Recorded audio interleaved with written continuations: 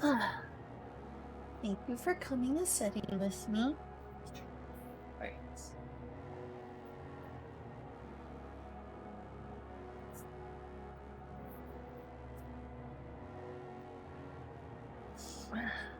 It's certainly warm, actually, right? What? It's certainly warm over here at any rate. Hey y'all, this is gonna be take 3 of reading the Barbarous book. Hopefully I can absorb and expound upon basically everything in the book, if at all possible. Love you, Julia. Love you. Love you too. To get some of the good news out of the way before I get started, I'll give a quick update. I finally got an air conditioner, and as mentioned on the last stream, this means we're not totally burning up in this house anymore. We actually got cold last night, which was terrible for Julia, but I actually enjoyed.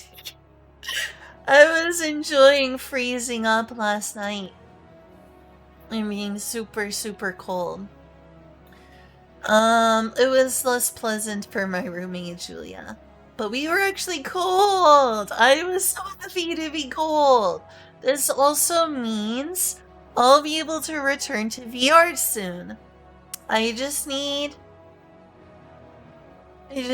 blackout curtains. And, we need another one of those, what are those called? Outlets? Surge protectors? Yeah, I guess surge protector is the word. One with a lot of outlets. We also need to do some cable management.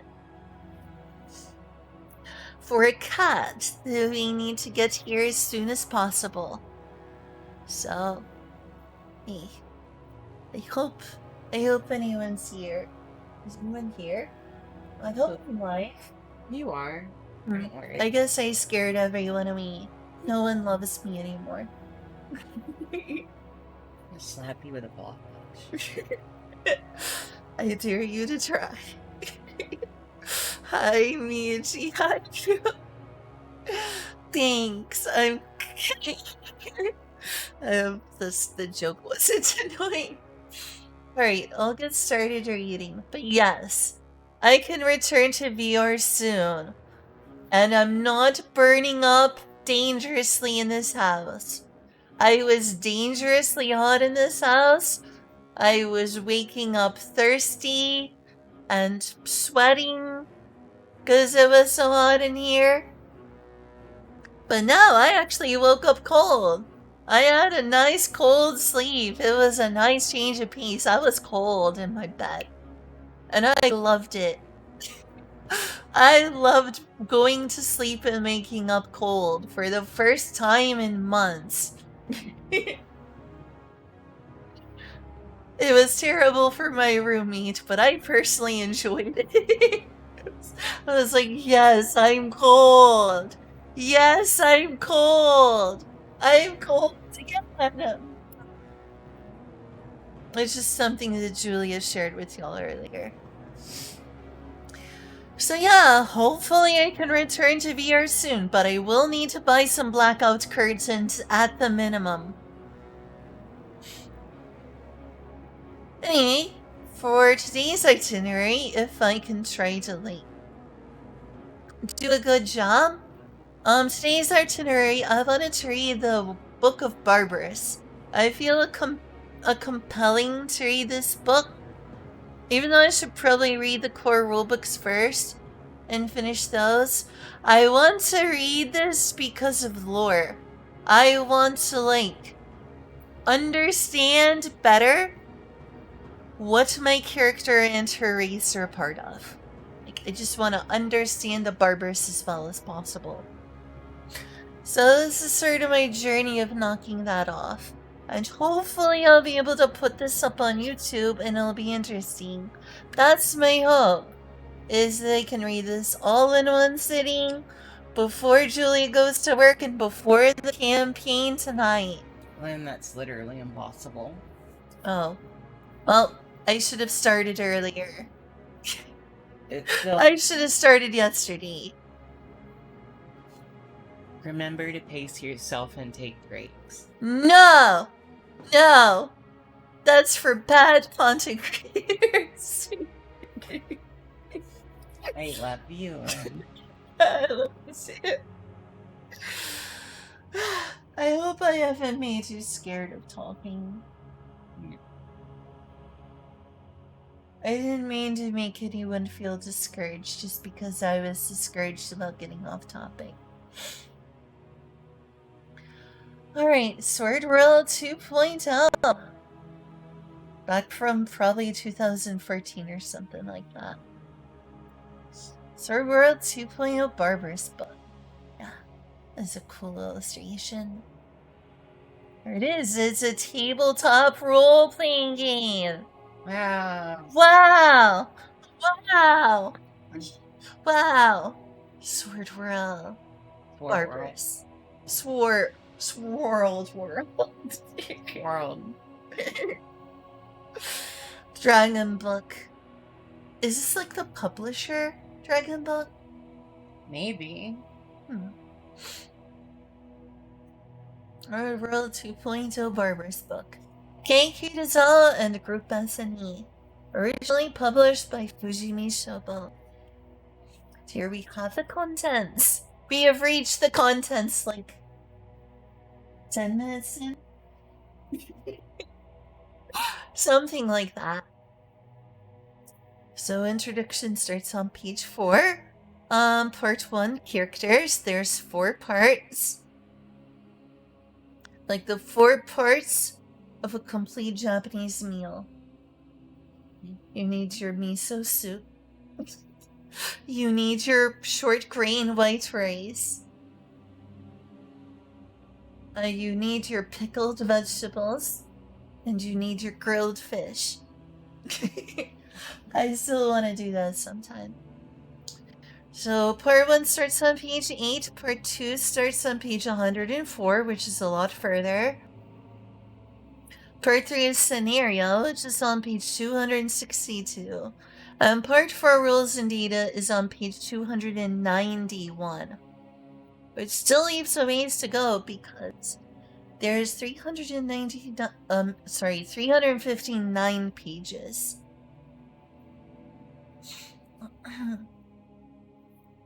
And where we have the introduction, as I mentioned on my last 2 takes, that is a really cool looking. Remember my own name. Hi, Barbarous. I'm glad you're still there. I was worried I scared everyone away. I was very worried. I mean, I haven't seen Kitty. I hope I didn't scare Kitty away. I know Kyle went back to bed. That is such a cool looking introduction. I like the little sword thing they got going on there. It's almost like it's a game about swords. Swords! A world of swords! No way, mind blows!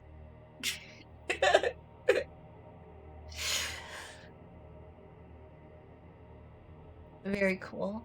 To the world of Pokemon! I mean, to the world of Barbarous! Humanoids and Barbarous have been enemies. Have been enemies and have been fighting each other since the dawn of time. Why fighting each other though? Why can't we all just get along? I want to sing Kumbaya with the humanoids. I want to sing Kumbaya with them.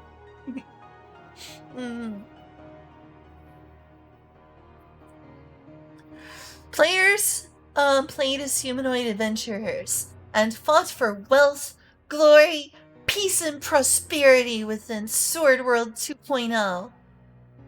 World of Spheres, yeah. World of Barbarous, World of Spheres.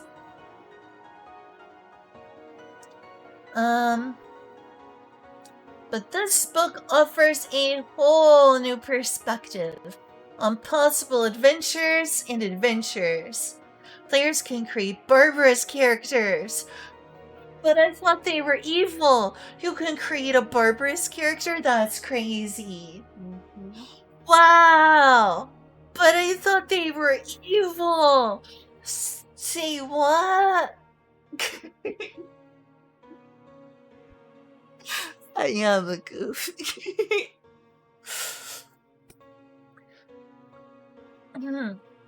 Players can create Barbarous characters and adventure in the world of Barbarous with this book. In core rulebooks, Barbarous were present as foreigners in I am not a professional reader. Were present as foreigners in humanoid lands and as monsters. However, this book contains information on how to play a Barbarous player character and guides on how to play one. A collection of short stories and episodes for a better understanding of Barbarous. Evil campaign. No! I'm a wholesome Barbarous Meiji. When are we gonna read the Book of Barbarous, though? World swears.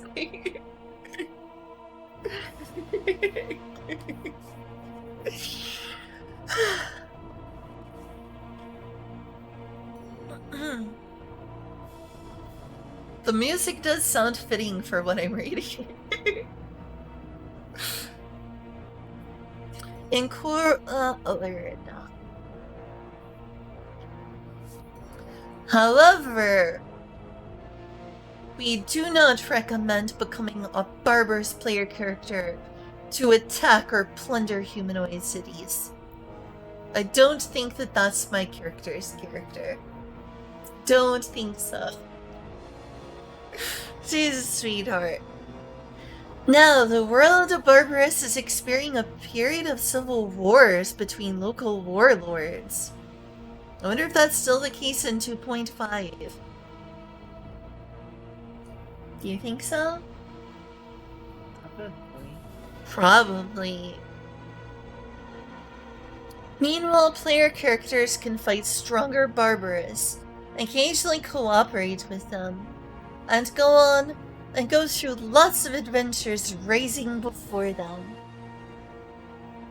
Rising in level. Of course, using this book, you can also play as a Barbarous player character inside a human society like Rajaha.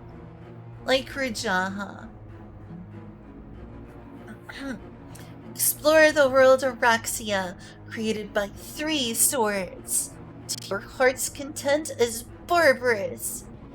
Swords! Truly honorable. Swords are the most honorable weapon. Especially if they're folded at least 8 times.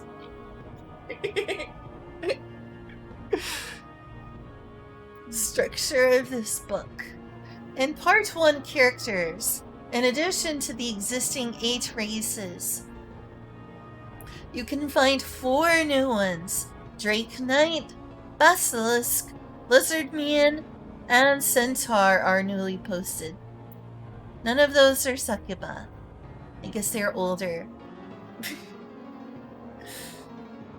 New history tables for Barbarous are added. Weakness checks and a reputation system for Barbarous is also explained here.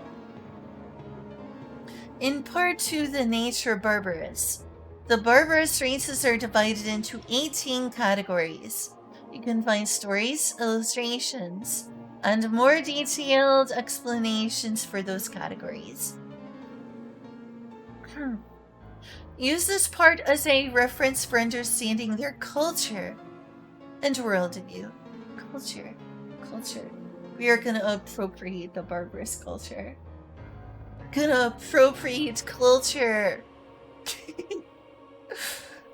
This part can greatly help you with role-playing Barbarous player characters or non-player characters. That is my hope. Are you sure I haven't made you scared to talk about off-topic things? I'm fine. Okay. Part 3 scenario. contains the necessary information for game masters on how to construct an adventure in a barbarous society. In addition, you can find one scenario for the barbarous player characters. In part 4 data, you can find new rules for characters with transformation abilities, and new items for barbarous named monsters. The status sheet after the transformation is also included here. Whoa, we've made it 6 pages through. Almost.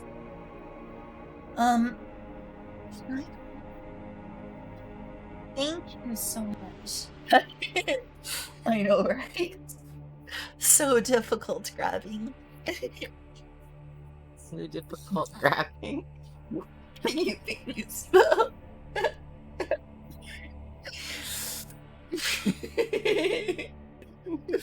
That's right. You made me spell. Thanks for helping me clean it up.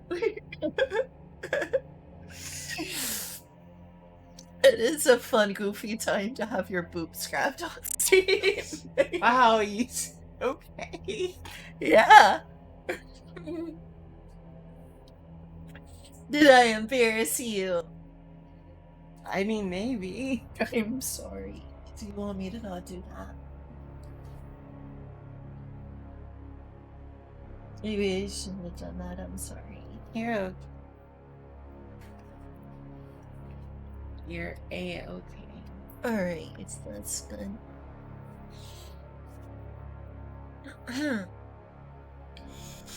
Discuss before using this book. Sorry. It's okay.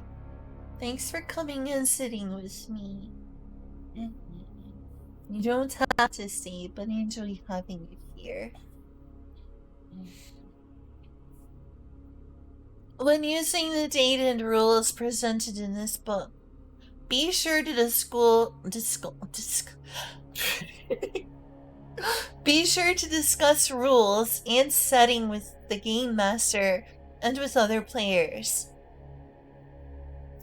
Barbarous player characters can have extreme stats and racial abilities that can be unbalanced in comparison to humanoid races, and can cause dissatisfaction among players and make it difficult for a game master to balance the game.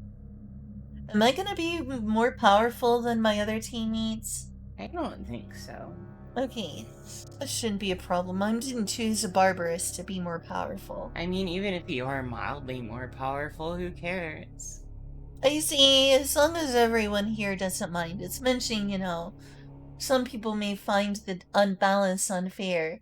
In any video game, when there's a character that's more powerful than them, people get frustrated.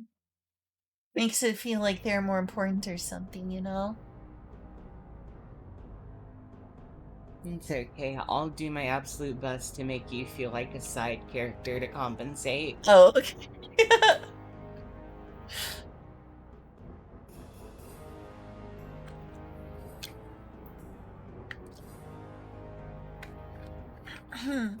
There may also be players who are reluctant to become barbarous and adventure into barbarous lands.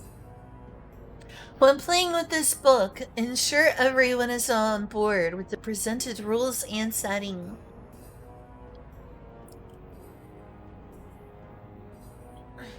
I overreacted earlier, I'm sorry. You're fine. Okay. Rulebook and rules used.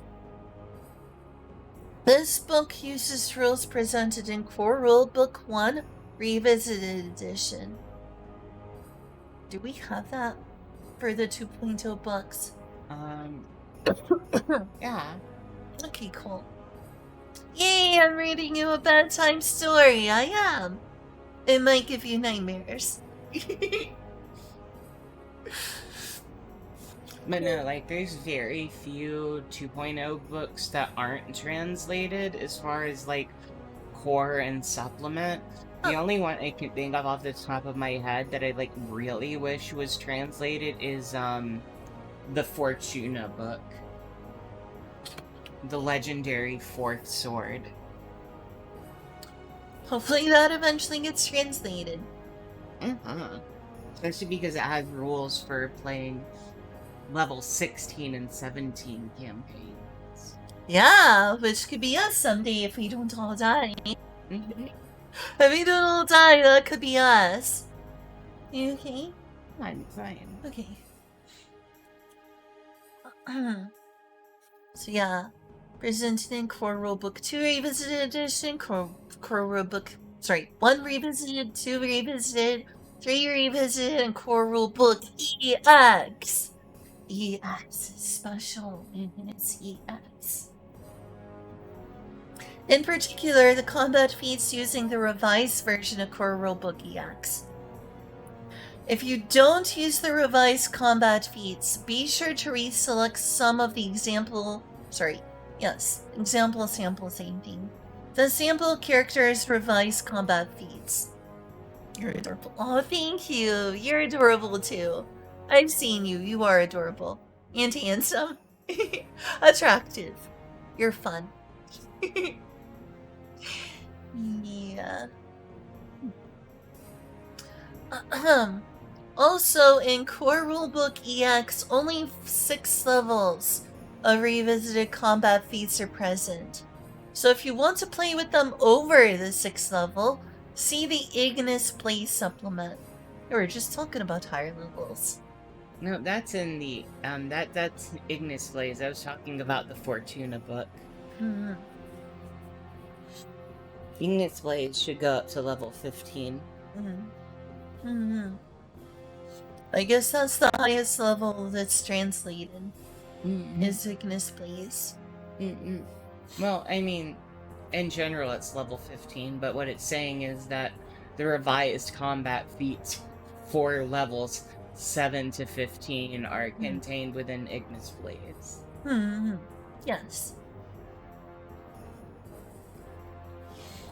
About descriptions and references. In this book, references to some terms are given in the form of see page, etc.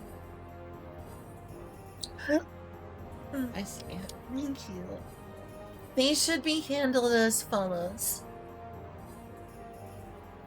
See page, etc. References pages from the book. CYY page XXX. References a page from this book.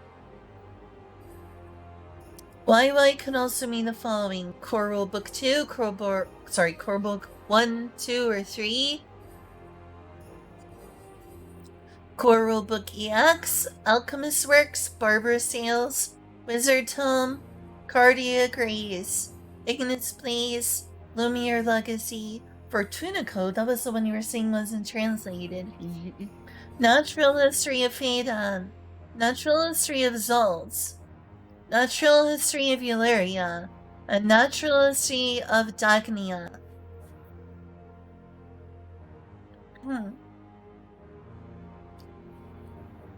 They're apparently, yes, 2.0 and 2.5 are compatible, which is neat.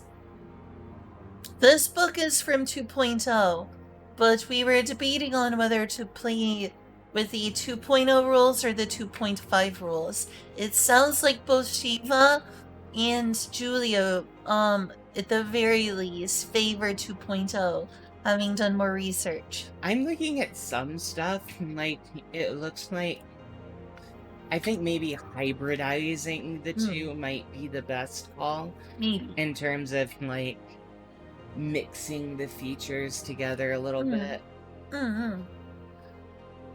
Because Tactician has some interesting stuff added in 2.5.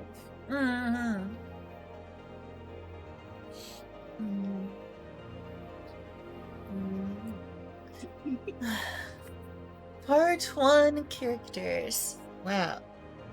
We have 100 pages worth to read of characters. Hopefully I can at least finish part 1 before ending stream. That would be nice. Yes, you can probably do that. Still, that's such a cool illustration. This game has a lot of cool illustrations. It does. Here you will find data for creating player characters for 12 type of Barbarous races, and guidelines and additional rules for playing with Barbarous characters. There are also 12 sample characters, so if you want to play immediately and don't have any personal creativity, please use Sorry. I mean, it would be nice for like some quick campaigns, just be like, okay, you pick this one, you pick this one, you pick this one. I mean, even the base rules are kind of supposed to be like, okay, roll for your background and starting class. It's sad because I want to create a personal story that suits my soul. Yeah. And all the soul scars within. Unfortunately, Succubus isn't listed here. We've had to pull from other things like Lamia. But it's water beneath the bridge. It's their fault for not making a Succubus It wasn't too hard to customize a Succubus out of a low-level Succubus, at least, out of a weakling stat block and adding in a couple of abilities from other races. The flight ability from Lil Drakens and the drain from Lamia is slightly adjusted to match the ability for the Succubus monster.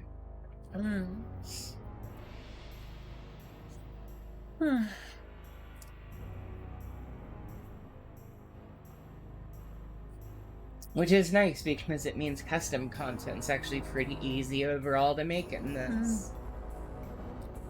Oh, big overpowered one.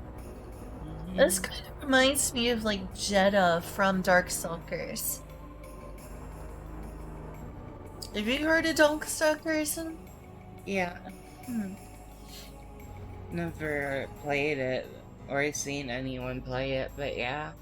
But Darkstalkers is not that. But Darkstalkers is not that.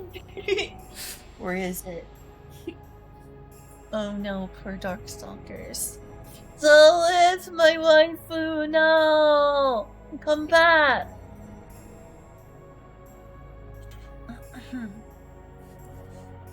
Drake Knight Battle Wizard. That it is. They're definitely formidable. I'll show you the true potential of a Drake.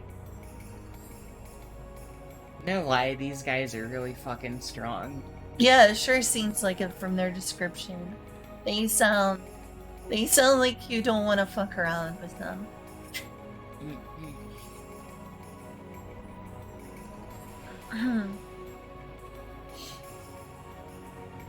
I wonder if I at least scared away Kitty, nor I haven't heard from her since my last 2 streams.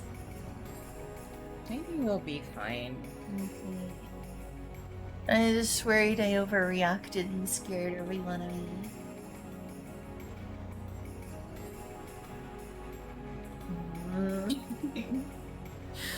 I don't wanna scare everyone away. Character commentary. He is a representative of young Drake's elite, and is just becoming acknowledged as a warrior.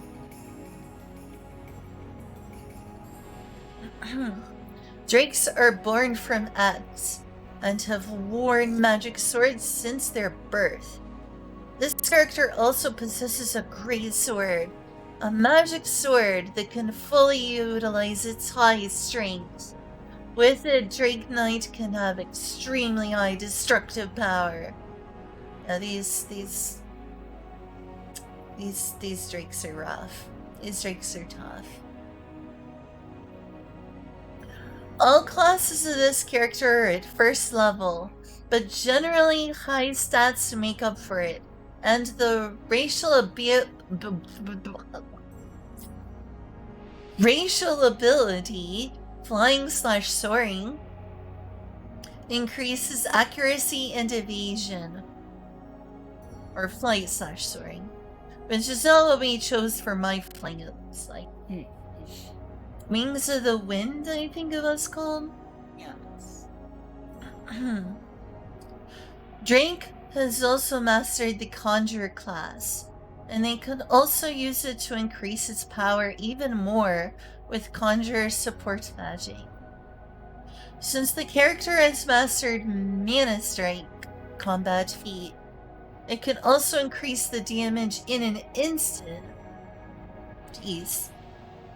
They're just too OP. Too OP, please nerf.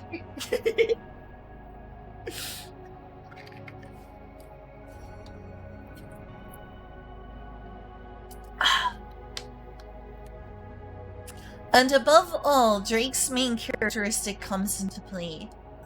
Racial ability Draconification. And the new class Heritor, who complements other characters' abilities. Drake can completely recover HP and MP during Draconification. Again, that's a really strong sounding thing. Recover HP and MP? That in itself seems overpowered. And it gets better. And can attack 3 times, while getting its body divided into 3 sections. If it gets into a difficult situation, runs out of MP, or mana points, they shouldn't hesitate to make a jump. However, it would be best if you were careful about using this ability, because the armor will be gone after using Draconification. Play as the elite of Barbarous, as overwhelming Drake. It's okay, I don't have to Godmon. I'm not playing a Barbarous to Godmon. I don't have to be a sheer badass.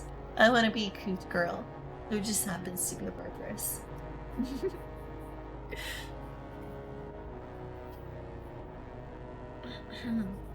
You can find the stat sheet after transformation at page 353, which is really far through with it because there's only 359. It's like practically the end of the book. Really, really huge attack. Number 1 in terms of DPS. They just tear into you.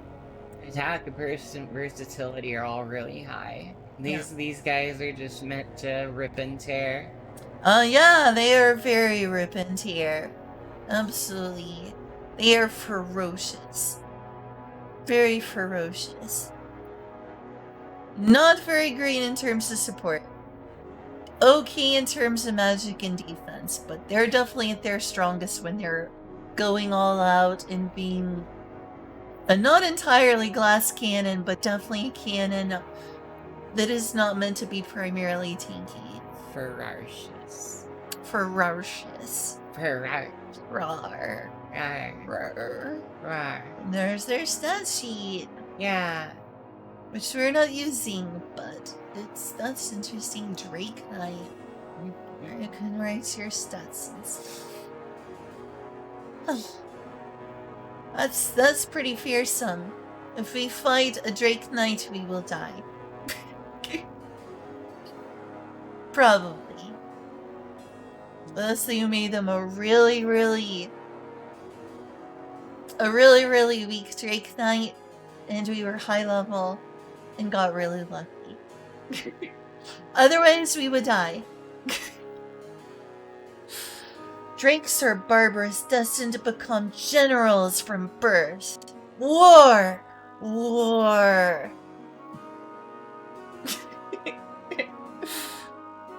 In the grim, dark, barbarous future, there is a war. Reflecting the power and the will of the second sword Ignis the most. A Drake possesses a magical sword that can be said to be half of themselves from the time they are born. And that sword is as much a part of the Drake as any other body part. So basically they're a living sword / dragon. Sword dragon. They also have 2 beautifully curved horns. Protruding from their foreheads and large membraned wings on their backs.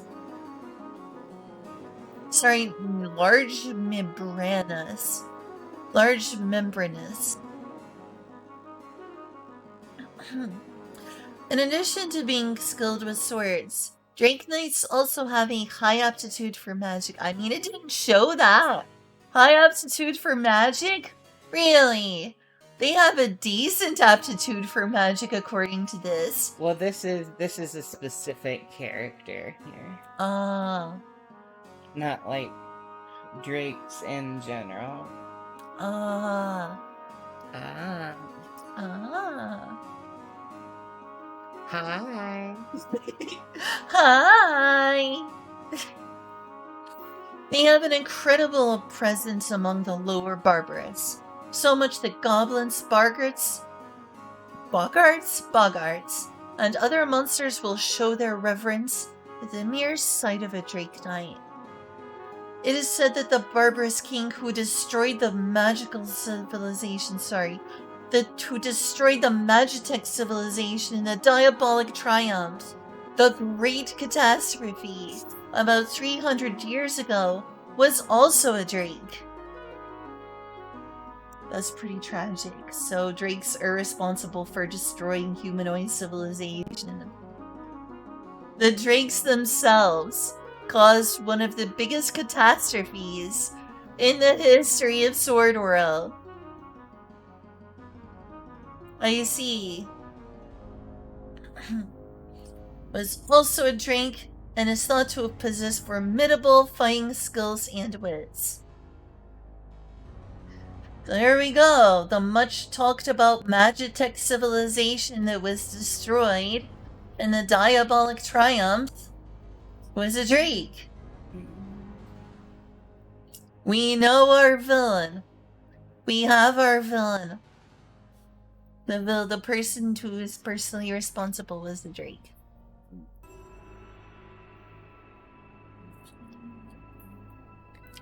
And the story and lore do talk a lot about that Magitech civilization. And a lot about the diabolic triumph, so that's pretty important right there. I get the feeling Drakes are especially unwelcome in human society. Actually, broken Drakes are pretty common in Rajah. Really? Oh. Yeah. Considering what they're responsible for, I'm surprised there's not an especially large amount of distress for them. I'll keep reading. Okay. Additionally, Drake Knights can transform themselves into the form of a dragon. They're dragon swords. They're dragon swords. Living swords. We're also dragons. By absorbing their sword into their body in this new shiny new armor. In this new form. This isn't even my final form. In this new form, they can be as small as 3 meters and as large as 10 meters. And are covered with scales that shine with a metallic sheen. Their wings can cut through enemies like a sharp blade. And they can control magic in this form as well, giving them tremendous overpoweredness. I mean fighting power. Drakes are born from eggs and are considered full-fledged warriors at 15. After that, they are immortal. Some drakes have been known to live 10,000 years. I want to live 10,000 years. That sounds really nice. I would live 10,000 years, and I would live 2,000 more. I don't remember. Be a Drake that lived 10,000 years and crumbled your civilization. Yes, that's beautiful. That's great. What?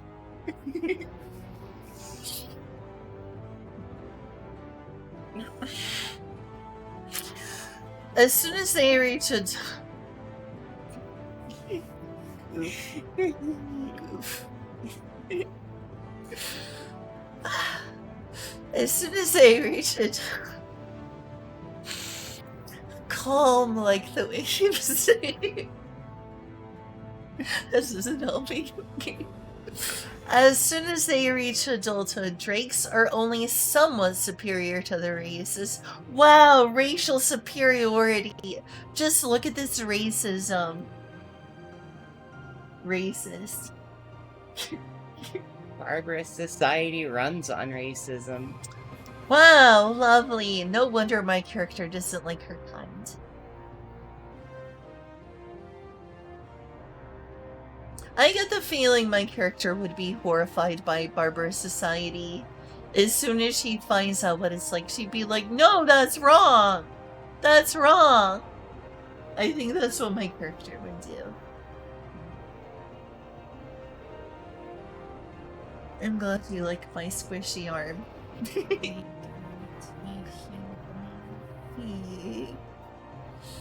As soon as they reach adulthood, yeah, I read that part, but they quickly learn how to fight, understand magic, and grow into formidable beings.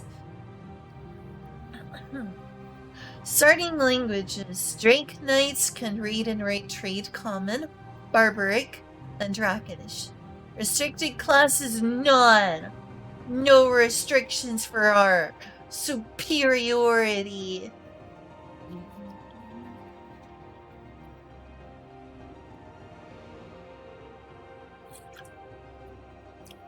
Wow, get these jerks a bunch of armbands and boots.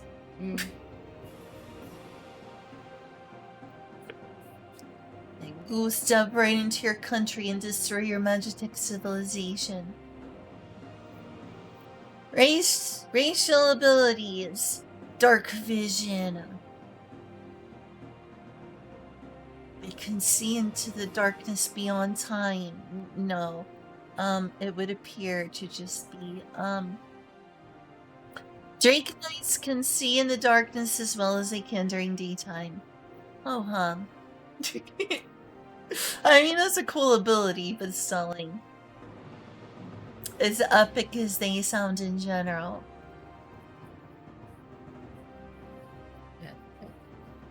Epic. It's epic gamer time.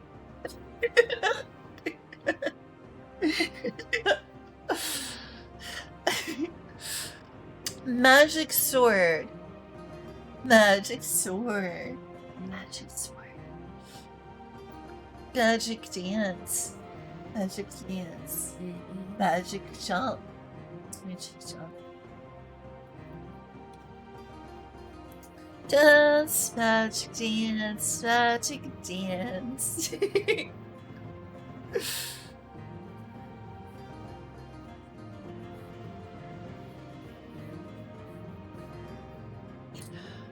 The drink possesses a magic sword at character creation.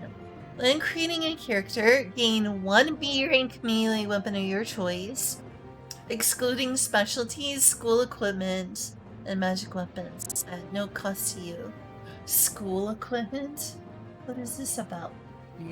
They go to school? They go to, like, Barbarous Demon School? Demon School! Demon School!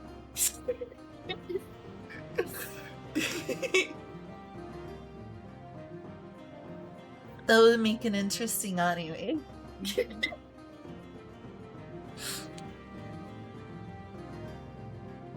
You gotta watch out for the tsundere girl in class. I heard that last time she had a bad day, she burned 10,000 humans in a lake of fire.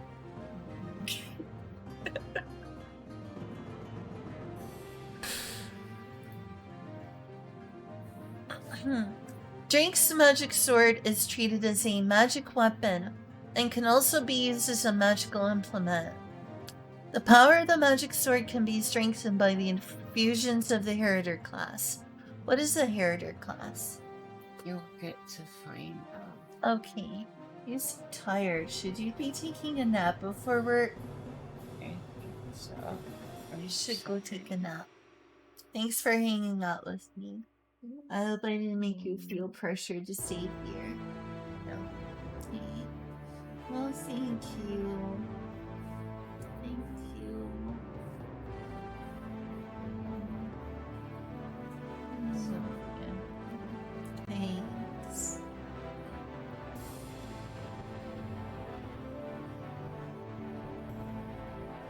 Why am I soft, Julia? I don't know. because you're filled with love. Yay, that must be the reason.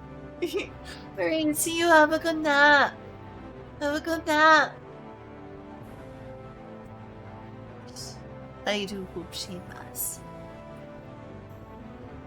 Alright. For those of you who I haven't scared off with my other streams, we shall continue.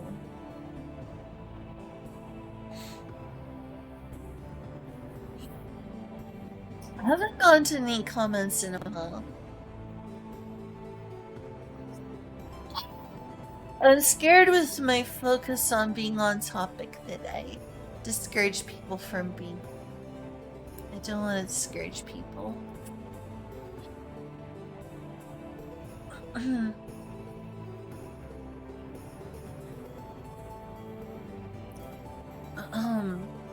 No cost to you.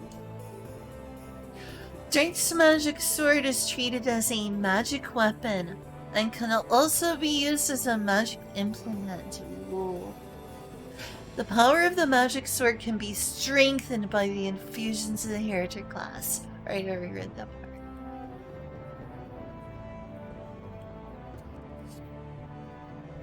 part.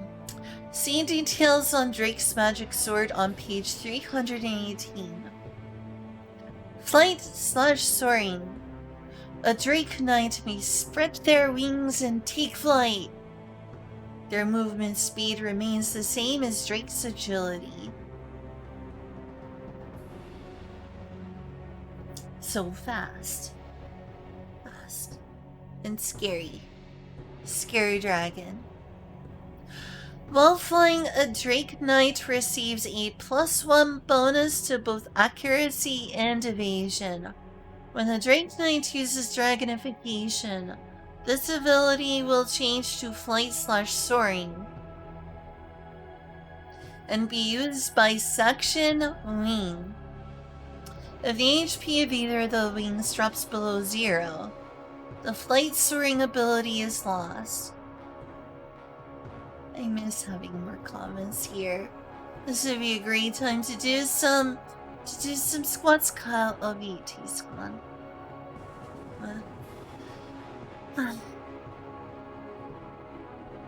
I hope he's sleeping well. I also miss Inkuna being here. Inkun, are you there? Inkuna? This is my fault. Dragonification. As a major action, the Drake Knight absorbs their sword and turns into a dragonic form. After transforming, the number of sections they have will increase to 3. And the character will have the following sections. Section Body, the main section. Section Wing, which there's 2, because, you know, things. Once transformed, they cannot return to their human form for 1 hour. So transform wisely. Their HP and MP will be restored to their maximum values when the Drake Knight transforms. In addition, any advantageous or disadvantageous effects that have an effect on time will be retained. They can still use classes and magic of their human form with Section Body.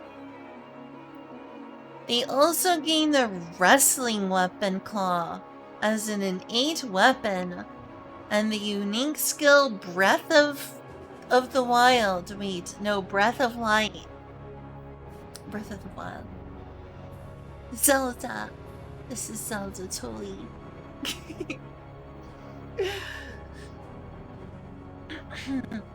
Wing sections cannot use any class abilities or magic and can only use melee attacks, counting as wrestling weapons, and a major action. Sorry, as a major action. See base stats for other sections. For defense values for section body and section wing on page 311. We're a long way from that.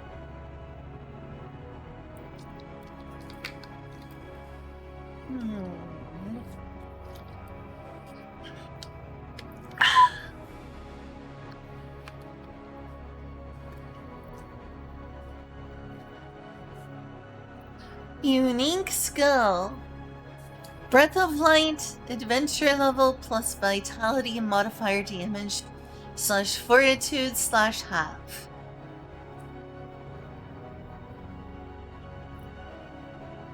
Range area.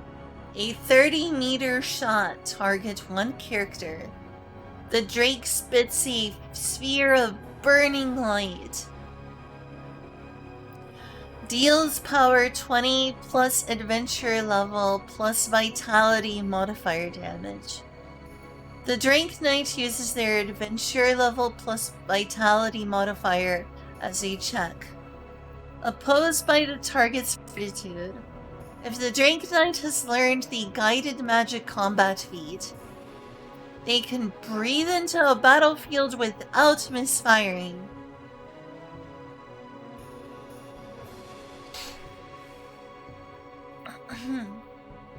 Enhanced racial traits. 6th level. When the Drake Knight uses Dragonification, their section body can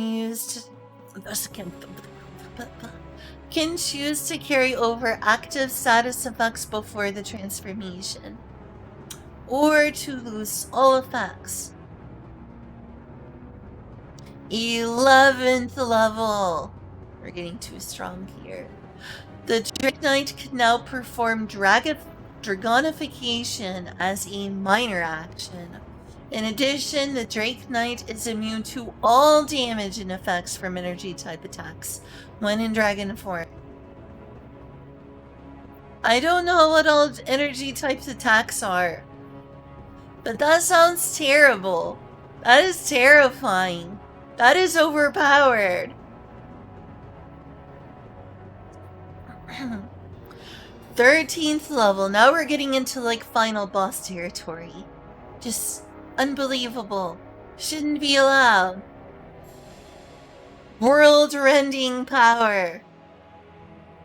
Flight soaring is enhanced to Flight 2 Soaring 2, giving the Drake Knight a 2+ bonus to accuracy and evasion while flying. In addition, movement speed while flying will double the Drake Knight's agility score. Great, just what they need. Double agility! They're already too strong. Now they have double agility? No. No. This is evil. This would wreck my party so bad. We could be like level 16 and they destroy our whole party. Weakness. During combat, weakness check to hide weakness. Magic damage +2 points. Drake Knight background. 2 dice. Background, starting classes, skill, body, mind, experience.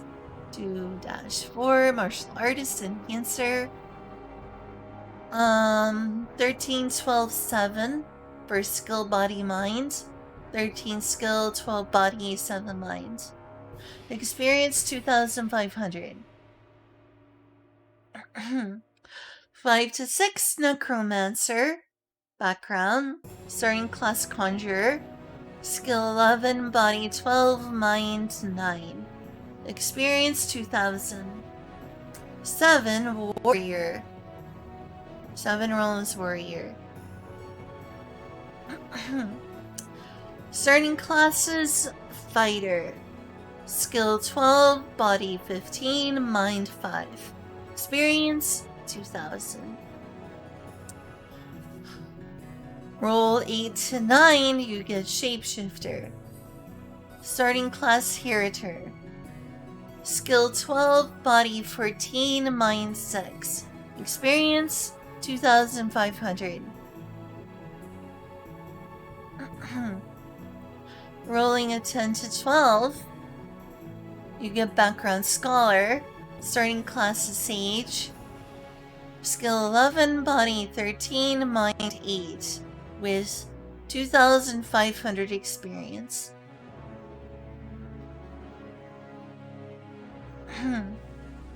Determination of Drake Knight ability scores. A is 1D, B is 1D. C is 2D, D is 2D, E is 2D plus 6, F is 2D. I see. I don't know what that means.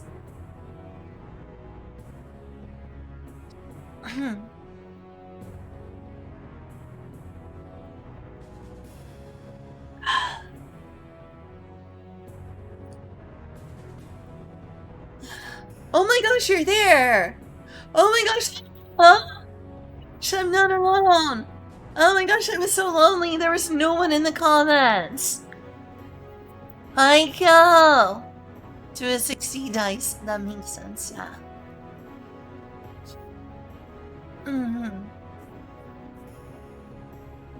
Hi, Kel! I didn't know you were still here! I wonder where Inkun is and what they're doing. Or he is doing. He goes by he pronouns. Yeah.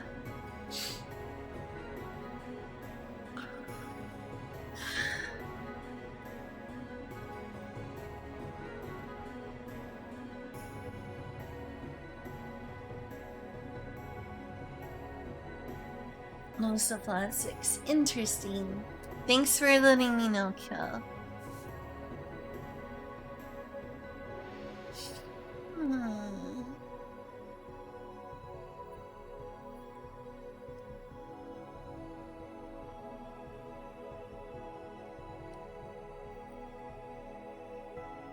Dragonification in-depth explanation. When a Drake Knight is transformed into dragon form using dragonification, all items, including weapons and armor and items, such as Mako stones, are removed and become useless, except for any ear accessories. Oh, Inkuna, you're there! Hi, Inkuna! I was so worried it scared, like, most people away. But, like, restarting the stream twice and complaining about being unable to focus. Alright, yes, adulting stuff is important. I mean, I was just paying 2 bills today. Adulting important. Thanks for being here, though. No pressure. No pressure. And thanks for the explanation, Cal. Appreciate it.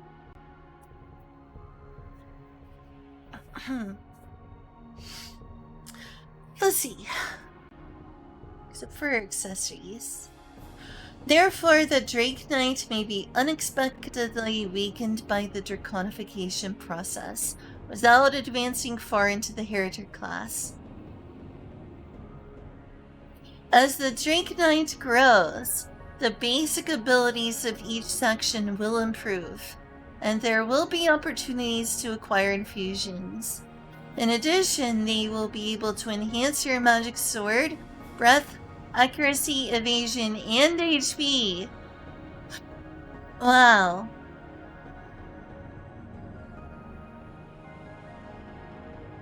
Arsolio?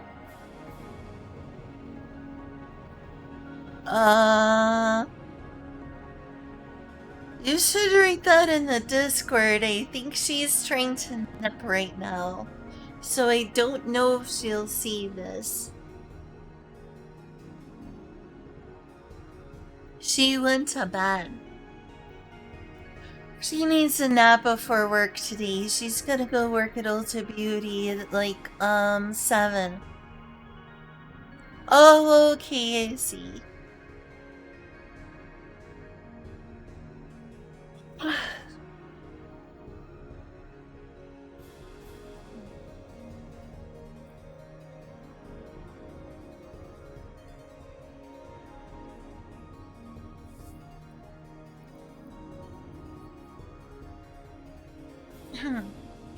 If you want to go around in dragon form when the time comes, please check character class on page 299.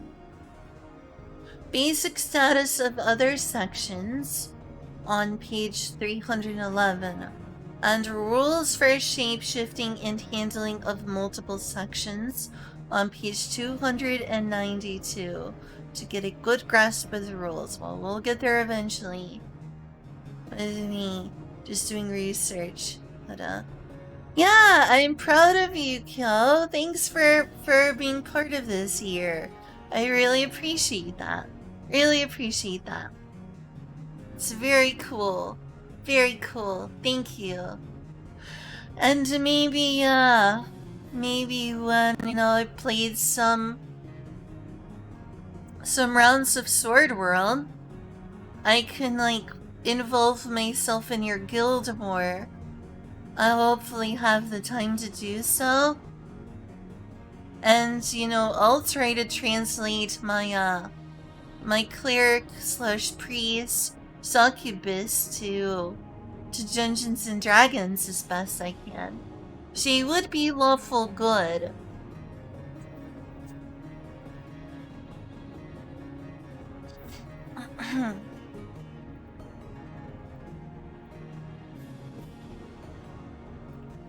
Alright, we got our first different one for a while. We finally finished with the Drake. I was there for a while, but we're here. I do not want to quit this stream before I get to page 100. Not giving up before then. Evil Eye Basilisk Sorcerer. What's wrong? Afraid that I might see you? Underboob. Oh no, I'm gonna get banned from Twitch. There's an underboob. Oh no, the decline of our civilization is at hand. An underboob is visible.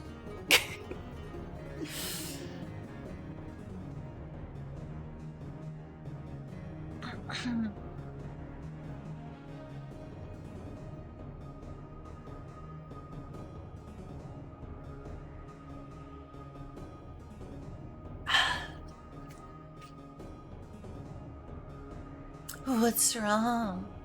Afraid that I might see you? I'm not that great at RRing. I should make a reward. I'm get better at that. Character commentary.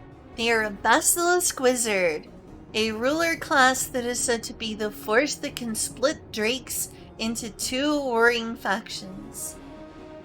Oh. They're pretty strong. A ruler class.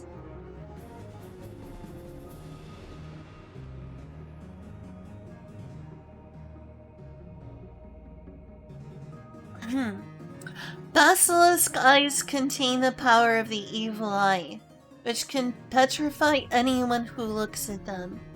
In addition, their blood is extremely toxic and can harm anyone who comes in contact with it. Oof. Glad I'm not a basilisk. That sounds difficult to be friends with a basilisk.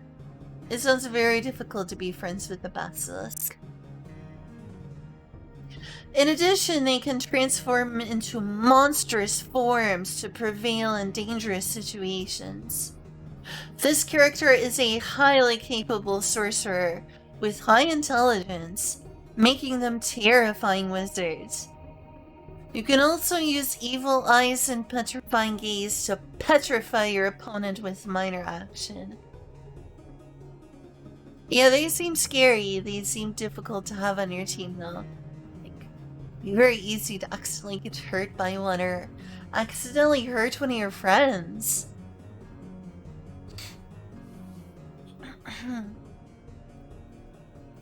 And when they, in their monstrous form, their HP and MP will be completely recovered. So it is possible to reverse the situation under your control. However, this is considered a last resort, as the transformation significantly reduces intelligence, and basilisks are generally ashamed of the appearance of the eight-legged lizard after the transformation. Is this the eight-legged? This must be the eight-legged lizard. Support your friends with your magical power and petrify your enemies with evil eye. Evil eye. Beware of the evil eye. Hope you have a word for the evil eye. It's an important part of Western culture is the concept of the evil eye. Very important. You can find the status sheet after transformation at page 353. It's almost at the very end of the book. That's like way in the back. Oh, that is an interesting stats. They have really, really good magic. Very, very strong at magic. Like superpower. Also, very close second is burst. So they're a burst magic user. But they are really weak at everything else. Not super versatile. Not super great at support. Okay-ish attack and terrible defense. Another glass cannon. A magic burst glass cannon. 100%. Look at the defense. Glass cannon. Magical glass cannon. Oh wow, I have a Robot Fairy character sheet. Wow. So cool.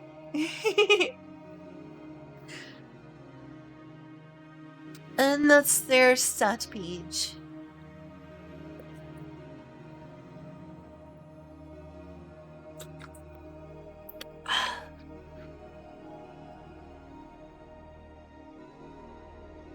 Which I'm not personally using.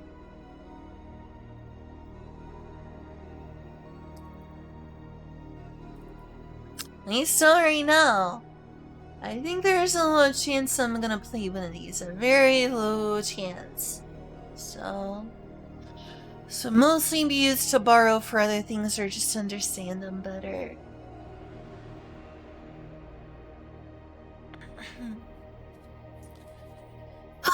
If I am gonna end the stream at 100 pages, or at the end of part 1, then I'm getting close to a fourth of the way through, so that's good.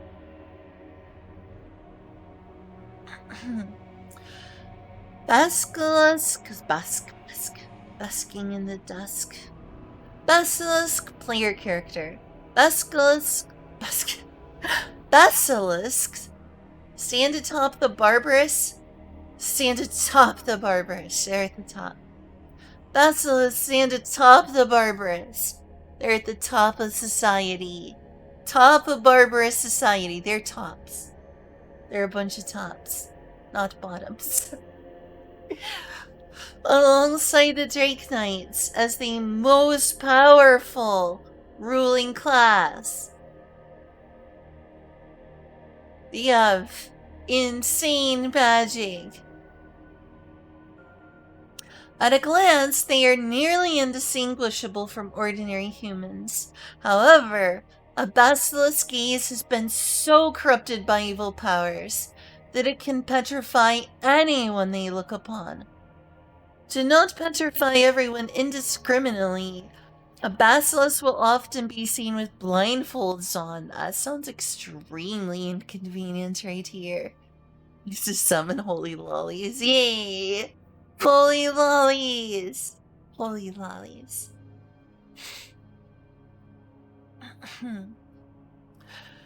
This is only a symbolic gesture, though, as a basilisk can still see just as well as they would normally, and the power of their evil gaze can be used right through the blindfold without any hindrance, though it doesn't do much at all.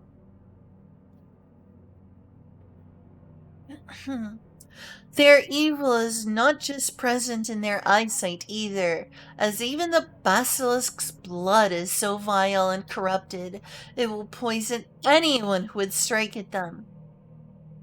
Jesus. How are you supposed to take down a basilisk? However, the true power of a basilisk is found when they transform into a monstrous form, taking the shape of a massive, 5-meter long lizard with 8 legs. This hideous form is incredibly powerful, as allowing the evil within to take form grants significant power to their petrifying gaze. On the other hand, in this form, the basilisk's intelligence is diminished to a large extent. And despite the power increase granted, the basilisk will be hesitant to use this form. Basilisks tend to see themselves as a hedonistic. Wow. Let me put some music to them. Some music to them? Basilisks tend to see themselves as the hedonistic noble class of the Barbarous, acting only in their own interests, unlike the various conquering drakes.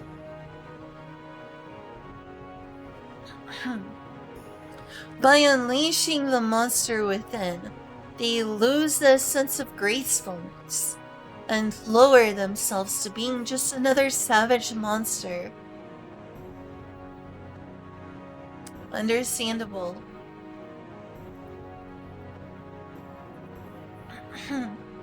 Well, basilisks tend to stick with the humanoid form, or appearance most of the time. They reproduce by laying eggs and not through live birth. Newly hatched basilisks will be as helpless as human children, but quickly grow self-sufficient. A basilisk is considered an adult at the age of 15 and is thought to have a natural lifespan of 500 years. Starting languages. Basilisk can read and write Trade Common, Barbaric, Basilisk, and Drakish. Restricted classes, none. Starting soul scars, 4. That's a lot of soul scars. Racial abilities. Evil eyes and petrifying gaze. The basilisk carries the power of petrification in their sight. The basilisk does not need a magical implement when using true speech or spiritualism magic. They also gain the B rank Evil Eye of Petrification from the list of evil eyes. I kinda read that sentence weird. And can use it once per turn as a minor action.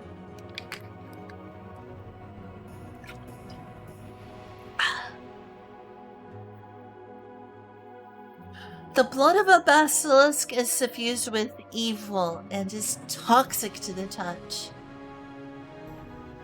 If the basilisk takes physical damage from a melee attack, the attacker takes one dice magical poison type damage at the end of the basilisk's turn.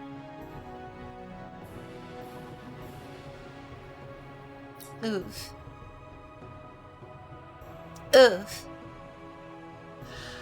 monstrous form. As a major action, the basilisk changes into a monstrous form, becoming an 8-legged lizard. After transforming, the number of sections they have will increase to 3, and the character will have the following sections: section head, main section body, and section evil eye. Additionally, their intelligence is reduced to -12, to a minimum of 1. That is a very significant change. Once transformed, they cannot return to human form for 1 hour.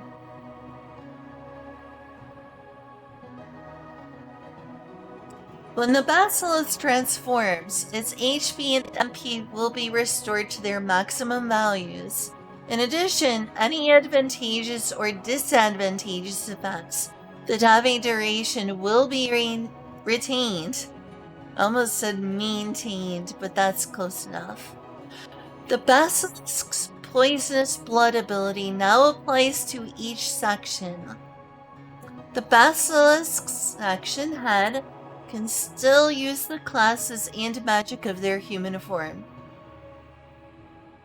though it cannot use any evil gazes, and also gains the wrestling weapon Bite as an innate weapon.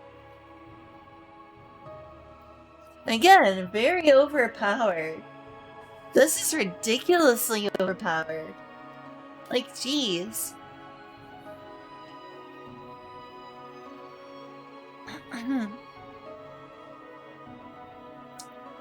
The section body cannot use any class abilities or magic. Gains the wrestling weapon Claw as an innate weapon, and can only use melee attacks as a major action. The section Evil Eye does not have any melee attacks, but can use any of the evil gazes the basilisk may have acquired.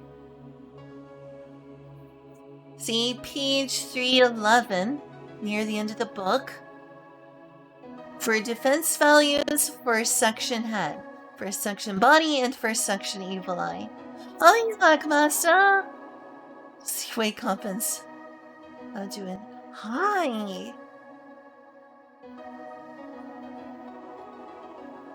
I'm doing pretty well. I hope it's a decent idea for content to try to read through all of the Barbarous book. I'm hoping to go through every single one of them eventually. It'd be good to be a wealth of knowledge on this. I was thinking, like, maybe if I do this in one good setting, in one, like, good sitting. Setting works, I guess. One sitting. But it allows someone to, like, I don't know, if someone wants to learn about this stuff, but doesn't want to, like, read it themselves. Maybe they're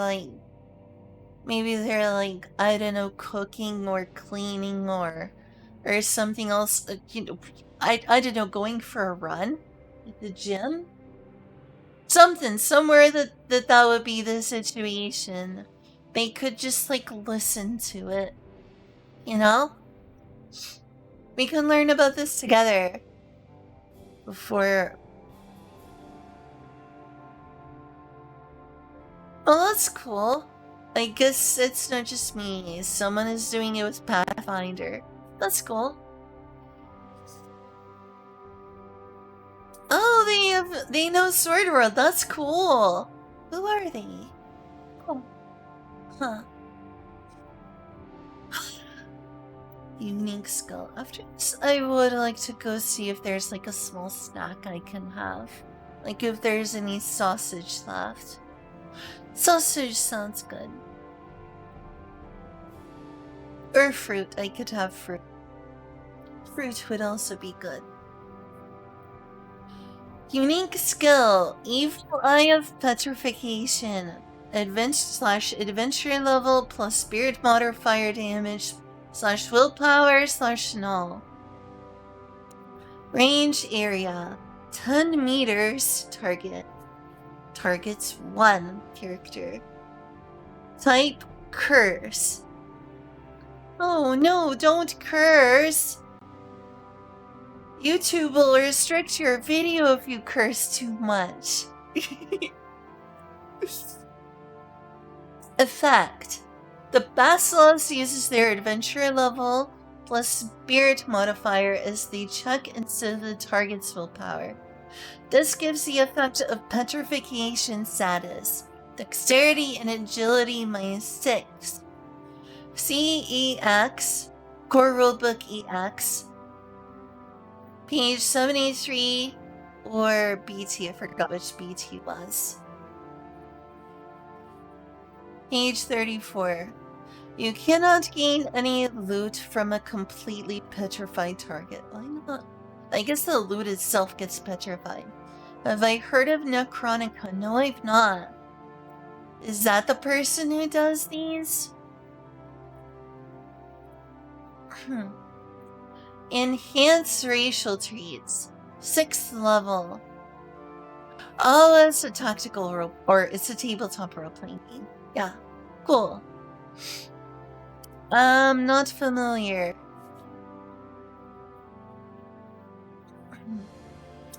Enhance racial traits. 6th level. When the Basilisk transforms into their monstrous form, their section head can choose to carry over active status effects before the transformation or lose all effects.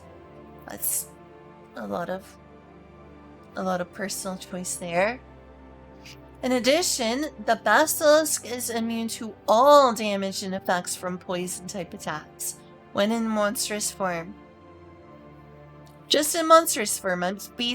I'm kind of surprised it's not like period.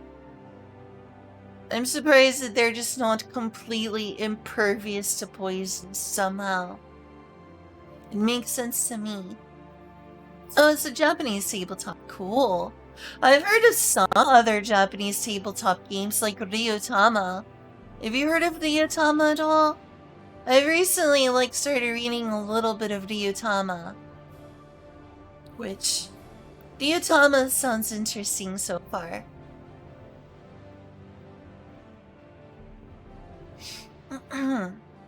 The damage dealt by poisonous blood increases to 2 dice damage. I guess. 2D damage. 11th level. The Basilisk can now transform into their monstrous form as a minor action. Weaknesses. During combat, weakness check to hide weakness. Water / ice damage plus 3 points. Oh, they're weak to water and ice. I see. Basilisk background. If you roll, let's see, 2D, so I guess 2 dice. I'm pretty sure that's what 2D means here. So 2D, if you roll 2 to 4, you get martial artist background. Starting class is an enhancer. Skill 7, body 13, mind 13, and 2,500 experience. If you roll 5 or 6, you get a background magician with a starting class as sorcerer. Skill 6, body 12, mind 15, with an experience of 2,000. If you roll 7, you get a warrior background with a starting class of fighter with 9 skill points, 12 body points, and 12 mind points, and 2,000 experience points. If you roll an 8 or 9, you get shapeshifter background with a starting class of herder.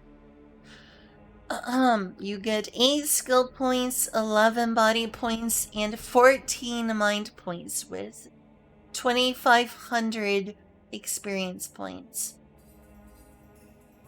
And if you roll a 10 to 12,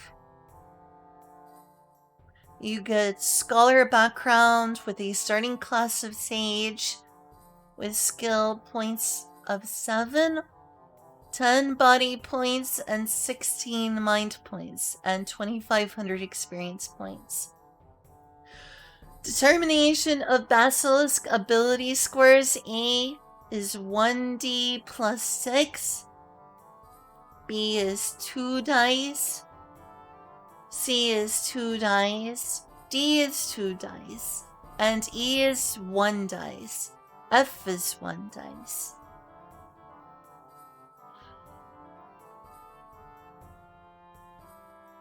Some little extra for interesting information. Do mirrors reflect evil gazes? Well, we never know. Except, wait, we're just about to learn. If the basilisk uses its petrifying gaze on a target holding a mirror or similar object, there is the possibility the gaze might be reflected.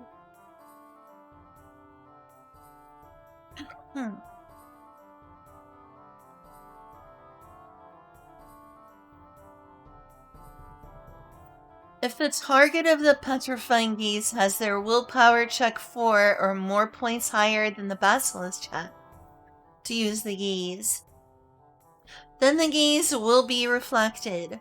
If this occurs, the basilisk cannot make a willpower check of its own to resist the gaze and is automatically affected by its own petrifying gaze. However, if the basilisk knows any other evil gazes, they cannot be reflected in this way. So mirror strat is good strat. Mirror strat, good strat.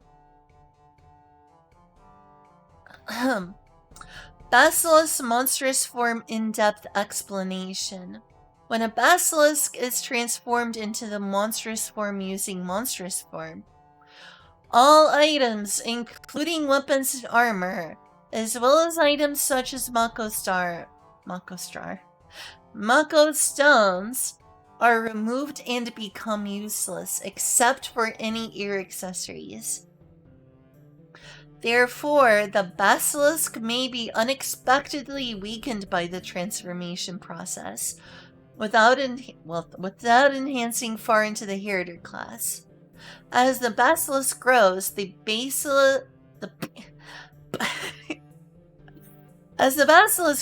basic abilities of each section will improve, and there will be opportunities to acquire infusions.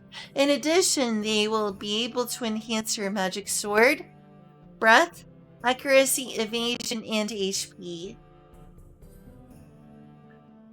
Yoshi! I am getting an enhanced Yoshi. Yoshi! Oh! Yoshi! Brimha!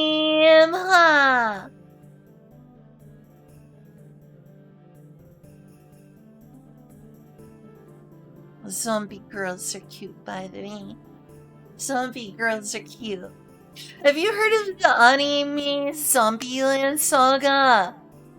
I would totally love to play a tabletop game that allowed me to roleplay as Lily Hoshikawa.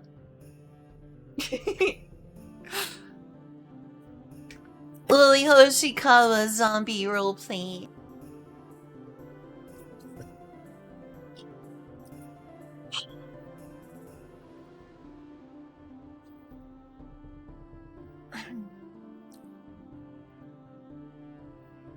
If you want to go around in monstrous form when the time comes, please check Heriter class on page 299. Basic status of other sections on page 311. Rules for shape-shifting and handling of multiple sections on page 292. To get a good grasp of the rules. I hope I get a good grasp of the rules someday. Also, when a basilisk transforms, Its intelligence is reduced by 12 points. This makes it difficult for the basilisk to make rational decisions. But how much of this is reflected in the game is up to the players to decide within the scope of their role-playing. At the very least, it is best to assume that the basilisk can understand the instructions and advice of the other player characters, so as to avoid derailing the session.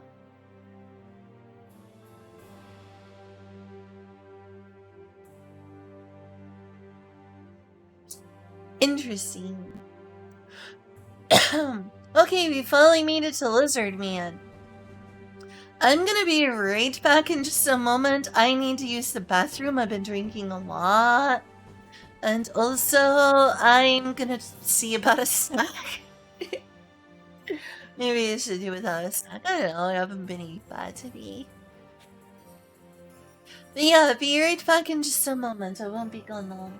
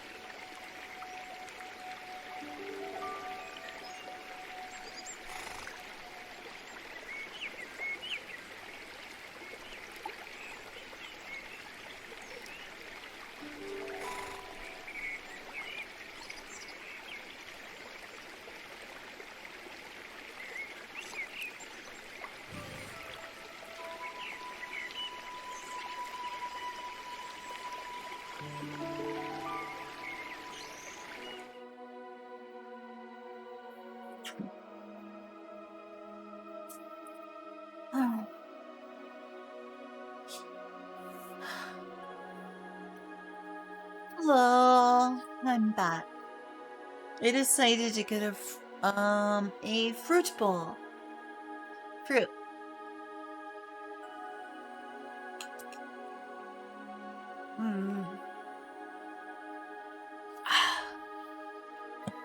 Of some I thought, mostly frozen fruit. Very cold. And just one scoop of ice cream to go with it.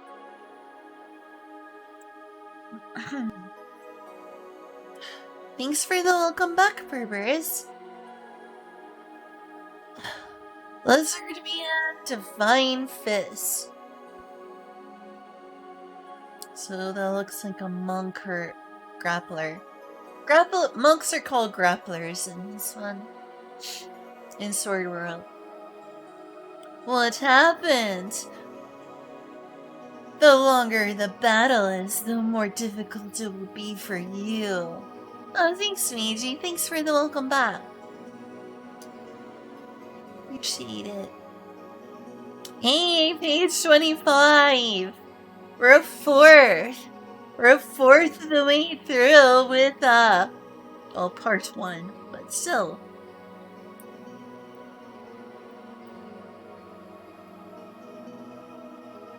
It feels significant.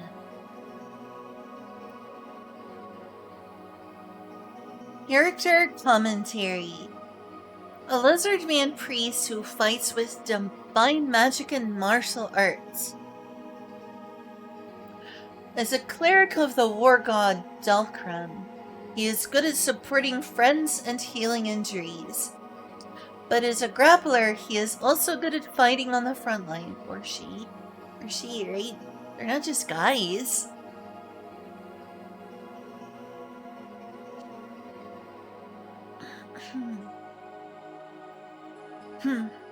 In particular, they are good at fighting with its tail and using its enhancer clans. Yeah, totally. Class and technique. Dragon tail. You can empower the tail every round.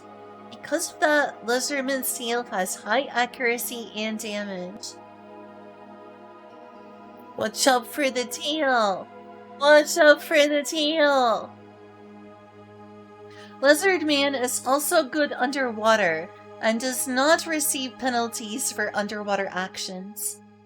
They are also resistant to poison and diseases, so they will not easily fall down, even if they are suddenly caught off guard. Become the embodiment of the war god Dalkram. Go to the front line and slam your lengthy tail against your enemies. Oh my. Oh my.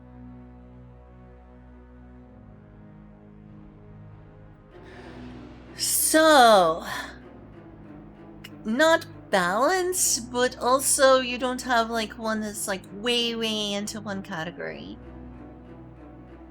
Strong attack, strong support, and strong magic. Weak versatility, weak deep burst. Ugh. Yeah, weak versatility, weak burst, and weak defense.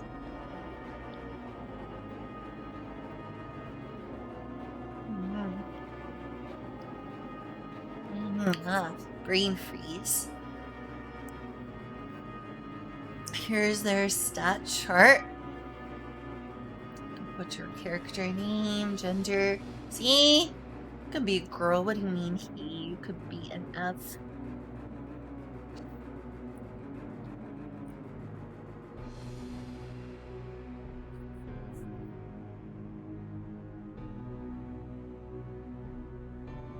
A holy monk, basically. Vice with fists and healing. Man, priest, grappler.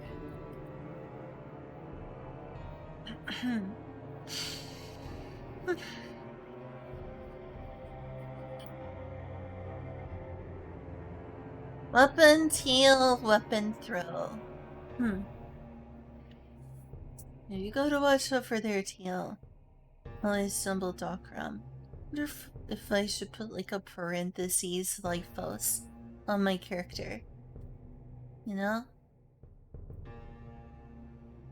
Barbarous portable set. Divine magic Dokram. Maybe I should start adding like parentheses lifos for my character.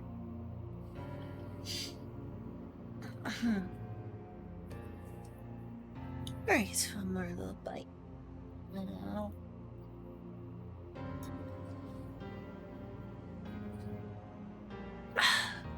Lizard Man player character. Lizard men are an odd species of Barbarous, being more reptilian in nature than mammalian.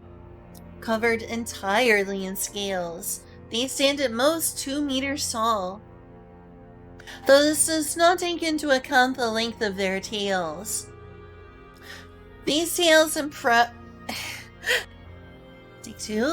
These tails provide the lizard man with improved movement when underwater, which, combined with their ability to hold their breath for an hour, similar to elves, makes them a dangerous foe both in and out of water. A lizardman's tail is also a powerful weapon in its own right, so even unarmed, lizardmen are still incredibly dangerous. As a species, lizardmen tend to be fairly reclusive, interacting poorly with other races, whether barbarous or otherwise. So, not the friendliest or most social bunch. However, suppose someone works to fit in with them and is seen as an equal of an enemy. In that case, the lizardmen will be incredibly loyal and work alongside that person without hesitation. Young lizardmen are seen as adults by the age of 20 years. Oh, that sounds normal. It's more normal than 10 years old. And they can live up to 300 years or so, barring a violent end. While there are female lizardmen, they are rarely seen by outsiders. And so many believe so. That's why they kept saying he pronouns. Most of them that you see are dudes, are guys, or menfolk. Well, there are female lizardmen. They are rarely seen by outsiders, and so many believe that the race is entirely male.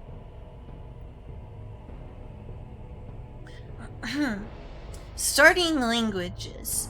Lizardmen can speak, read, and write Barbaric, Lizardman, and Dragonic. But not the typical trade speak I see. So you definitely want a Barbarous to be like an interpreter or something. Starting Soul Scars 3. Restricted classes none. Racial abilities. Tail. A lizard man can use the wrestling weapon tail regardless of class. Underwater aptitude. Lizardmen do not receive penalty modifiers for underwater actions, but cannot breathe, speak, or cast spells underwater. So be careful. Breathless. You can operate without breathing for 1 hour. You gain a +4 bonus modifier to fortitude and willpower checks against poison type and disease type effects.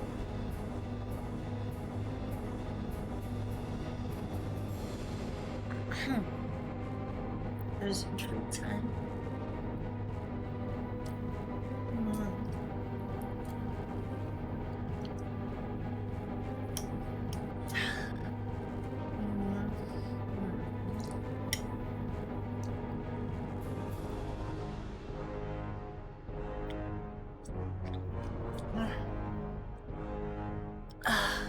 Oh, mangoes are delicious.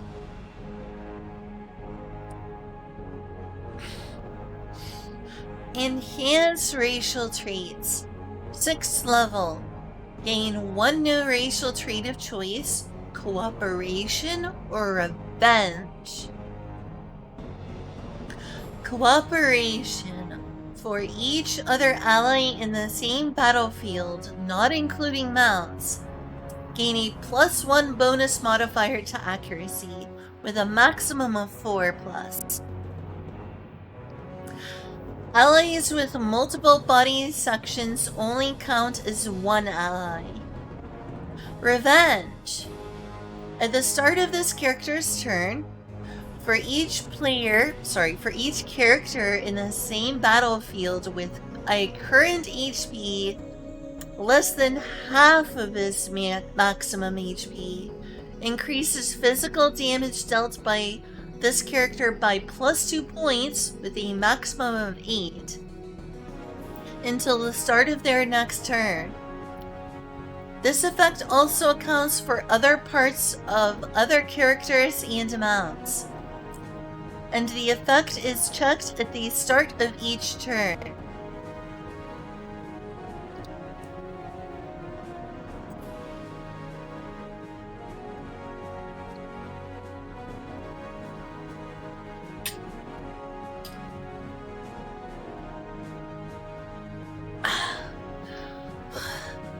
Eleventh level.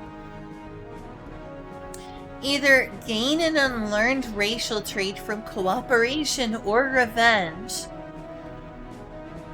or the existing cooperation or revenge is improved.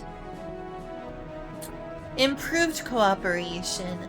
Each ally in the same battlefield, not including mounts, also gains a +1 bonus to accuracy. Allies with multiple body sections only count as 1 ally. I like a basilisk with multiple body sections. Still only 1 ally.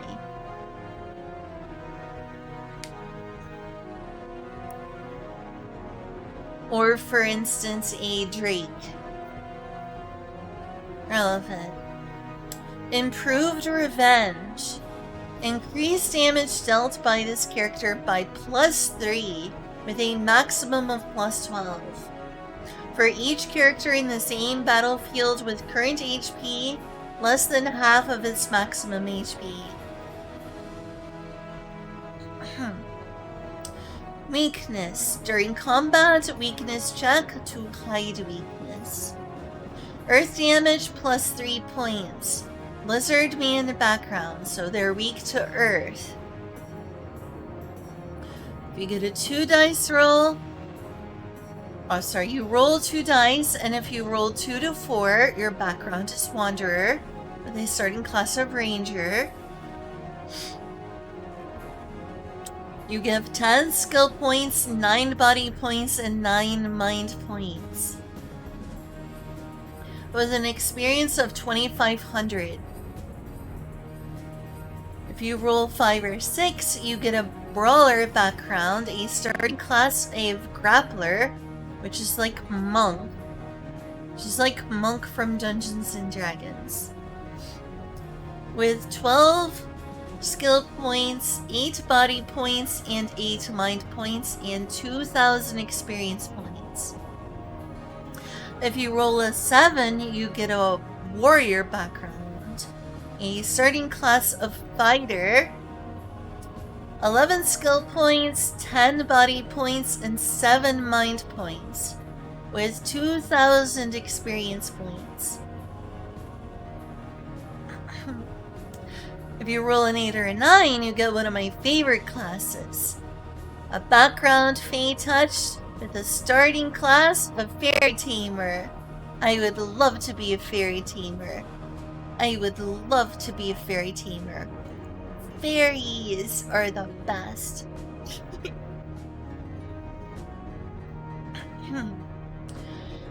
With a skill points of 9, a body of 8 points, and a mind with 11 points, an experience of 2,000.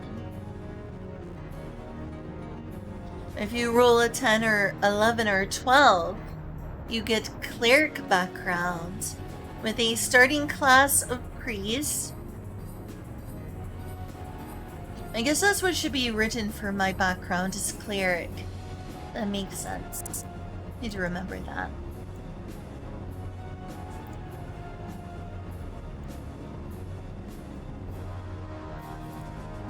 Oops.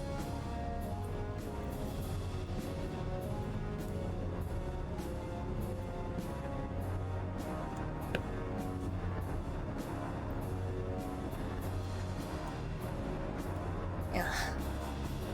Because my background would be cleric as well. Alright. If you roll 10 or 12, you get a background of cleric. The starting class of priest. With 9 skill points, 9 body points, and 10 mind points. An experience of 2,000. Determination of Lizardman ability scores. A is 1 dice, B is 2 dice, C is 2 dice, D is 2 dice, E is 2 dice, and F is 1 dice.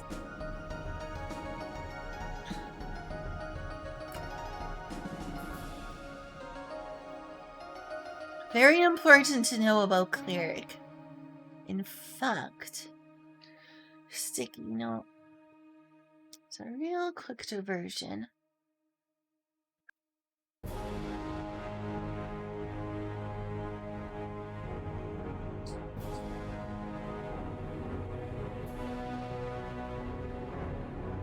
There. Is it gonna go down? No. Probably be an easier way to minimize this. There. And we finally finished with Lizardman. Now we're to Centaur. Centaur. Centaur. Centaur. Alright, we have a Centaur Lancer illustration here. Centaur Lancer, can you withstand my assault? No, probably not. Probably not.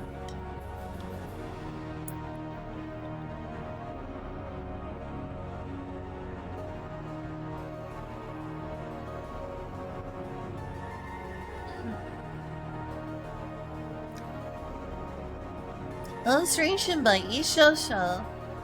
Cool illustration.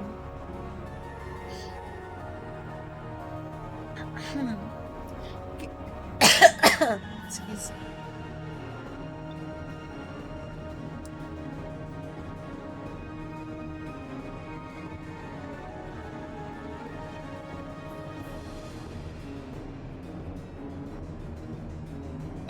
Oh, thanks, Kel. What? Oh, yay, thanks for following. Tomato, hello.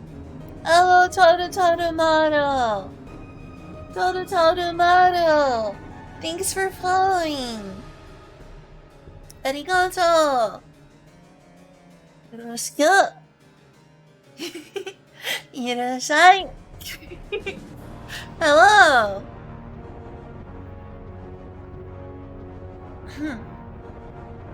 To be here. Character commentary. A centaur lancer runs rampant on the battlefield with their excellent mobility and sharp spear. The centaur, whose lower body is shaped like a horse, is hardy and can travel large distances. And because of its physique, it can do stunts without a mount, which other races cannot do. Interesting. I think this is well known about centaurs. That the centaurs have a lower body shaped like a horse. Pretty common knowledge. Alright, see you at work, Calorie. I'm so glad to have you here. Toru. I like your name.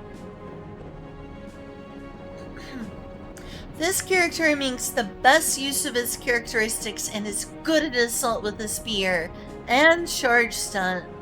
They can quickly close the distance and strike with all their destructive force. In addition, they have sturdy armor that takes advantage of their high intellect and strength.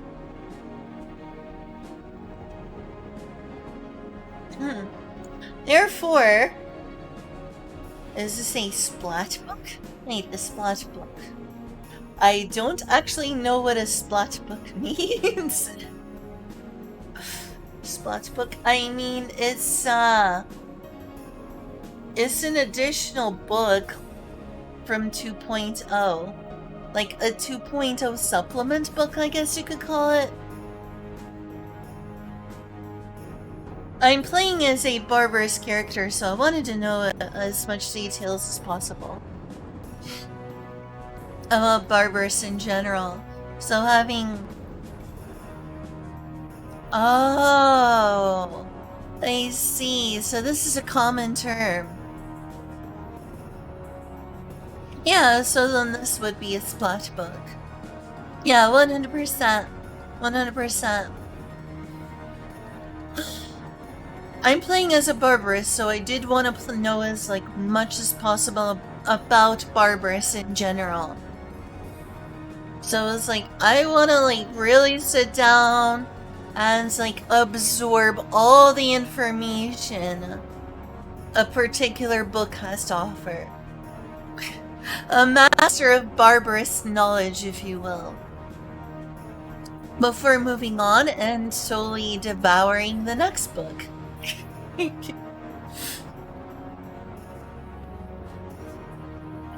Centaur in general kinda reminds me of Lionels from Breath of the Wild and Tears of the Kingdom so far.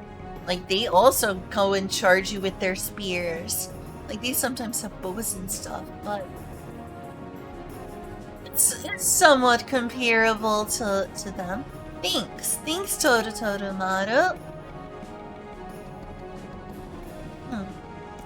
I think we were right here.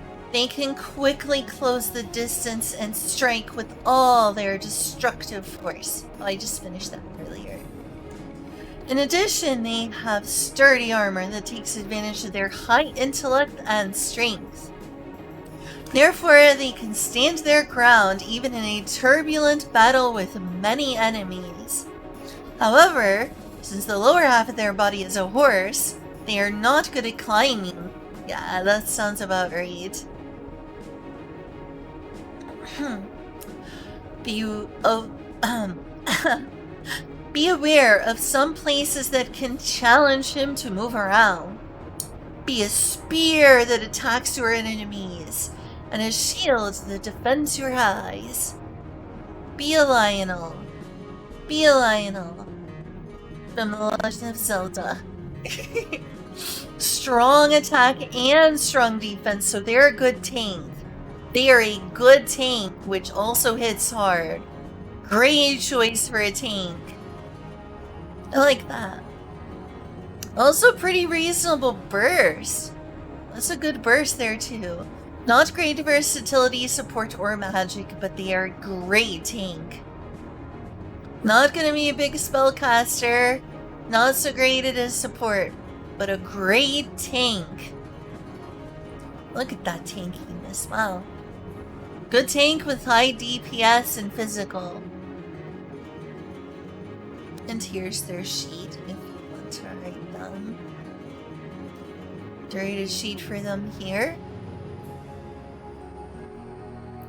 About feats per strike 1, technique, spell song, stun charge. Weakness is earth damage, so they have a weakness to earth damage as well. Just like the lizardmen are weak to earth damage. A bunny long spear, and of course they have hooves. Because their lower half is that of a horse. You know, just like Lionel's. Just like Lionel's from Breath of the Wild. And a weak potion. I see. I'll come back to that later if I ever need this stuff. A centaur player character. Centaurs are a race built for the steppes of Terrasteer. Okay, I need to learn more about this, please. Terrasteer. Do y'all know what Terrasteer is? I need to learn more about this part of the lore. I don't know much about the steppes of Terrasteer. Centaurs are a race built for the steppes of Terrasteer, with the upper half of their body resembling a human and the lower half being that of a horse. An adult male centaur will typically... Sorry. An adult male centaur will typically stand around 3 meters tall, though some have been seen to be close to 4 meters. And their weight will end up between 400 and 500 kilograms, so they weigh a lot. Young centaurs are considered to be adults and able to venture out on their own as young as 10 years old. I wouldn't. And will often train to become a warrior for the Barbarous at that age. Left to a peaceful end, though, a centaur's natural lifespan is around 100 years.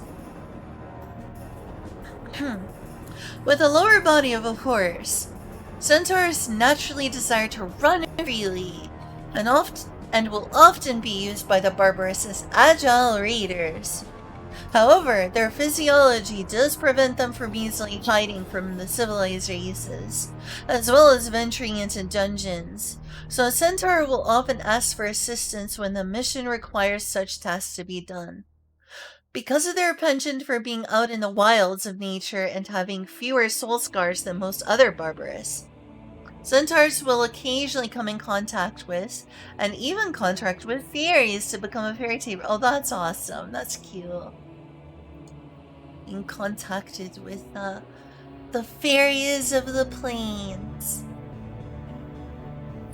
Starting languages. Centaurs can speak, read, and write Barbaric and Centaurian, which apparently each one of them has their own unique language. Restricted classes grappler, so can't be a grappler, unfortunately. I mean, I guess that makes sense. You still would be able to throw some punches, though. Like, why not let them throw a bunch of punches?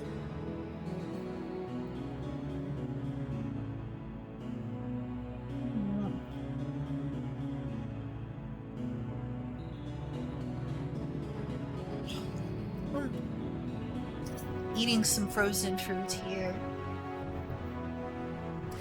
Racial abilities, half horse, half human. Centaurs can use the wrestling ability Hoof, seen in page 313, regardless of class. And their movement speed is twice their agility. A centaur cannot ride any mounts for obvious reasons, but may be able to act as a mount for another character if equipped appropriately. Centaurs cannot equip feet accessories, though they can equip a second waist accessory in their feet accessory slot. Gintaroi Combat. While in combat, a centaur is considered to be a mounted character and will gain benefits from weapons and armor that require the user to be mounted. Additionally, the centaur may apply the effects of some stunts they've learned as a rider. However, they may not use those stunts while controlling another beast mount with remote command. Okay, Miji, sleep well. Take care and have a nice sleep. See you soon.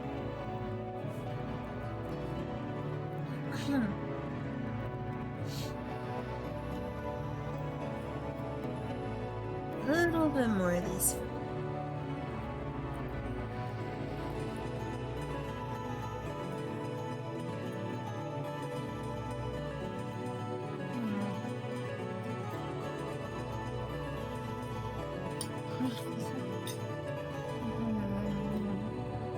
Ah.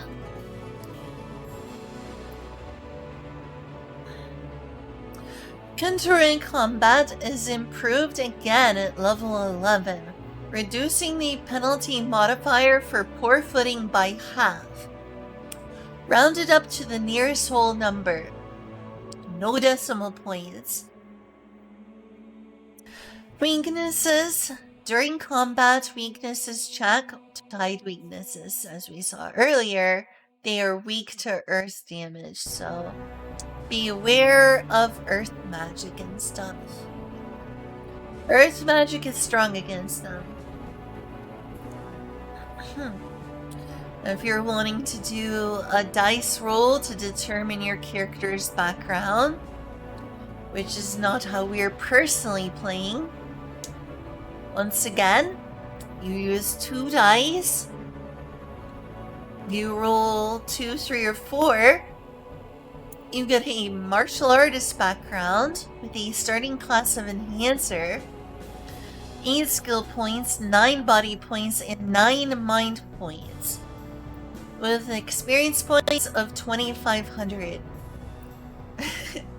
If you roll a 5 or a 6, you get one of my favorite classes in the whole game, a background of Fey Touch with a starting class of Fairy Tamer.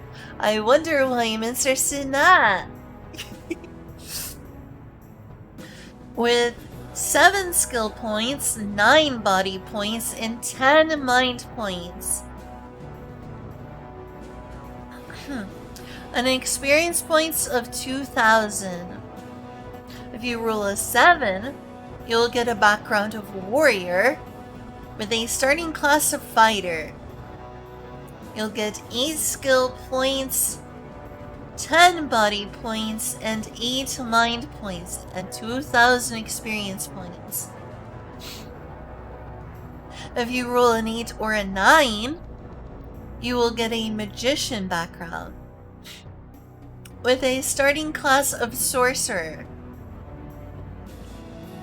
You will get 7 skill points, 8 body points, and 11 mind points with 2,000 experience points. If you roll a 10 or a 12 on the higher end of a 2 dice roll, you will get a background of Wanderer with a starting class of Ranger with 9 skill points, 8 body points, and 9 mind points, and 2,500 experience. Determination of Centaur ability scores. Sorry. Determination of Centaur ability scores. A is 2 dice plus 6. B is 1 dice. C is 2 dice. D is 2 dice. E is 1 dice. And F is 2 dice.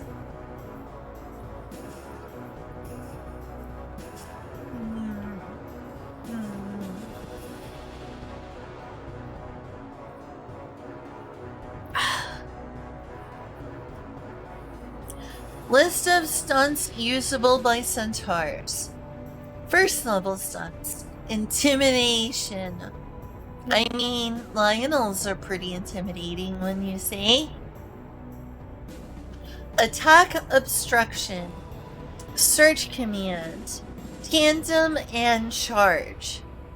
5th level stunts are Lion's Fury. Oh my god, they really are Lionels. They really are Lionels.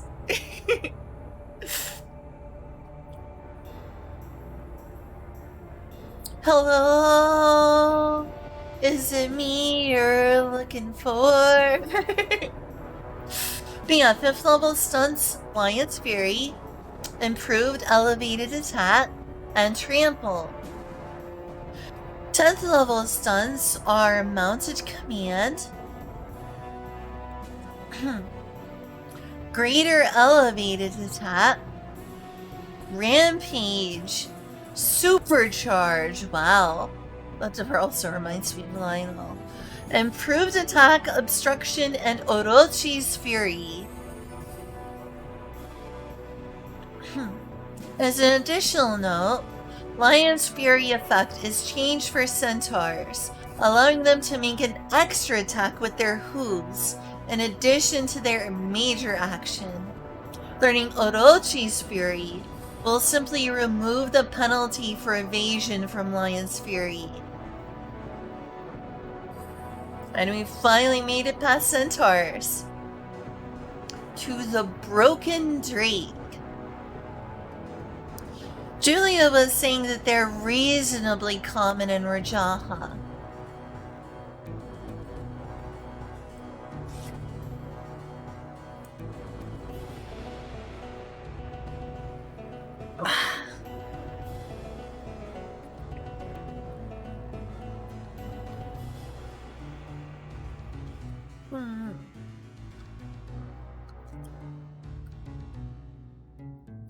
Don't know how many more there are, but we're making progress.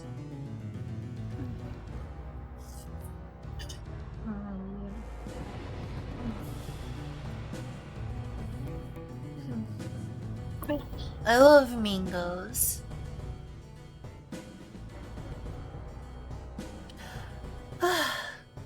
Broken Drake, spiritual warrior. I can fight too, and I'll prove it. I mean, they look like a main character. Character commentary. This is a Drake magic warrior who lost their sword. No sword, sad Drake. Sad Drake, no sword.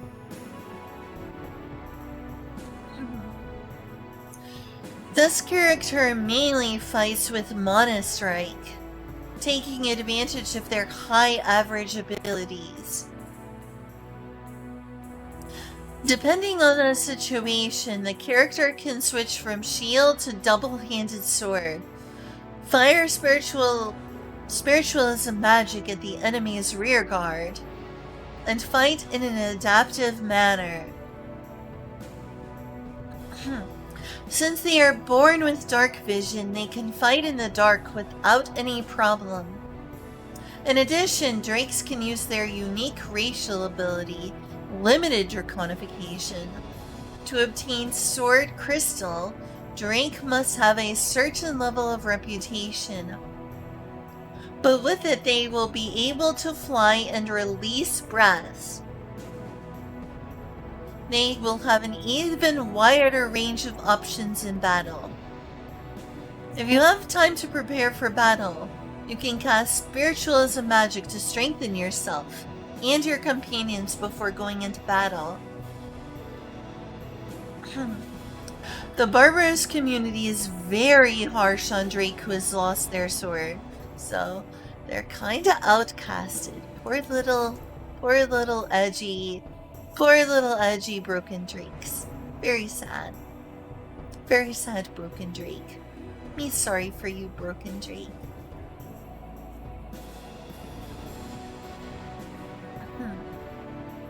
At times, even Barbarous at the lower end of the scale such as kobolds and goblins make fun of them. Overcome these adversities and push forward with your own high road to reign once again as the ruler. I see. I'll try that line again. Overcome these adversities and push forward on your own high road to reign once again as the ruler.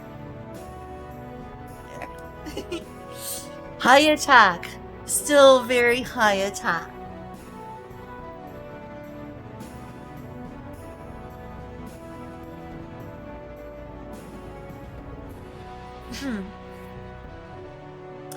Decent burst and a little less, but still decent defense.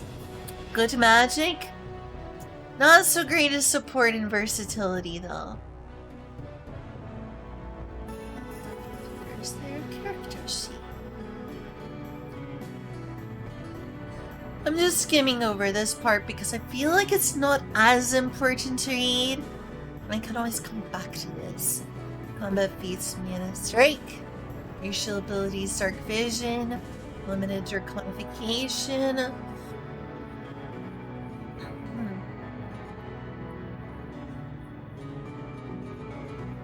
Fighter conjurer. They have a weakness for magic damage in general.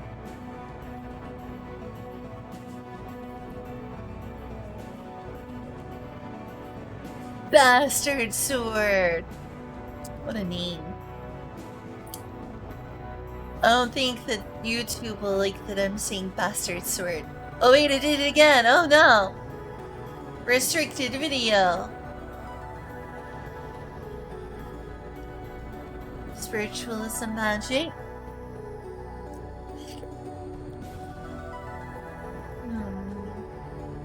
Oh my god, I love flamingos so much.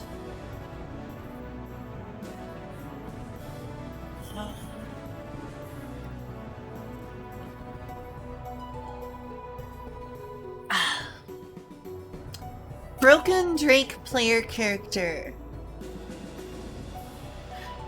The Drakes are the elite ruling class of the Barbarous, born with a magical sword in their hands, an extension of Drake's natural power and mana. However, rarely have there been some Drakes born without such a sword, and these misfits are often treated in a derogatory manner, if not abandoned outright. Growing up in such an environment has left Drake physically and mentally broken. That stings. That really stings. And their natural abilities will not grow to nearly the same heights as a full-fledged Drake. Similarly, Drakes who had a partner sword and subsequently lost it in combat share many of the same characteristics as those who never had one. The loss of their sword, as important and part of the Drake as a body part would be, takes its toll on the Drake. And they end up just as much of a blank slate as the other broken Drakes from the shock. As a result of this broken state, these broken Drakes have atrophied wings, and they cannot use them to fly. Additionally, their ability to transform is greatly limited compared to that of the Drake Knight, both in appearance and abilities. Their physiology remains the same as other Drakes, though, in that they reach adulthood at the age of 15. However, because of their weakened state, it is believed that broken Drakes only have a maximum lifespan of about 1,000 years or so, greatly diminished from their more powerful relatives. Starting languages. Broken Drakes can speak, read, and write Trade Common, Barbaric, and Drakish. Restricted classes, none. Starting soul scars, 3. At least it's not 4. Don't want to be a revenant.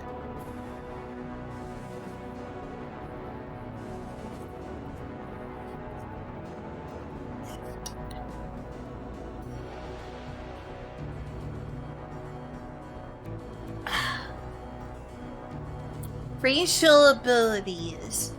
Dark vision. Broken drakes can see in the darkness as well as they can during daytime. Limited draconification. Broken drakes can change into the form of dragon by taking a major action to absorb a number of sword crystals equal to the character's adventure level. Their forehead horns elongate. The broken drake's face becomes that of a dragon. Their wings grow large, and their skin becomes covered in scales. During this time, the broken drake will be able to fly at the same speed as their movement speed. And they can also use the Breath of Light unique skill. Also seen on page 13. After transforming using limited draconification, the broken drake cannot return to their original form for 1 hour, after which it is a minor action to revert to its humanoid form. Additionally, the limited draconification will automatically end after 24 hours, whether the broken drake wishes to revert or not. For each and every one of these races is always a 1 hour transformation, I've noticed. Always.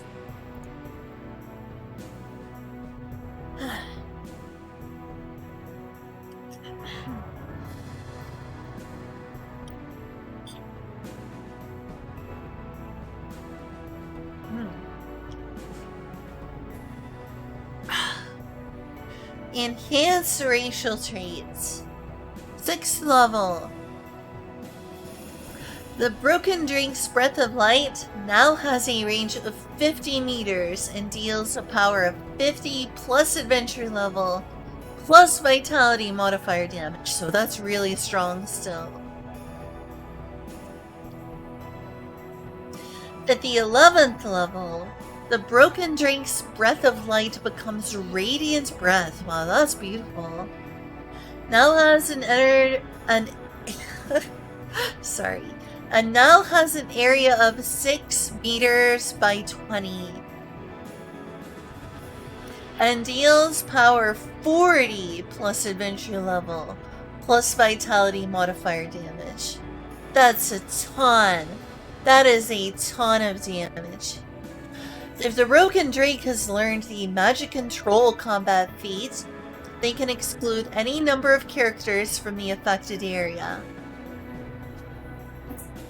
If the Broken Drake has learned the Magic Convergence combat feat, they can condense the area of effect to a single target.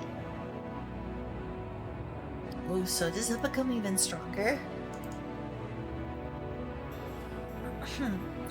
Weaknesses. During combat, weaknesses check to hide weaknesses.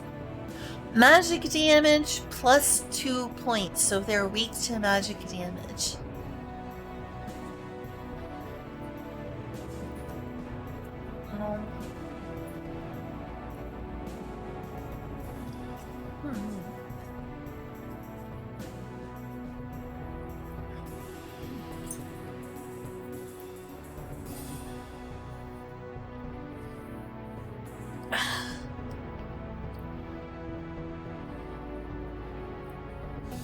Broken Drake background. If you choose to choose your character's background and starting class via dice roll, you will once again use 2 dice.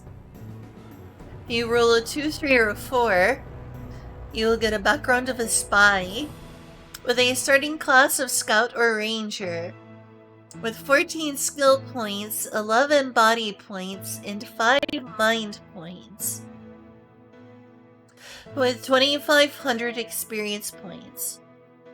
If you roll a 5 or a 6, you will get a Shaman background with a starting class of Conjurer, with 10 skill points, 12 body points, and 8 mind points, and a experience points of 2,000. If you roll a 7, you'll have a background of warrior, with a starting class of fighter, with 12 skill points, 14 body points, and 4 mind points, and 2,000 experience points. If you roll an 8 or a 9, you'll start with a magician background, with a starting class of sorcerer, with 11 skill points, 12 body points, and 7 mind points, and 2,000 experience points.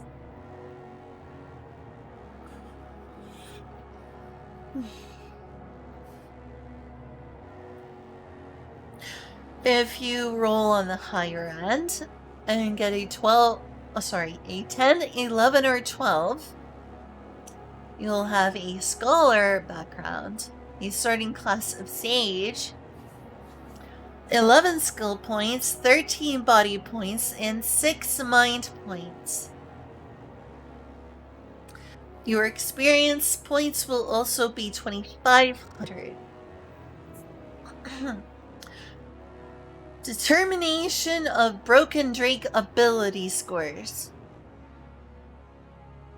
A is 1 dice, B is 1 dice, C is 2 dice, D is 2 dice, E is 2 dice plus 6, and F is 1 dice. Paladin Dark Troll. Come at me head on, I'll twist and turn you. So we reached Dark Troll, it looks like, and also on that note, I need to go use the bathroom, unfortunately. I would prefer to be in pain, that's for sure.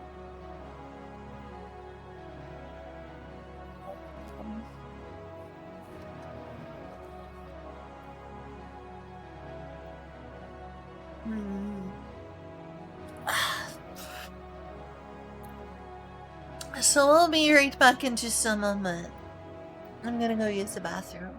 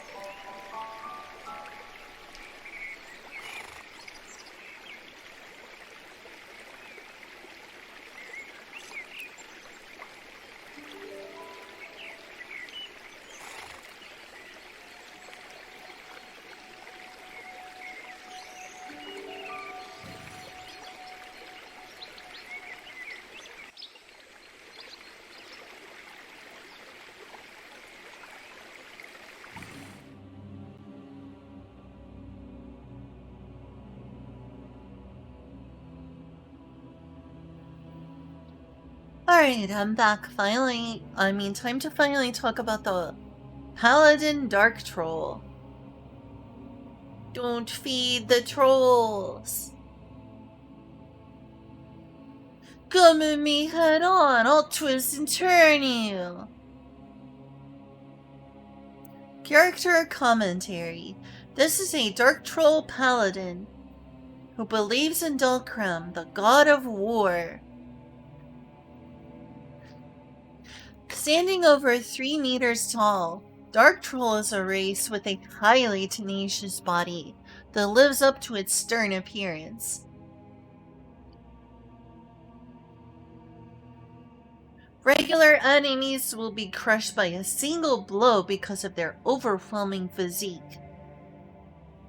Dulcrum, the god of liberation and destruction, encourages his followers to wage a wild battle to bring all to their knees by force.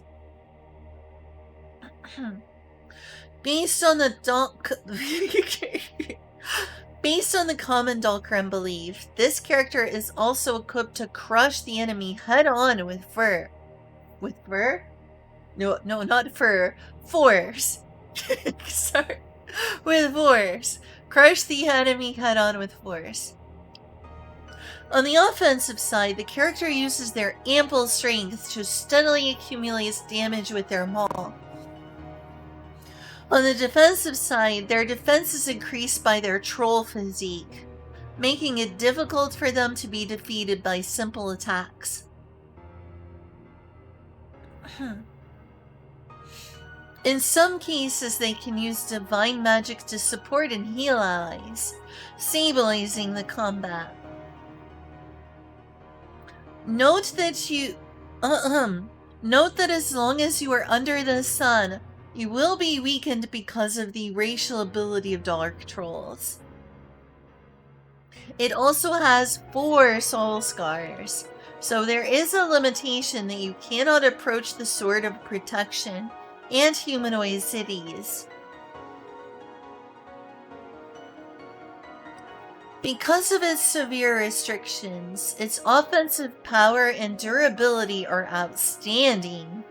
Enjoy the exhilarating feeling of powerfully twisting and crushing your enemies. No, twist. I don't like my twist. I can do the twist? Wow, welcome to the 1950s. Around the time I think Two Towers Lord of the Rings came out. I think it's not like gunmetal. Oh, go. Says, I think I settled on a character being a Solia, but Nightmare. Ah, Ortians. The more thematically appropriate Solia was chosen because it had some good flavor. Oh, I'm glad that you'll taste good. It's good to taste good. Has connections to an appropriate deity, and has better stats for strength based on frontliner. Or sorry, a strength-based frontliner. I see. I see. I see.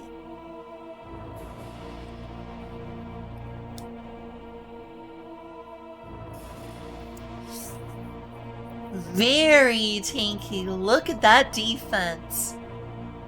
Pretty ideal tank for your party, for sure. Good choice for a tank. And very good attack, too. All the tanks have really good attack as well.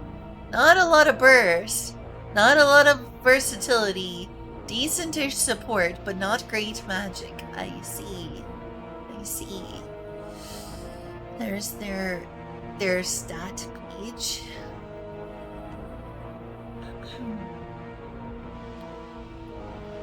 Priest. Racial abilities, Dark Vision, Weak Control Physique, Combat Mix, Meta Magic Targets. Guess that's not a bad idea. Heal everyone and just keep slashing. Priest of Dalkram. Mine is a priest of not a barbarous priest who is a Lyphosian or Lyphos priest. Yeah. That was what I was supposed to say. Soul Scars 4. That's a lot of soul scars you got there. A lot of soul scars. Nothing anymore. Is that a mall? Is that a mall? It looks like a huge sword. Looks like a gigantic bastard sword or something. Divine magic of Dalkram, but not me. I'm Lyphos. Lyphos.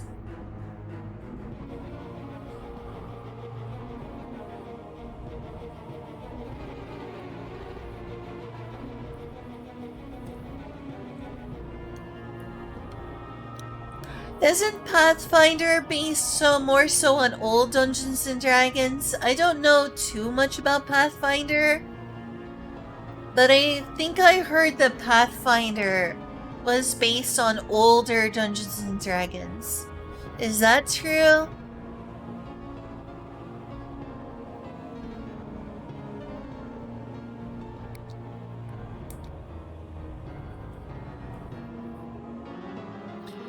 Dark Troll player character. As a whole, trolls are a race devoted to self-improvement through strength and often showing off their prowess to one another through combat. Sounds like a shonen character.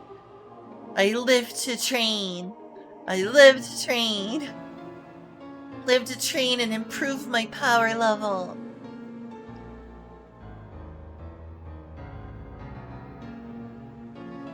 Ah! So I was right. Cool. Thanks, Gil. Thanks, Lagmasa. Master. Dark trolls are the upper echelon of the troll race, over 3 meters tall, with a toned physique and rock-solid skin dyed a deep black color. To a troll, strength brings justice, and they respect those with significant strength, whether barbarous or otherwise. However, this does not mean they kill the weak, as weakness can become stronger over time. This sense of honor doesn't spare the weak from being put down for what the dark trolls believe to be insolent behavior. Oh no. They're scary. That's scary. That's scary. Many of the trolls are devout followers of Dalkram, the malevolent god of war. That just was a word for evil. This is terrifying. Ew, Dalkram bad. Ew, Dalkram bad. And are almost always looking for a fight to please him.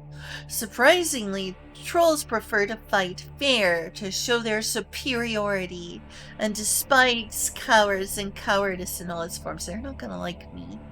I might want to keep that in mind for later, because my character is slightly cowardly. Little bit cowardly. I wanted to give her some character flaws after all. Makes sense to... I would be making a Mary Sue if I didn't give her character flaws. And that's among them. She's a little bit of a scaredy cat. Not like too crazy, but yeah. She's not the bravest person.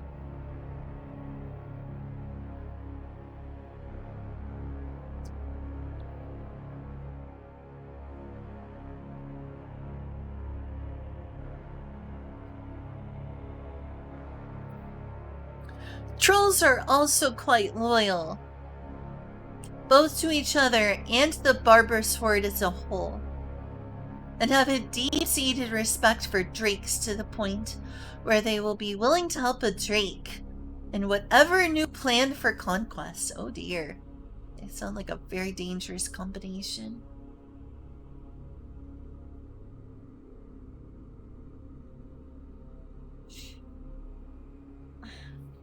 Dark trolls are considered to be adults at the age of 15 and will often go off to train as warriors and mercenaries.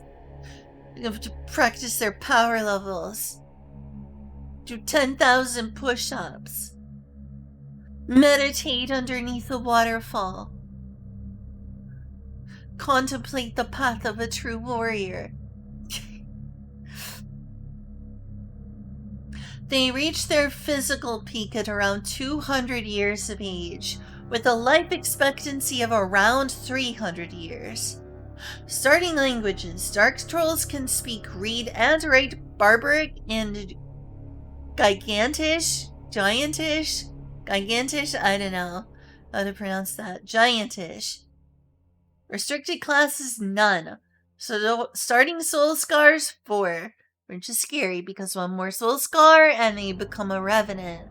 So once they're gone, they're gone.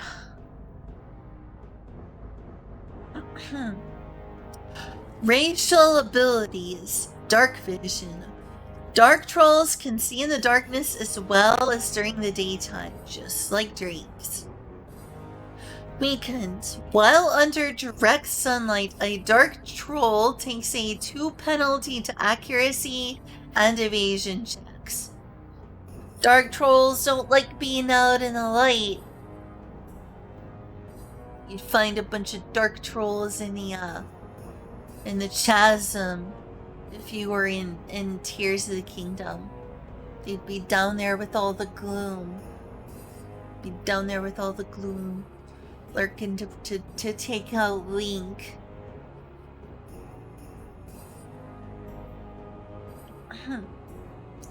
Troll physique. Dark trolls have a large, strong body, giving them +1 defense.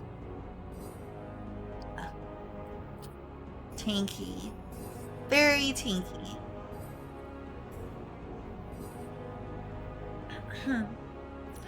Enhance racial traits. 6th level. Gain a new racial trait. Limited regeneration. Whoa, regeneration. Once per day as a major action, heal with adventure level X5 HP.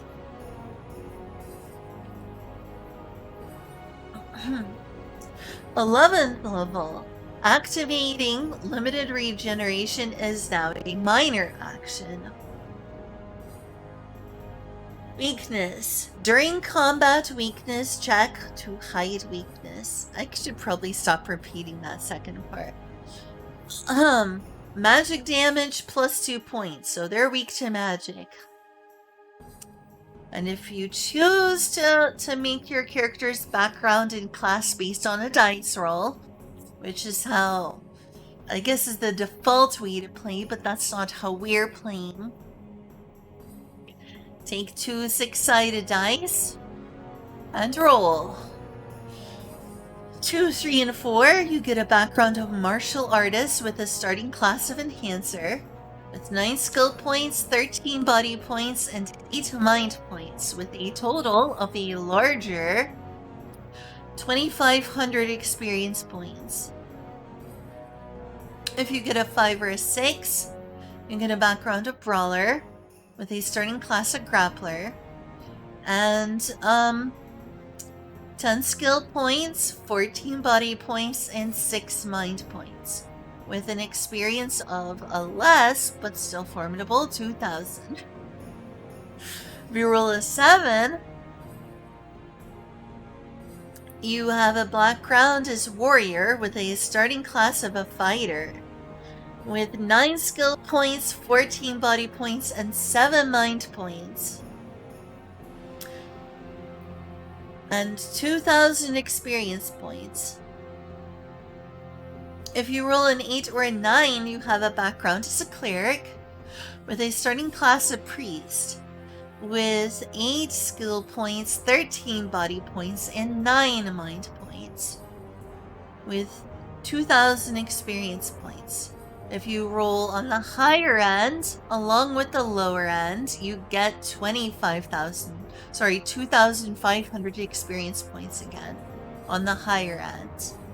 So the way these are all going is you roll really low, you get 2,500 experience points. You run really high, you get 2,500 experience points.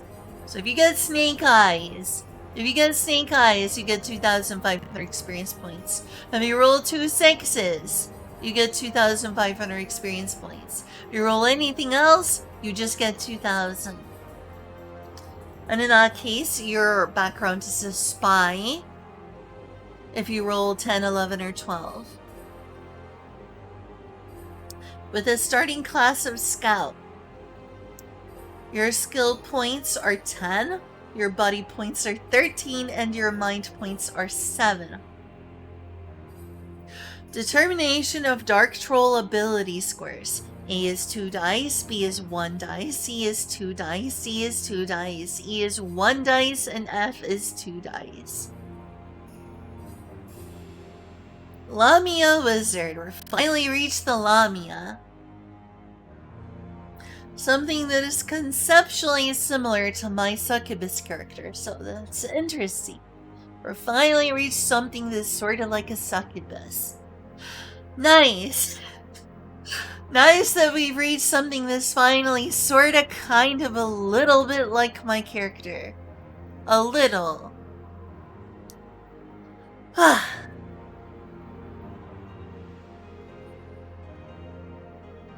And you are right, Kill.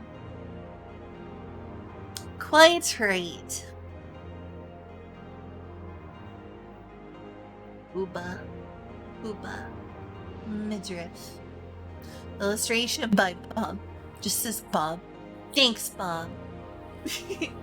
Thanks, Bob. Now that they know, they'll have to disappear. Oh no. Now that they know I have Booba, they'll have to disappear.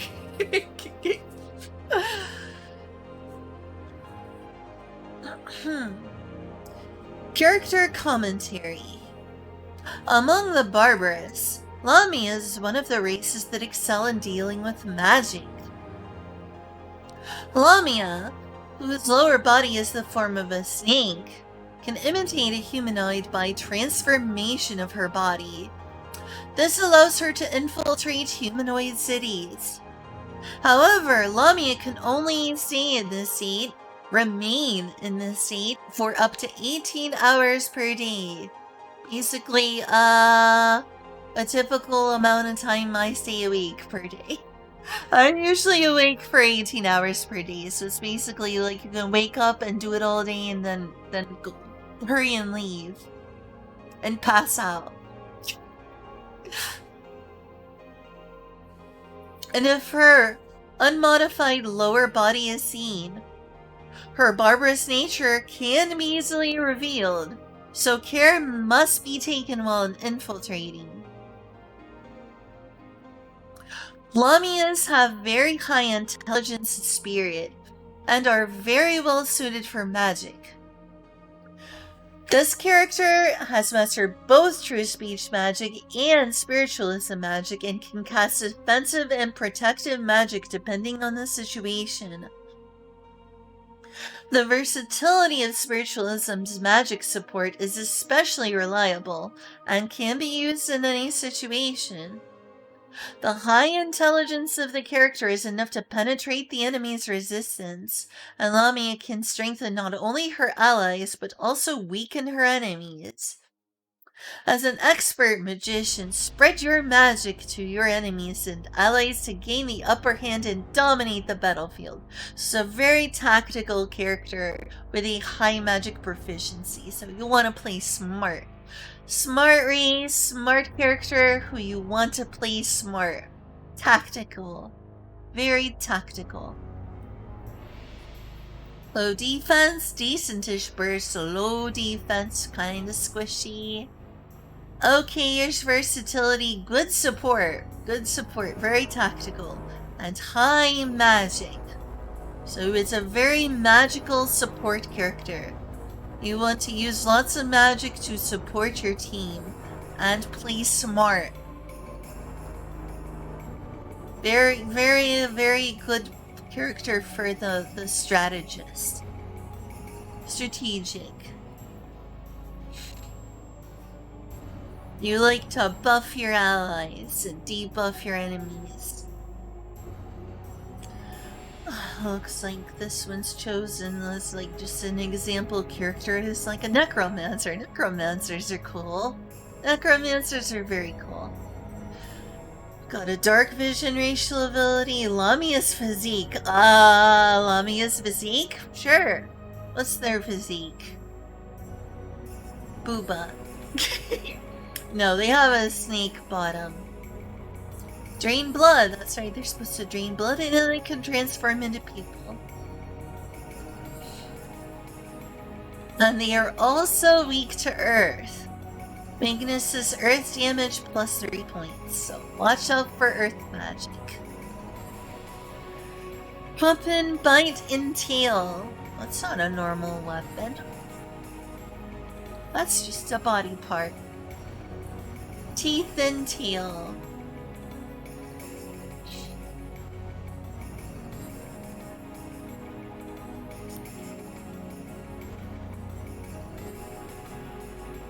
I wonder what deed magic is. It says true speech magic and spiritualism magic, but also lists deed magic here. Very interesting. Deed magic, huh? What's a new deed magic?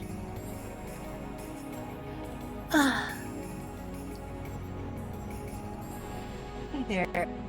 Get this out of the way so you can sit here. Julia's up. Alright, so not to embarrass you on stream, but this is how you make spicy food, man. Give it a bite. Thanks. I'm not ashamed at all. Oops. You. Alright. Sorry that my spicy food is so poorly done. And I'm just teasing you. Ah! Oh my gosh, dang it, this mouse! It keeps rolling around. It's fine if it rolls around. Just, leave it. Ooh, I'm looking forward to the spinach. Spinach. How is it? It's good. It's very good. It tastes very good. Spinach. So what did you use to spice it? Cajun seasoning, Worcestershire, Uh-huh. sriracha and pancake syrup. Oh. And then for the sausage, I just smoked sausage in peanut oil with green onions, and then I wilted the spinach right at the end. So it's a very light and basic flavor next to the very strong, spicy corn. I'm sorry that my fundamentals of cooking aren't better in terms of flavor. You're okay. I'm sorry. I wasn't trying to make you feel bad. Can I have one more bite? Have as many as you like. Oh, you're so sweet. Okay, not as many as you like, because this is also my lunch, but... Or like my breakfast.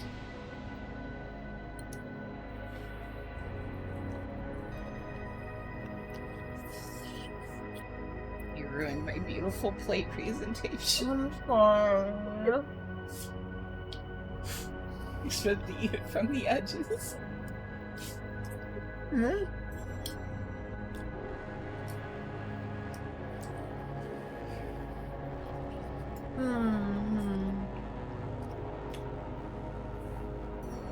The sausage and spinach is really good together.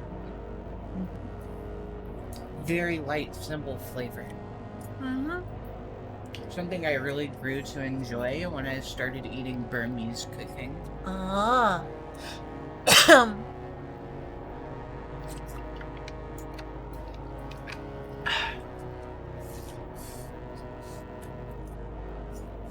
I wonder if sour cream would taste good in those black beans I made.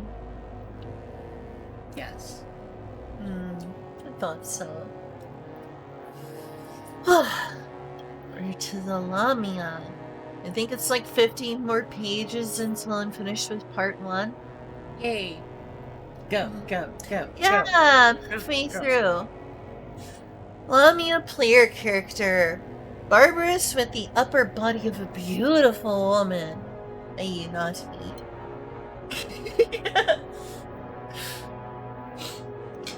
And the lower body of a giant snake.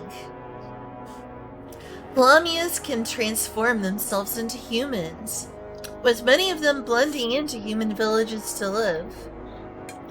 Lamias cannot live without sucking young humans to blood. Sorry. No, that would be me.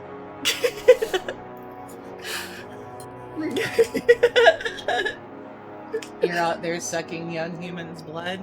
Is that what you're saying? I'm out there sucking young humans' dicks. You asked. FYI, people, this is a joke. Please do not take it seriously. This is not a confession to felonies.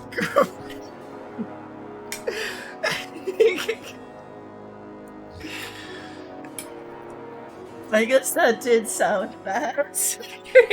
Okay.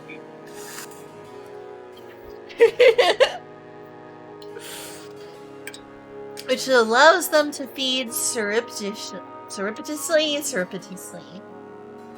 Surreptitiously. Yes, surreptitiously. Worse.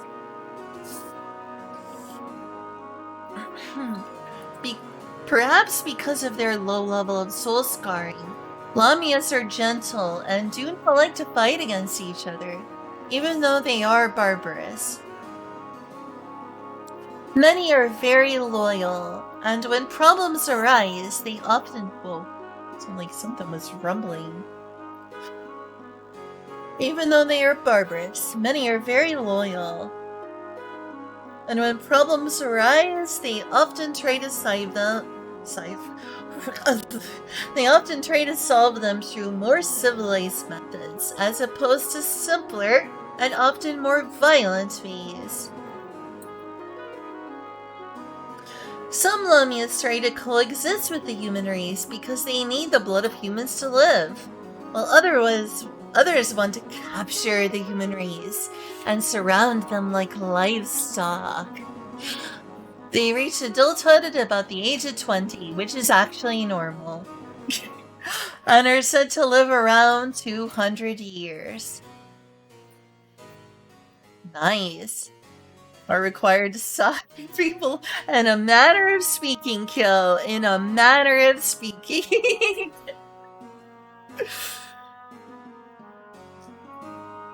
I mean, as far as I know what's succubus stuff to do in order to live, and everything I've read about succubi is they come to people in their dreams for energy, but they're also required to live off of seminal fluids. That is a part I've read about succubi.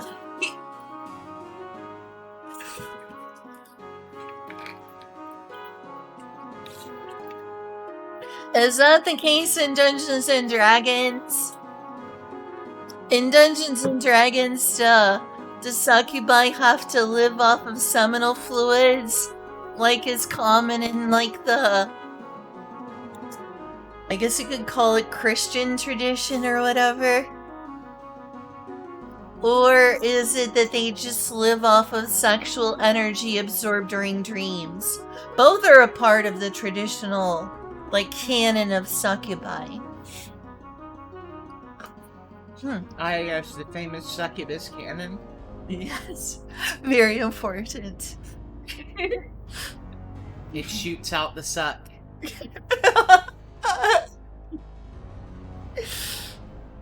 They suck and they are bi.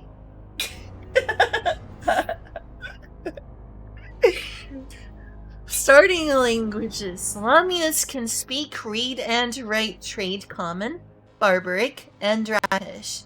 Restricted classes, none. They can do anything. And starting soul scars, only 2.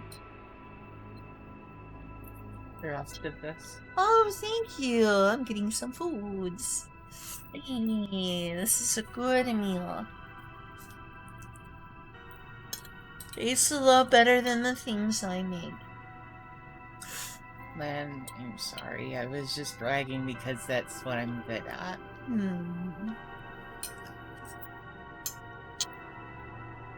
Oh, Lagmaster is in the chat. Hey, Lagmaster.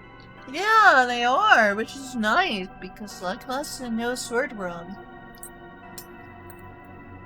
And likes tabletop games. Yeah. You've become my favorite chatter for actually knowing about the Sword World translation project.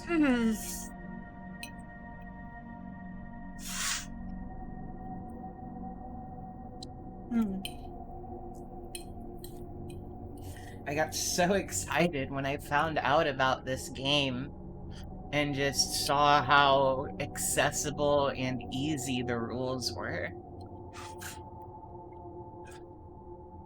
compared to Dungeons & Dragons 5th edition. I felt like it did everything Dungeons & Dragons 5th edition set out to do, but actually succeeded at it.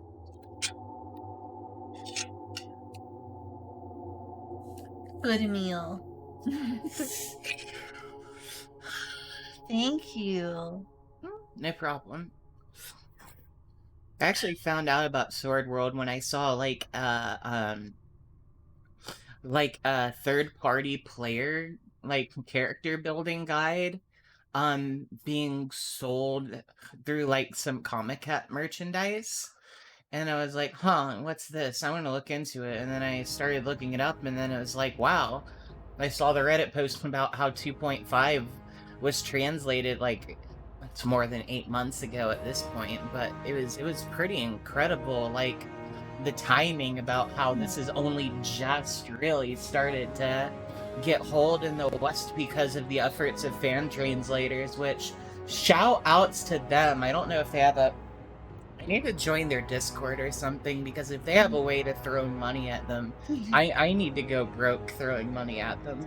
We are poor, so be careful. Yeah, going broke throwing money at them would be like giving them $10. Yeah, that's right. Thank you. Thank you. Back to our regularly scheduled racial abilities. Racial abilities, dark vision, Lamias can see in the darkness as well as he can during the daytime. I swear every single one of them has this. I swear every single one of them has this. If you want this ability and you don't want more than 2 soul scars, Lamia is your job. Get dark vision and only have to pay 2 soul scars to get it. So nice. Lamia's physique. A Lamia can use the wrestling weapons Bite and Tail, regardless of class.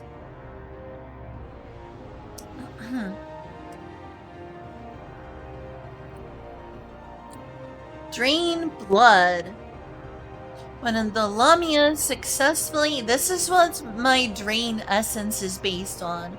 Because they unfortunately don't have a true page for Succubi. I don't understand why. Didn't they know players would want to be a succubus? Come on, we're all perverts. Japan should know this more than anyone. What? Huh? What? What?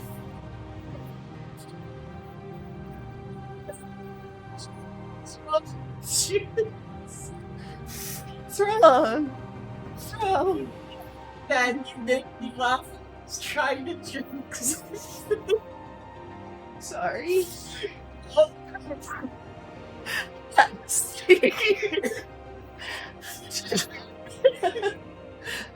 Japan should notice more than anyone. Just say that without preparing me.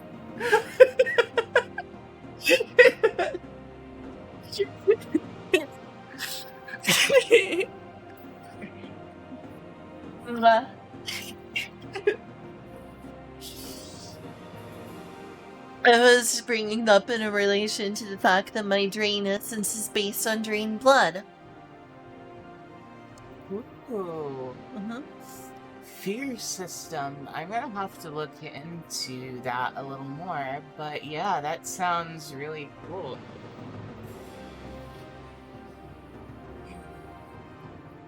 I admit I am not as well versed in TTRPGs as basically anybody, and the only in-depth tabletop game I could tell you about is Shadowrun. Don't She loves Shadowrun. Don't let me start on fucking Shadowrun. I may have to play Shadowrun someday.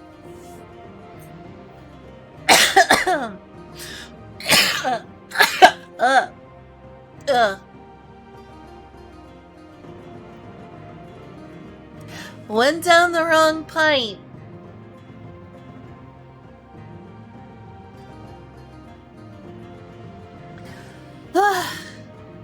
Good reason to take a break from drinking water.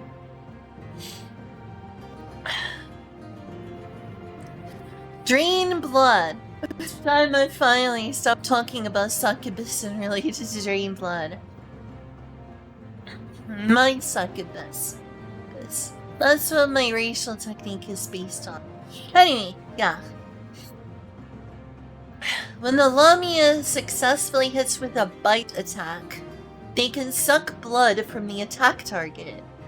When choosing to suck blood, the attack's calculated damage is reduced by -6 points, and the Lamia heals HP equal to the applied damage. Transformation. As a minor action, the Lamia can instantly change their body to that of a specific race, or revert back to their original form, such as hiding among humans. While transformed, they do take a -1 penalty to accuracy, evasion, fortitude, willpower, and their maximum HP and MP are reduced by -5 points. Hey, am I allowed to type in the chat using you? Because I don't want to derail your reading. Sure. In addition, they lose the racial trait Lamia's physique. This ability can be used for a cumulative total of 18 hours per day, so most of someone's awake time. What are y'all talking about? Shadowrun, oof, one day I will learn it's a Luckmaster. Luckmaster. Also assigned...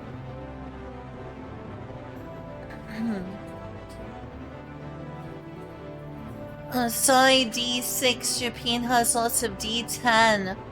And 6%? Does it say 6%?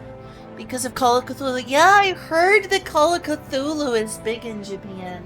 I've heard that before, and now Yeah, I watched a video this morning saying that apparently Call of Cthulhu is actually pretty popular in Japan. You know, actually, now that I know a lot of what I know about, like, Japanese tabletop games, I wonder if part of the reason Shadowrun uses, like, basically huge pools of D6s is because of maybe trying to be accessible in Japan, because I actually do know there are Japanese versions of Shadowrun in addition to German versions, and, I mean, obviously, one of the major countries with a huge presence in Shadowrun being a cyberpunk game is Japan. Japan has, like, I think 3 of the major AAA mega corporations. Oh, of course. Sasuga Nippon. Yeah, but in Shadowrun, Japan has turned into a fascist, racist empire. Big oof. Big oof. I mean, this was made in the 80s, keep in mind. It's, there's... I mean, actually part of Shadowrun... I'm derailing, aren't I? It would be nice to get back on track after this song. Okay.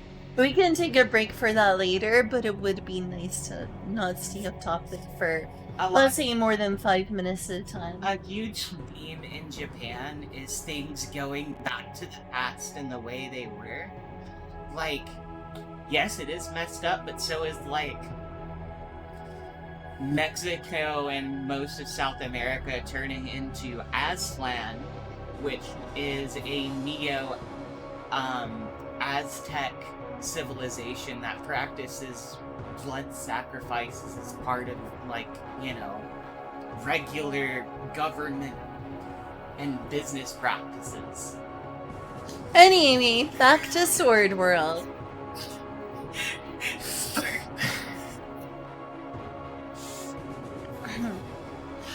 I'm gonna backtrack a little just because I kind of lost, like, I don't know, train of thought or whatever? I don't know. It never hurts to go back a few sentences. I'm not upset. I just am trying to make sure I have my place well now. Yeah. Transformation. As a minor action, the Lamia can instantly change their body into that of a specific race, or revert back to their original form. While transformed, they take a -1 penalty to accuracy, evasion, fortitude, and willpower, and their maximum HP and MP are reduced by -5 points. So they're very weakened when they're being a human, like having a human form.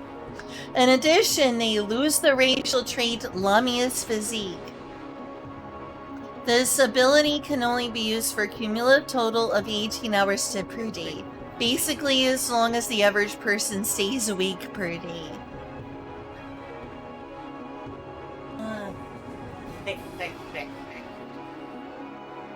Okay. All will make sense later. Okay.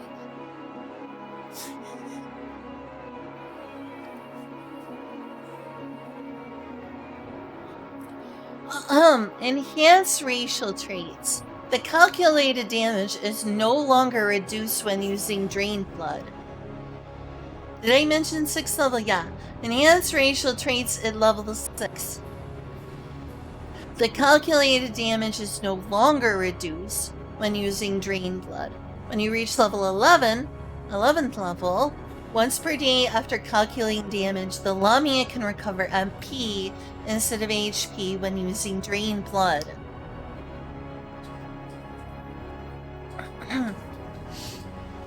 Weaknesses.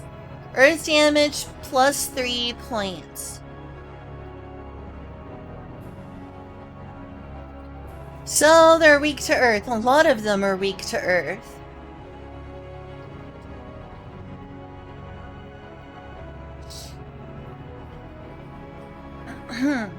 So if you decide to choose your Lamia background via dice rolls rather than personal choice like we are, I guess it's more true to the original rules, but I guess it's optional. You use 2 dice, 2D, meaning 2 dice, and you roll. If you get 2, 3, or 4, your background is a scholar with a starting class of sage, with 9 skill points, 9 body points, and 13 mind points. With high and low rolls, giving you higher experience. The highest rolls and lowest rolls, giving 500 bonus experience.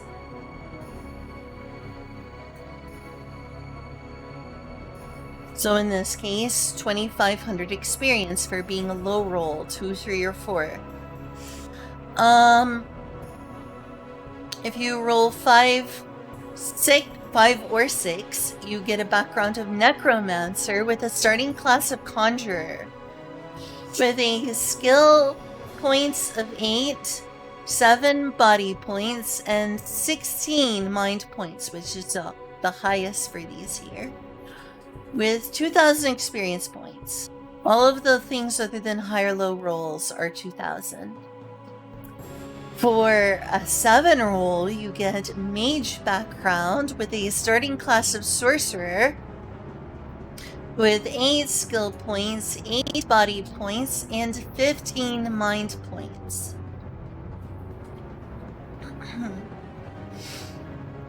And again, 2,000 experience. If you roll an 8 or a 9, you'll have a background of Warrior with starting classes as Fighter or Grappler.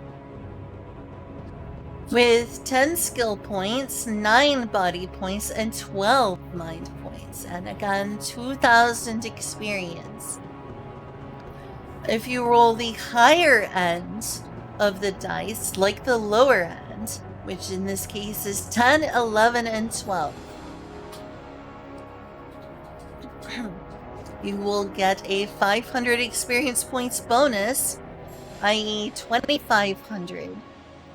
Instead of 2,000, or 2,500 if you prefer to say it that way, and a background of Cleric, which is what I am, and a started class of Priest, which is what I am, as a Succubi, with 9 skill points, 8 body points, and 14 mind points.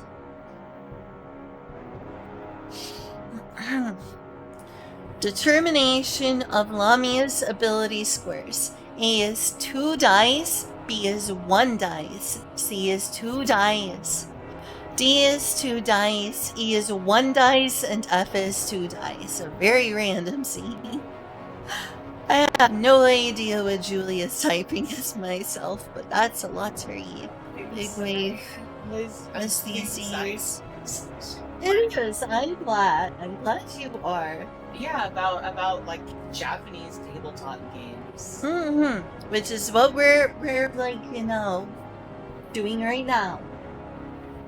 With Sword World. Exclamation point!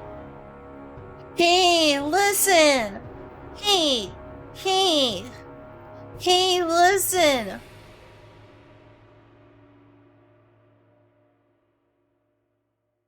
Hey, listen! What? Hey, listen! Watch out!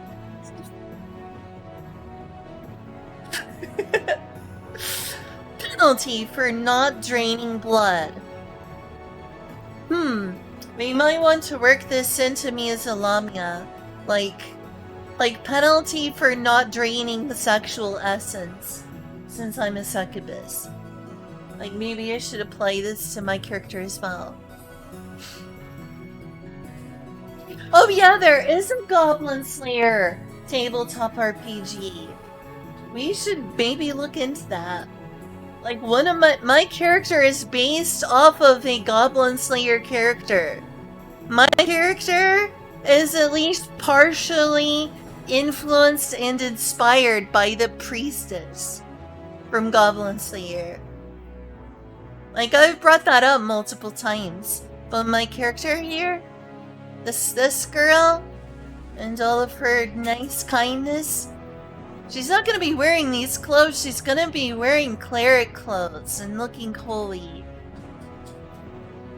She's very much based on Very much based. very based.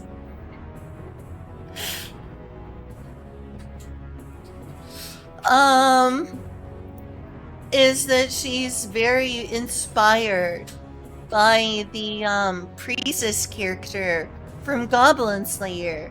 So it's like, it would be curious to play the Goblin Slayer tabletop game. And also, yeah, this should probably be part of my character. This right here should probably be part of my character too, except for a succubus. You know what that entails. This penalty is more flavor than restriction, though the Game Master may apply this to force the player to act. At the start of a new day, which is always in Sword World at 6 AM, the maximum HP of the Lamia will be reduced by -1 for each cumulative day they fail to drink blood. The drink blood racial trait can only recover this reduction. In a non-combat situation, the Lamia can choose to deal only a single point of damage with their bite attack. This damage may not even awaken sleeping victims at the Game Master's shoot. She left the room right as I was going to talk to her about it. Unlucky. I'll read the sentence again. The drink blood racial trait can only recover this reduction. In a non-combat situation, the Lamia can choose to deal only a single point of damage with their bite attack. This damage may not even awaken sleeping victims at the Game Master's discretion, though. What do you think of that description, Julia? And should we incorporate something similar to it into our campaign for my character? Since we are using the blood drain ability and basing some features of her succubi nature on Lamia. Yes, but I think I would extend it more than just a day. Yeah, that would make things difficult. Like, I'd always have to be, like, draining people's sexual essence in order to... It would be a huge handicap. Then again, Barbarous are strong, so having a handicap to go with it makes sense. Let's see, I should take a screenshot for later since it's like, hey, might need this. Might find something useful there.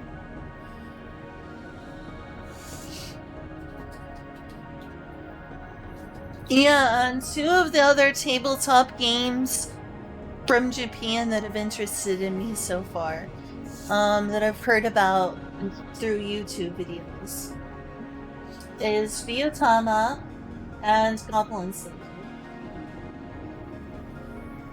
As a tabletop RPGs, I'm guessing. Yes.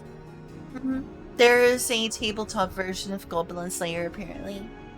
I see. Yeah, I guess I diverged at the moment into like general like Japanese tabletop games. There's one I need to go remember. It's not in English, but it's absolutely amazing. Oh, wow. Alright, I have a screenshot for later. We finally made it past Lamia! Hey, we're into the lycanthrope. Lycanthropy. Misanthropy. The misanthropist boxer.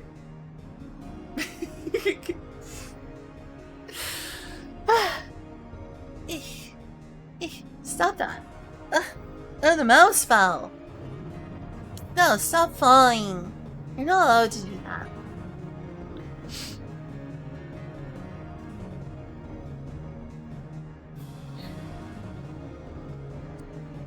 Ah, yeah. Lycanthropy boxer.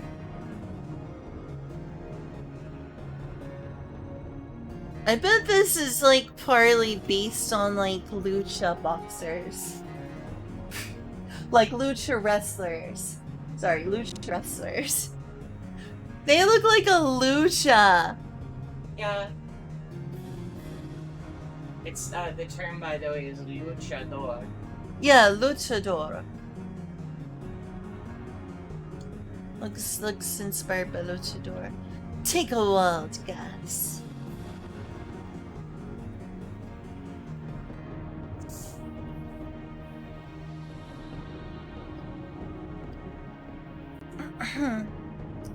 Lycanthropy. Oh, sorry. I'll start with saying that.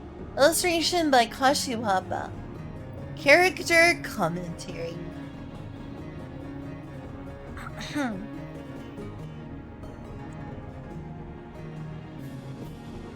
Lycanthropy has two forms, a human form and a bestial form. It is very difficult to distinguish a lycanthropy from a human. As long as they do not act too badly, they will not become the target of a detect chat. See Core Rule Book 3, page 91. There is no limit to the time it can change, and is highly suitable as a spy to the humanoid cities. While under beastification, they can use bite as its attack method, so it can have a certain level of combat power even in unarmed infiltration operations, or a regular solid snake. Lycanthropy boasts high overall ability scores and can be expected to perform well in all aspects. This character has extremely high agility, not fragility, agility, as in speed, contributing as a spy with stealth and preemptive maneuvers. Don't do speed, kids. And combines taunting strike with high evasion check in combat. Because of its evasive ability, it is rarely caught by enemy attacks. Their ranger class allows the use of medicines, making them useful for healing allies outside combat. For healing allies outside combat.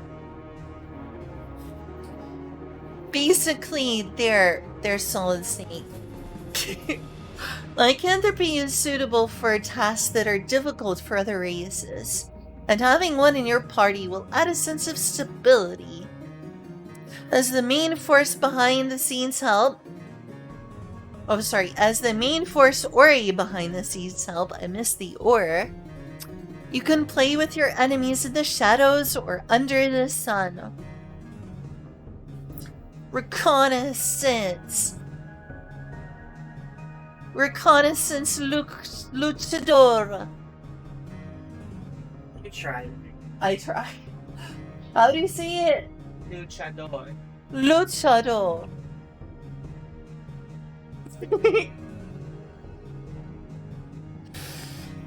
Alright. Very, very good versatility. We haven't been seeing a lot with tons of versatility, but this one has it in spades. Good support. Decent attack and decent defense. Bad burst. Bad magic. You'll be handicapped if you go to them for magic. You go to them for versatile support. At least if you're playing it meta.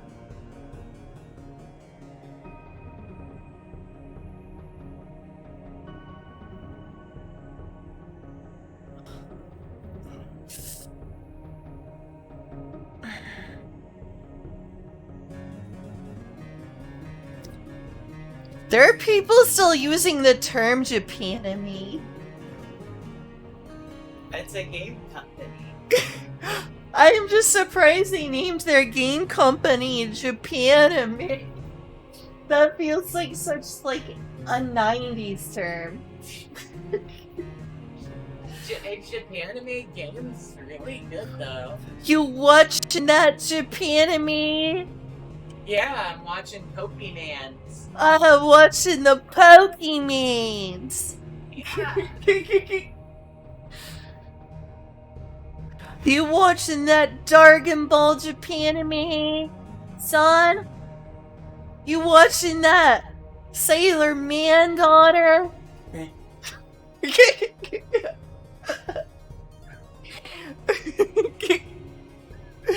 wonderful. Mwah. I'm glad you're my roommate. Thanks.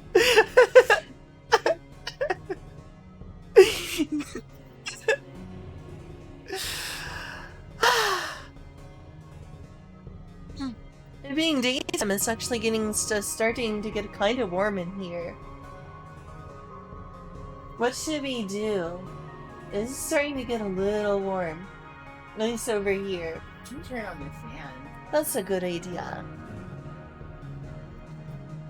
It's daytime. Nighttime it gets cool. Whoa. Is You this trying okay? to move it down? Yeah. Okay. Taunting strike 1, chain attack, throw attack, suplex attack.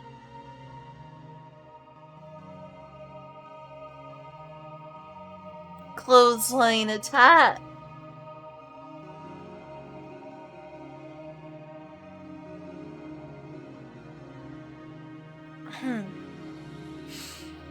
Class Grappler, Scout Ranger, weakness silver weapon damage. They're weak to silver weapons.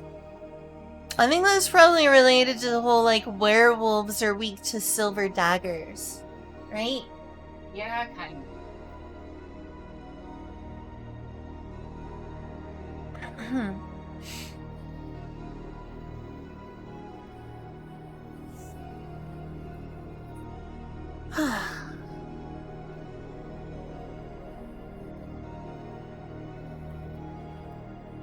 Cestus. This is like an STD. And spiked boots.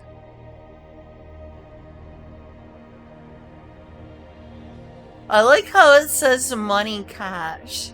If you reverse it, it would become cash money.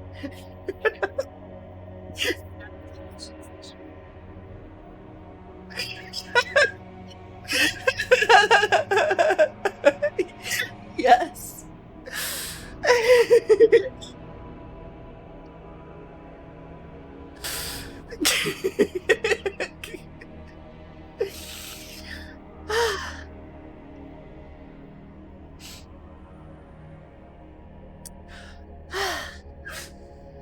You okay?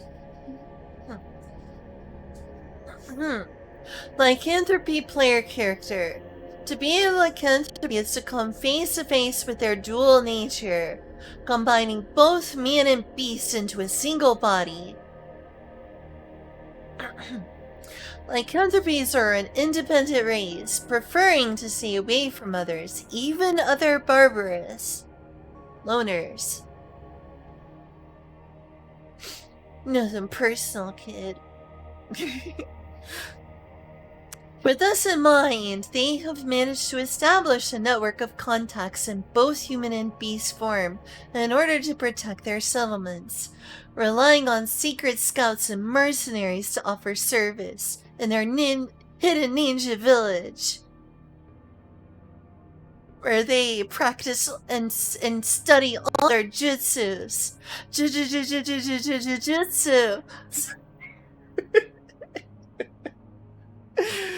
I'm sorry. I don't think you are. You're right, I'm not sorry. I'm only sorry if you're groaning at my joke.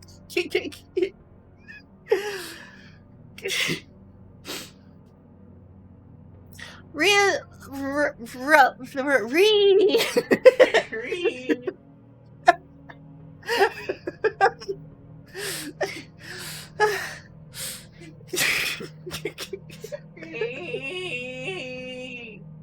Gosh darn it.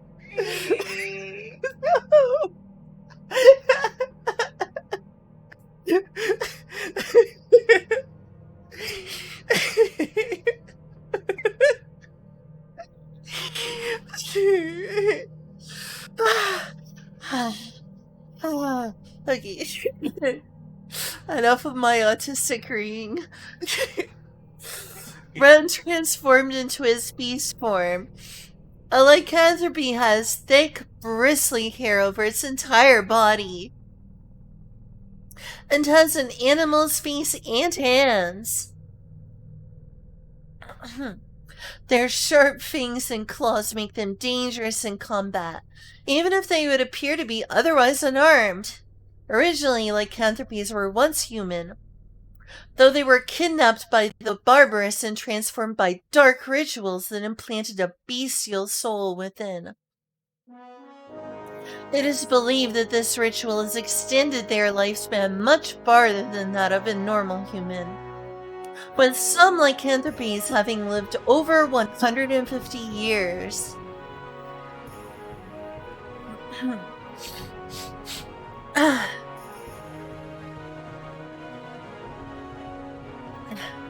Made me laugh so much it drains my sinuses.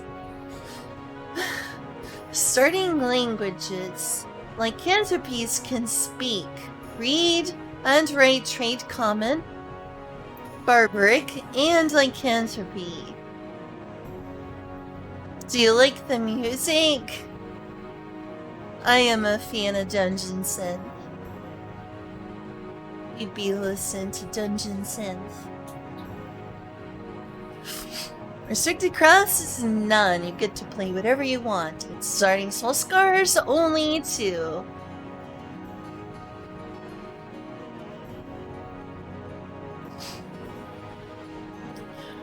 Racial abilities. Lycanthropes can see in the darkness as well as they can in daytime. Awesome! Jeez. It seems like I don't know that is single. I don't know that a single one. Welcome to welcome to tabletop games in general, where everyone gets night vision except humans. Yeah, every single one of these Barbarous are. Every time I look at the racial ability, it's dark vision, dark vision, dark vision, dark vision. Yeah, welcome to tabletop. Yeah, thanks.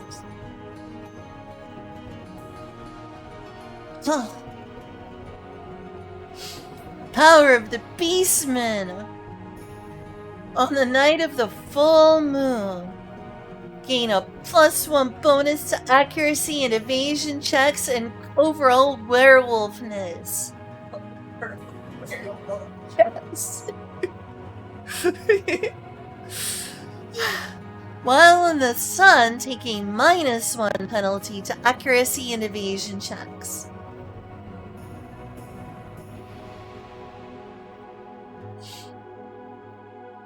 What?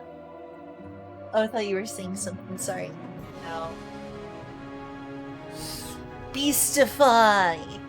As a major action, the lycanthropy can change the upper half of their body into the form of a specific beast. They can revert back to their original human form with minor actions. When in beast form, the lycanthropy can use the wrestling action Bite and Claw. See page 113. Sorry, not 100, 313. My mistake. and their defense increases by their adventure level when attacked with normal, non-silver magic weapons. See page 102 for details. Also, is that Discord link working? If not, we need to manually put one in because I've had to be careful for reasons. Yeah. Someone was asking for a Discord link, and that one may not be working. Yeah, that one. Yeah, you can go to my Discord and create a link. I've tried being careful. So I don't want someone who's gonna report me coming to my Discord. Someone who's coming in to do the same things they've been doing to my PayPal and everything else. I got banned from a lot of websites. I had to start getting real careful. So it's just a safety precaution.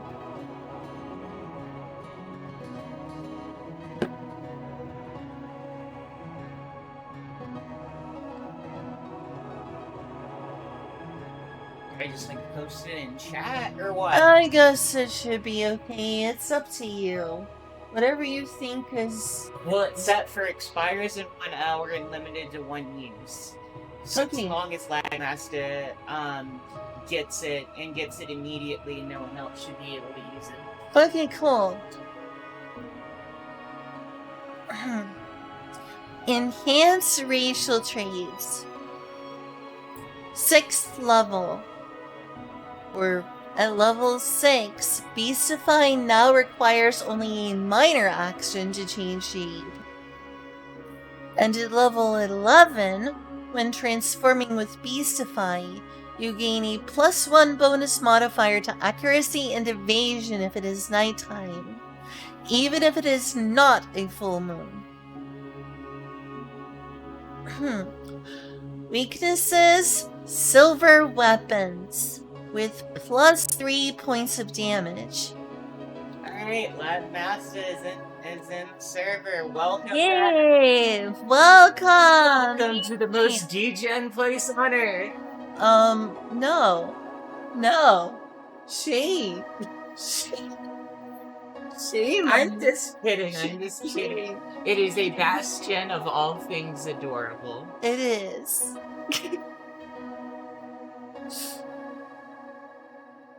Thank you for joining. Hi, Shiva. Good to see you.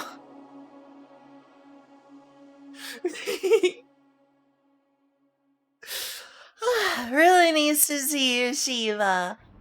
I'm trying to read as much of the Barbarous book as I can. I think I'm only going to be able to finish part 1 before ending stream, but at least I'll made it that far.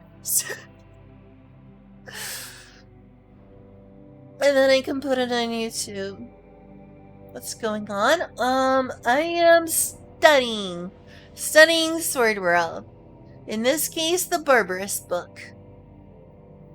Afterwards, I'm gonna put it on YouTube, so someone can watch it and be like, "Why is all this random streaming stuff going on?" I just wanted to hear about the Barbarous book.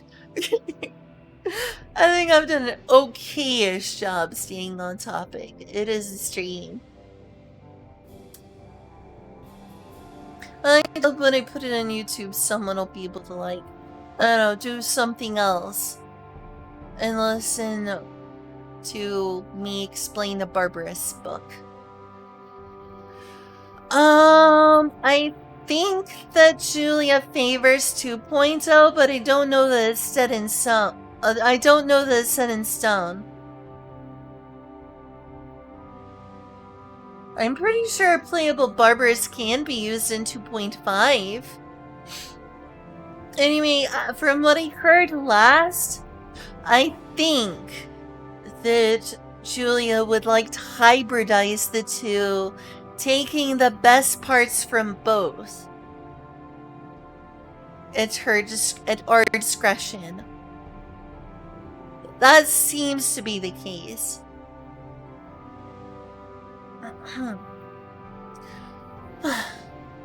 Alright.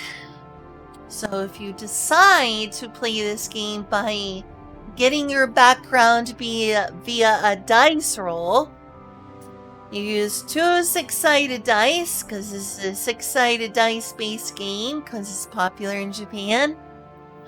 Weird, esoteric dice are less common in Japan. And this made it a accessible light RPG.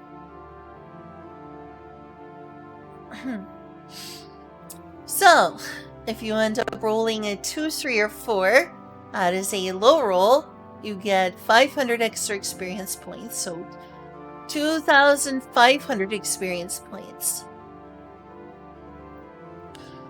With a background of Agile Warrior, with a starting class of Fencer.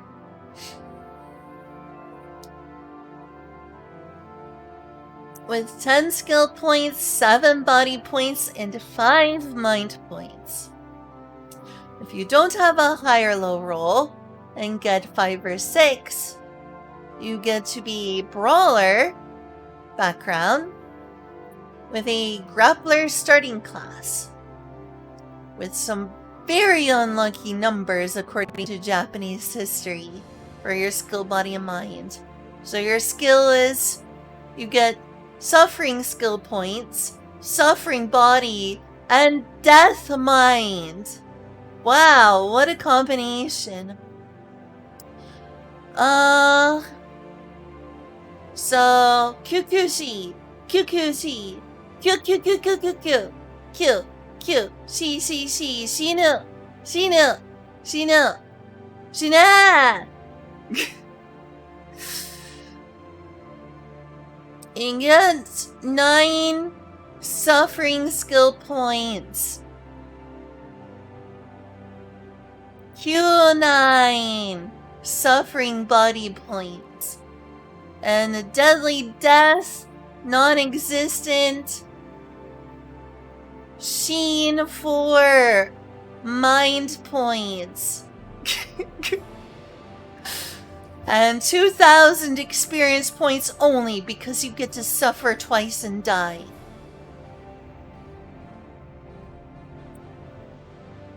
If you roll a 7, you get a warrior background with a starting class of fighter with 8 skill points, 5 body points, and 6 mind points. And since it's not a high or a low roll, only 2,000 experience points. And I guess that's 8 or 9, and this is considered a high roll. This one only comes with 2 soul scars. The lycanthropy only has 2 soul scars. Unlike the others, 8 or 9 looks like it's considered a high roll here. So if you get an 8 or 9, your background is Spy. With a starting class of a Scout. You have 7 skill points, 8 body points, and 7 mind points with a 500 experience point bonus. So 2,500 experience points.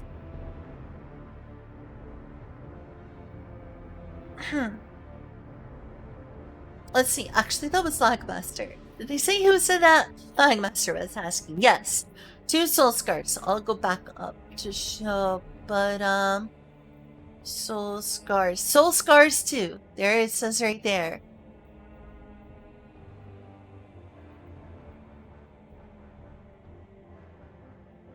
Oh, mine. It's supposed to be 4, but I think that succubi are supposed to have 4 soul scars, but Julia has decided against that and has convinced me to write down only 3 soul scars.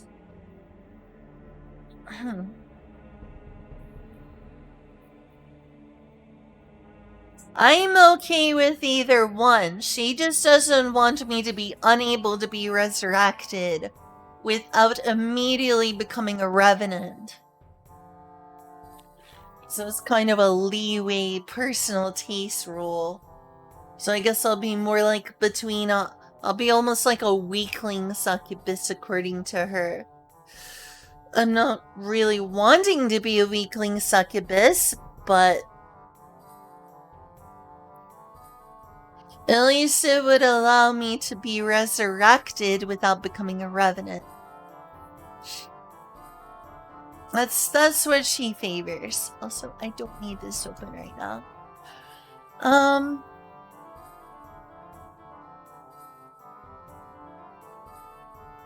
Alright, yeah.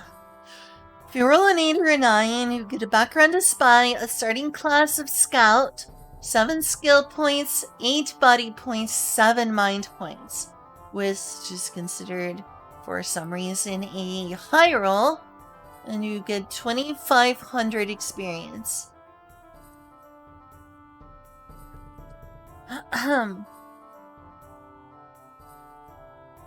Do you need something? Oh. It's soaking, it's not too dirty. Oh yeah, moisturizer. Love moisturizer.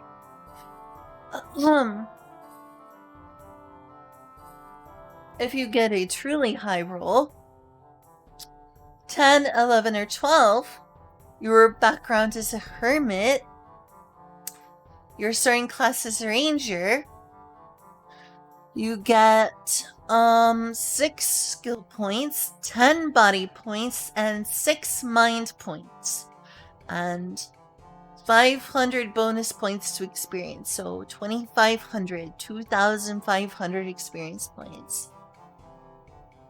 High and low rolls equals 500 more.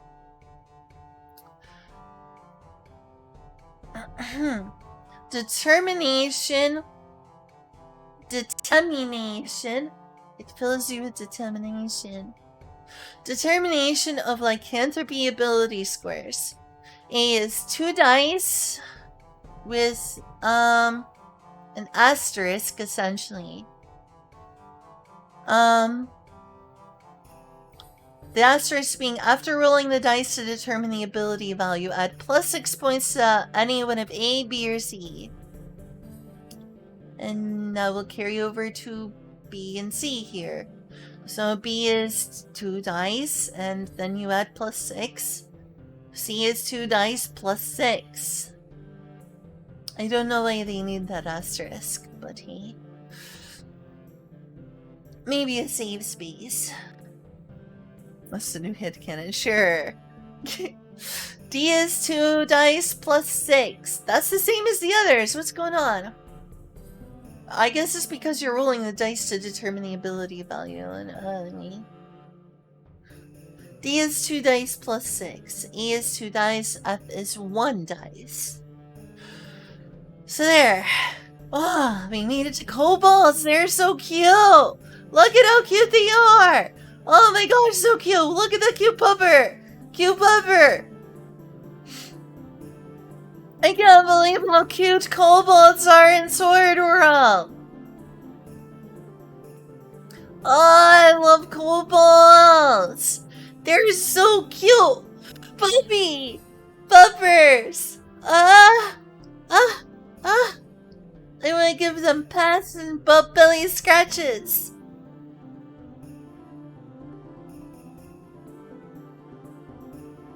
Right, I'm going back to drinking water.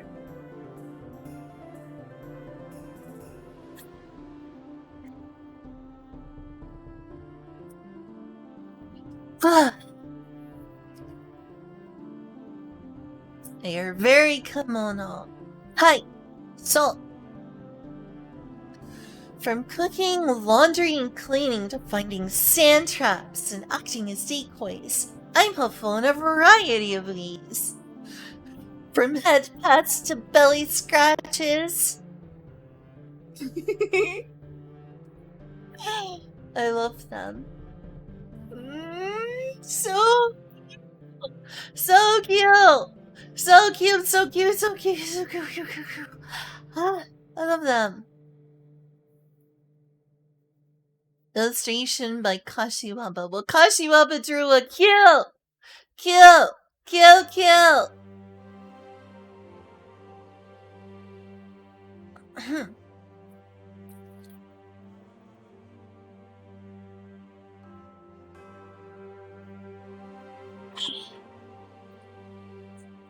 Character commentary.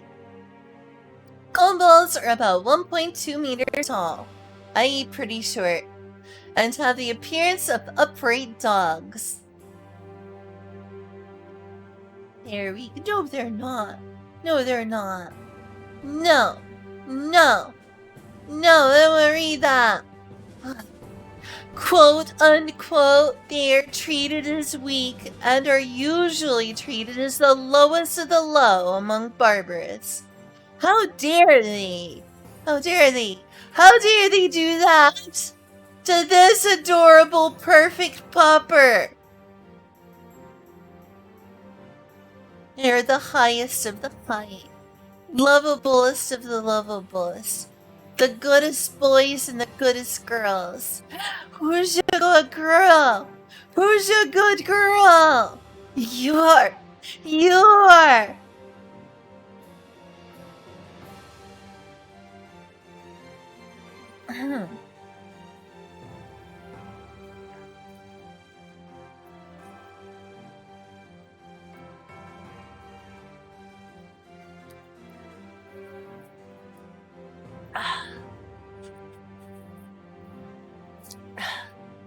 But many barbarous people take advantage of them because of their dexterity and loyalty.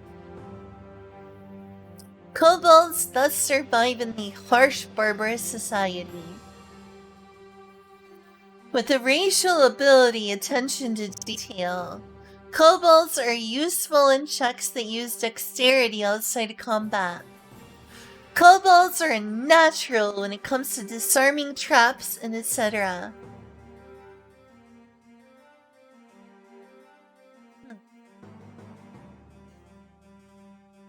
What's that purpose posted? Should I click that?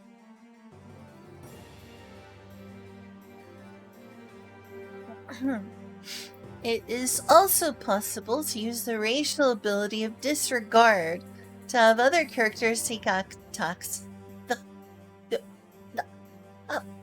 Starting over. It is also possible to use the racial ability of disregard to have other characters take attacks against you. Why did you mess up that again? Take attacks against you. This allows them to survive longer, although some concerns remain about their low vitality. Protect the puppers. Don't hurt the puppers.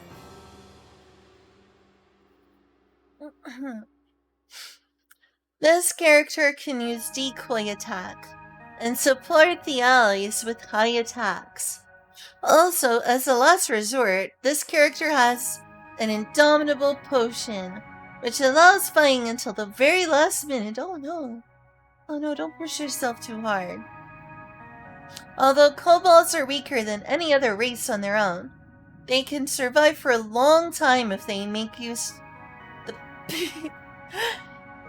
They can survive for a long time if they can make the best use of their friends. Power of friendship. Make the most of your friends, exploit the openings of your enemies, and enjoy the thrill of life. I'm gonna play one just because they're adorable. They are too cute. Too cute puppers. Right. Oh, gooey. Oh, that's right. Control you. Control you? Control you! Oh my god! Oh my god! I love them! So cute, so cute, so cute, so cute! So cute, so cute, so cute, so cute! So cute, so cute, so cute! Where did you get that? Is it like AI art? Who did this? Where did this come from? Is this what all of this who is a good girl stuff was earlier? Maybe. Oh my god! Are they? Look at that cute bumper! Oh.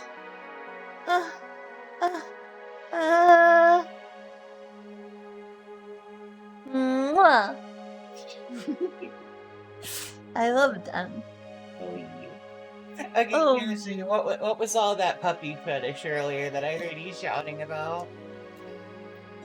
Them! So cute!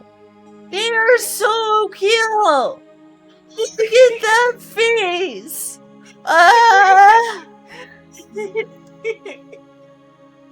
They're adorable, and I want to give them belly scratches and head pats all day long. You can do that for me. But I thought you were my cat girl. So?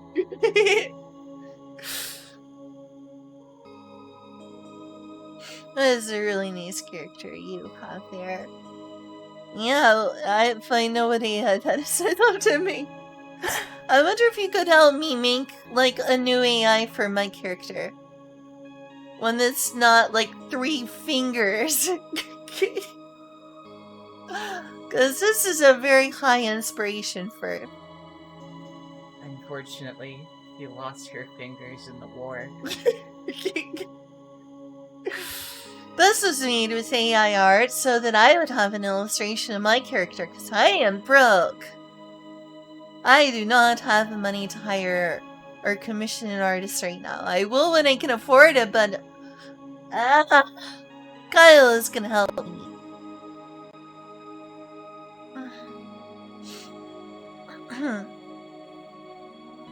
By the way, there's only this room that's warm. The rest of the house is pretty nice. Yeah, it's just because of the computers.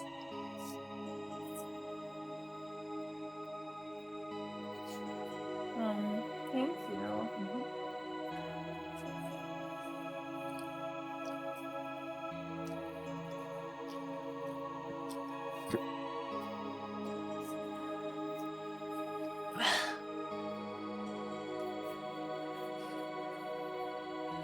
So they have high versatility, but they don't excel particularly in any area. High versatility, but sadly low support. Bad magic, somewhat weakish defense, and not great attack either. Decent-ish burst.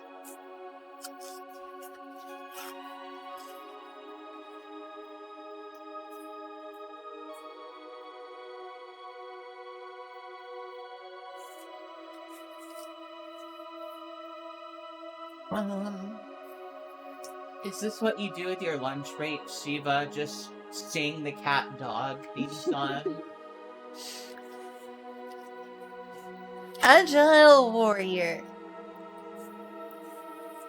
And all around good girl. Good girl.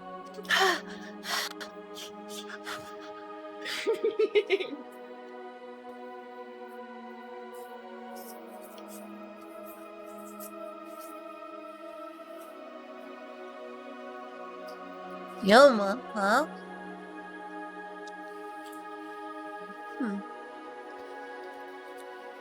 I wonder what that is. Language of Lesser Barbarous. Oh.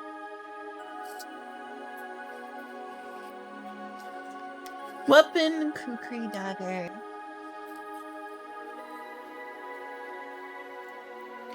What classes is this now? Oh, Scout and Fencer. Hey, that's what Incuna is. Incuna is this character, but instead of a kobold, he's a habit.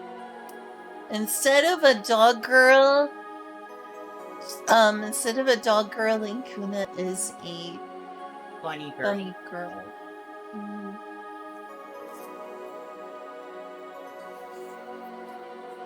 The classic. Considering the other things they've been given as a weakness, they deserve to have 0 weaknesses to compensate.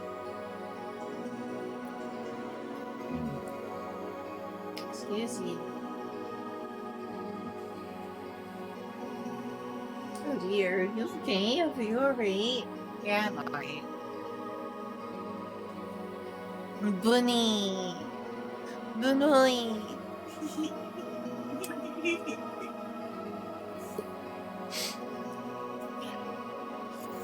I like King Kuna's character. Me too.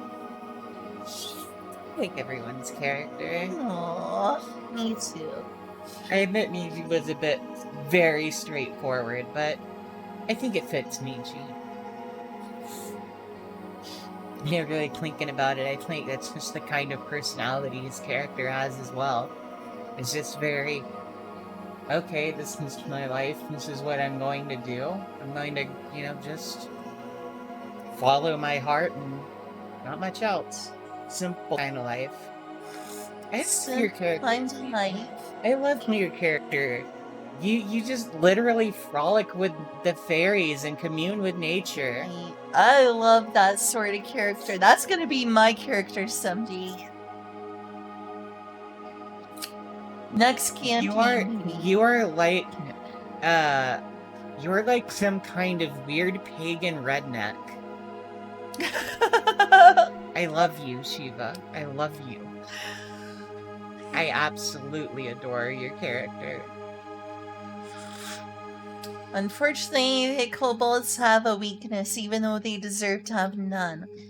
Magic damage plus 2 points. Hi. Hey.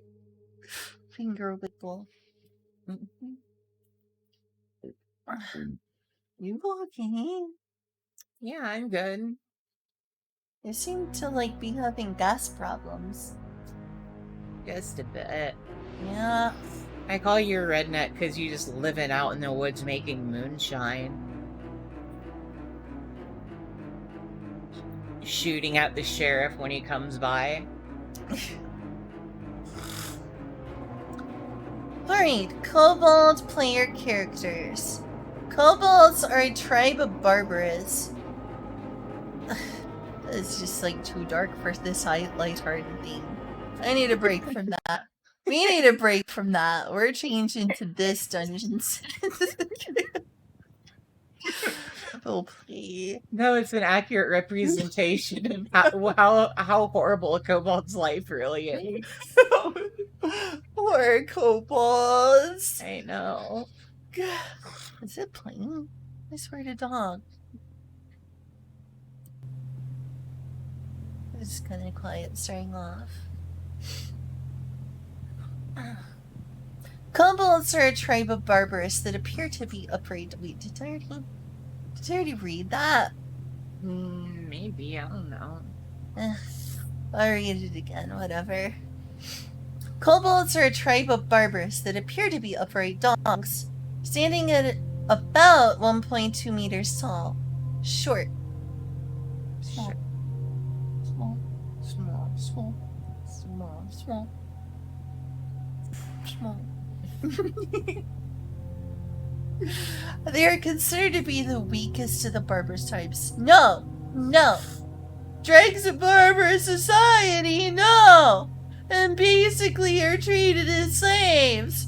We gotta free the doggos. We gotta free the doggos. It doesn't mention in this part how kobolds are also often used as emergency rations. No! That's not a meme on Genshin, by the way. That literally is the lore. No! You must save the doggos. Save the doggos! Save the doggos! Save the doggos. We must liberate the doggos. Liberate the doggos! Liberate the doggos. Kobolds also a weak character and cannot disobey erasable orders. No! You don't like this. They're too cute to mistreat.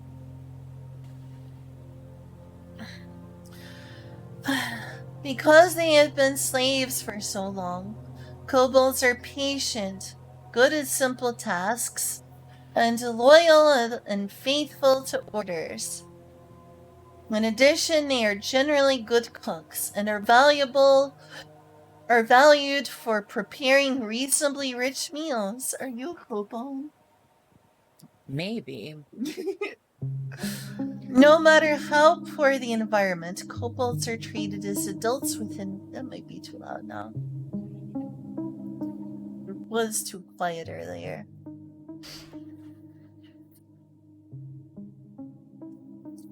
In addition, they are generally good cooks and are valued for preparing reasonably rich meals, no matter how poor the environment. Kobolds are treated as adults within 5 years of their birth and reach the end of their lifespan in about 30 short years. Just like dogs in real life don't live that long. If I was a kobold, I'd be dead. Sorry. You're okay. Black master.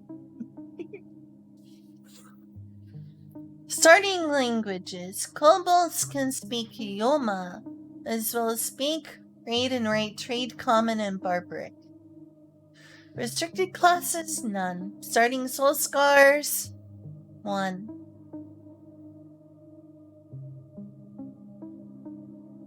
Wow, really? Wow, that's rough. That's rough. Poor kobolds. I mean, I guess it does mean they wind up being jack of all trades, though. Like, imagine a kobold caster, like, level 5 and multiple spellcasting classes. Yeah, that's one silver lining, I guess. Racial abilities. Once again, a poor kobold. Species limit. A kobold can only advance to the 5th level in any class. Sad. Disregard. When a kobold is the target of an attack or unique skill, they may ask the game master to divert it to another character.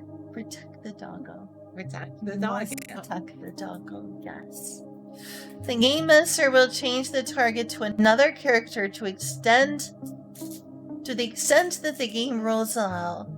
This ability can only be used once per combat. Attention to detail. Kobolds are experts at detailed, careful work, gaining a +2 bonus modifier to dexterity checks while not in combat. Kobolds can also learn work skills up to a total of 15 levels of character creation, though they are limited to 5 levels in a single skill, as though it were a class. Enhanced racial traits. There are no enhancements to racial abilities. Why do they do this to them? Stop! Because if they can't reach level 6, they can't get enhanced racial traits. Pain. Kobold literally throws someone under the bus. Yup. Yup. Yup.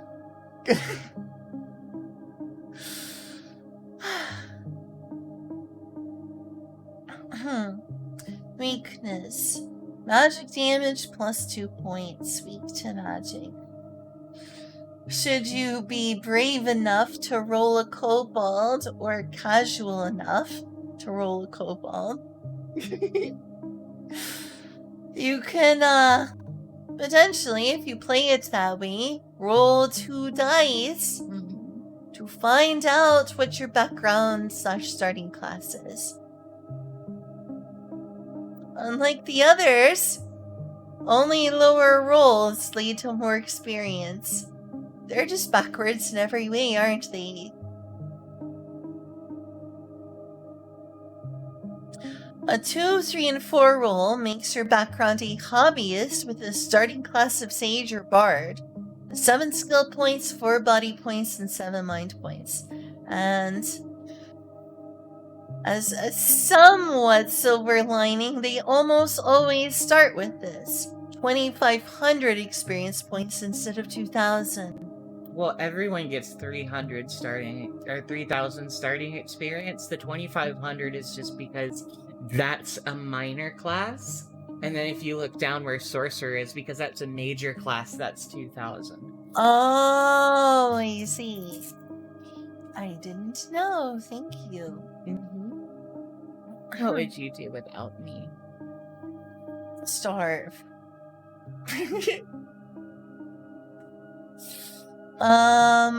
If you roll 5 or a 6, your background is spy. Your and your starting class is scout.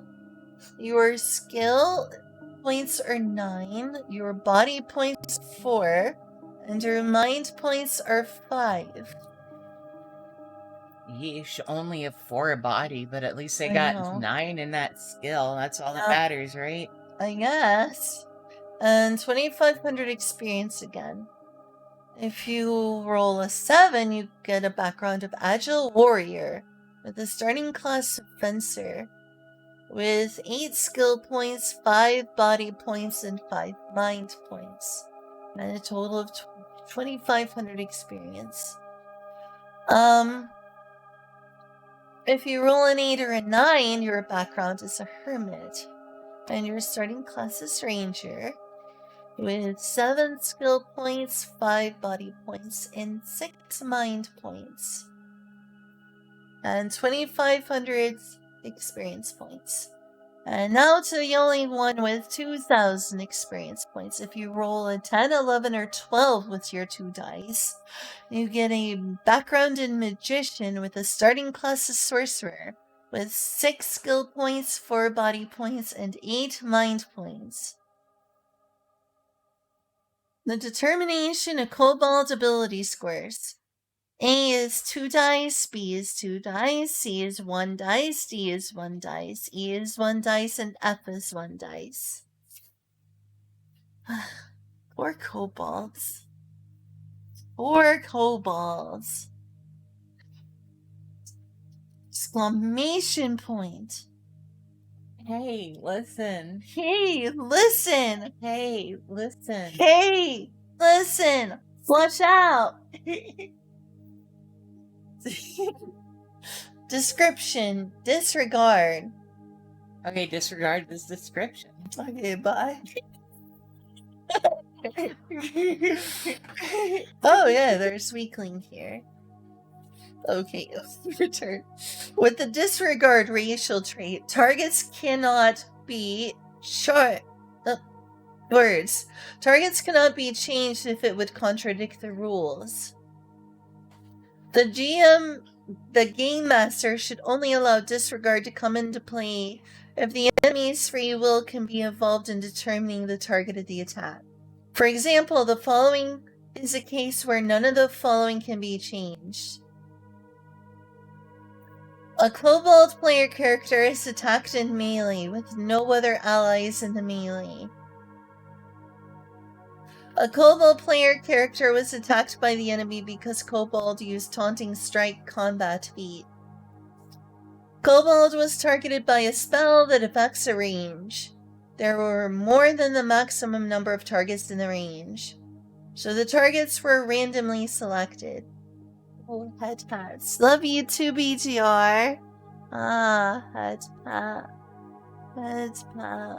3D head Head pat. pat.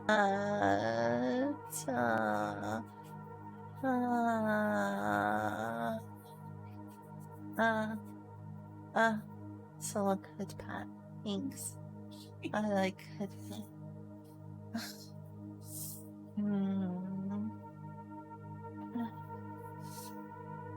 Poor kobolds. And yet I want to play one just because they're so cute.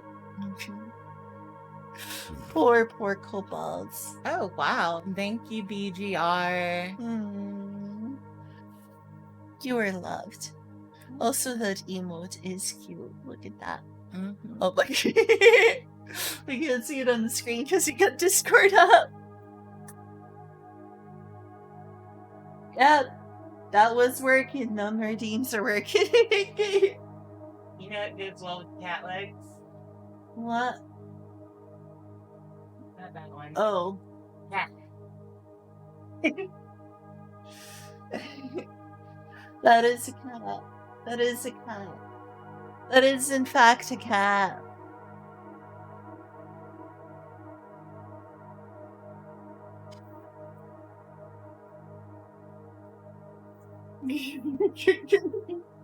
Oh, you. I might as well just go use the bathroom now. Alright, be right back. I need to go use the bathroom.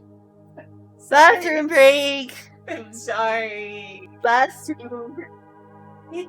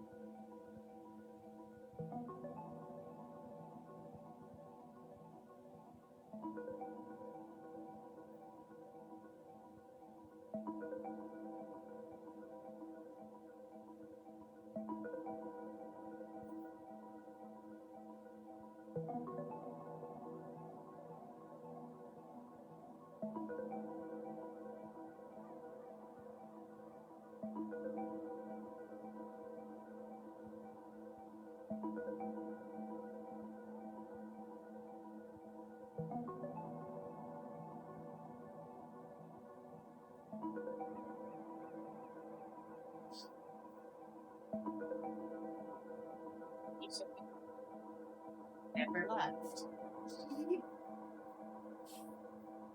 Contemplating my existence. Exactly. Hello. Alright, can we get rid of the double Thanks.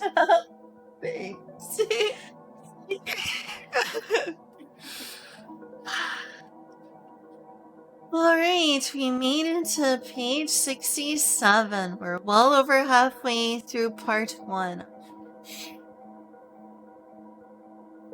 Weakling. Merman Fairy Tamer. I am weak. The fairies who fight with me are strong. Do you want to give me a try? I do love fairies. What? Do you? Yes. I love fairies. I love my fellow fairies. But do you want to give him a try? He is kind of hot, so yes. I cannot deny my succubus nature. I bet his essence is very tasty.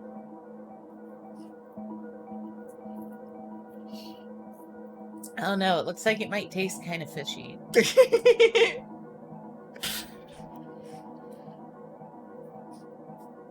It's okay, Mary is used to the smell of tuna.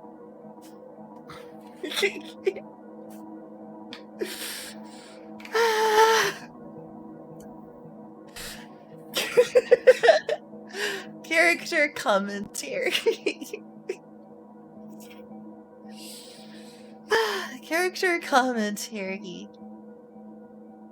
Winklings are born in a barbarous environment, but with a low number of soul scars.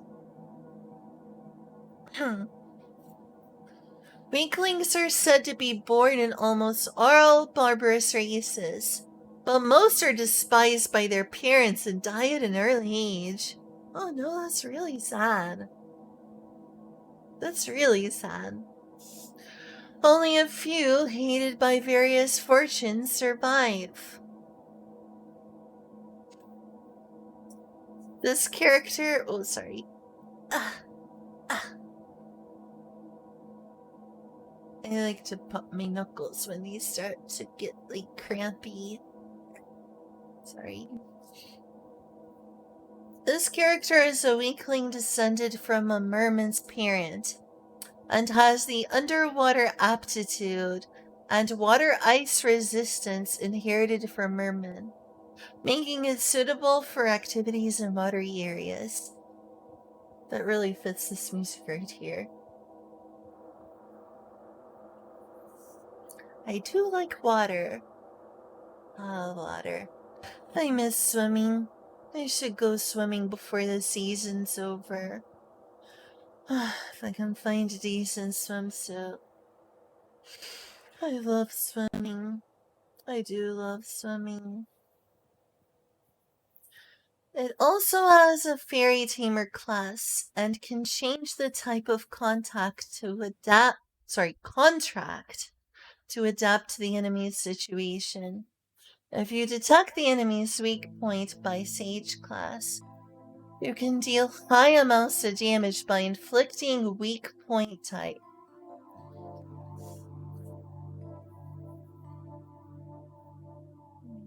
Not direly right. Yeah. What? Yeah. Living a long time is good.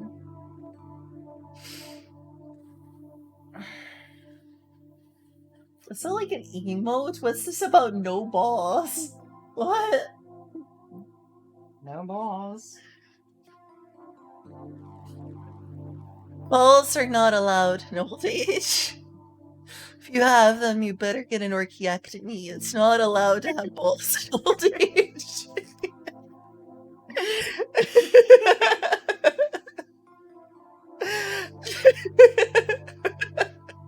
Or maybe the dare is to make it to old age with no balls. Challenge accepted. Already on it.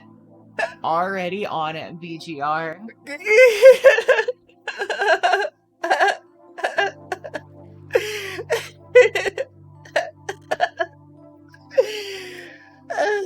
Anyone else here wanna take the no balls challenge?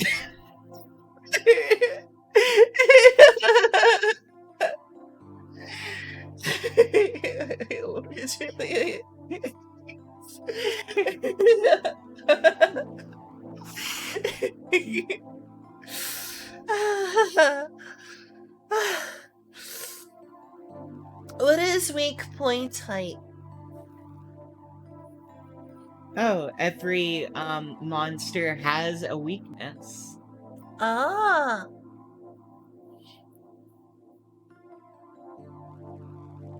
The ranger class will also be able to contribute to outdoor activities, and will be able to heal with medicines such as life grass and magic herb.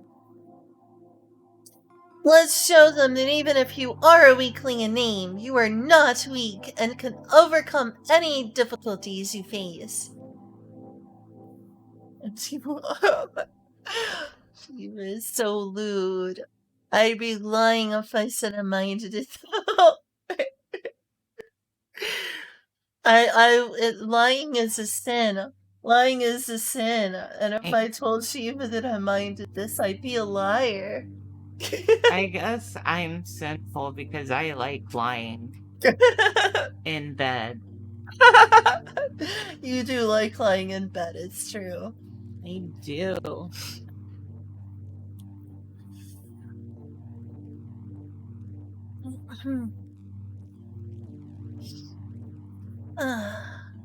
Low attack, even lower defense. Decent magic, decent-ish support, high versatility, and decent burst. Let's see.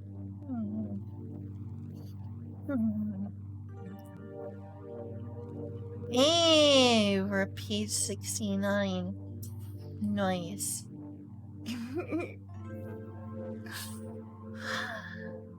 That feels good, thanks. Just about do that at all hours of the day.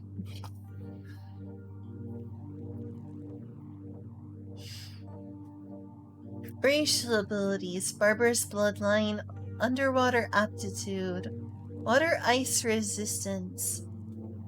I kinda like this overall.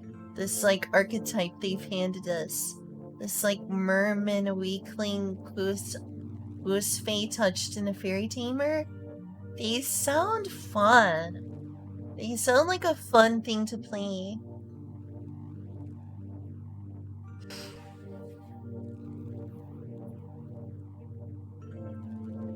Most of these I don't think I would just play as they are. But this interests me.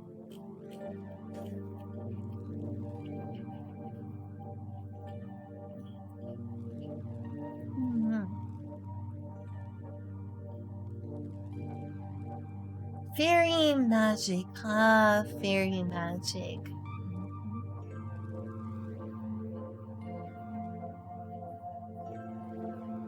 Maybe if... Would it be possible? Would it be possible if my succubus lives long enough and reaches a high enough level that she could start learning some fairy magic too? You can take as many classes as you want.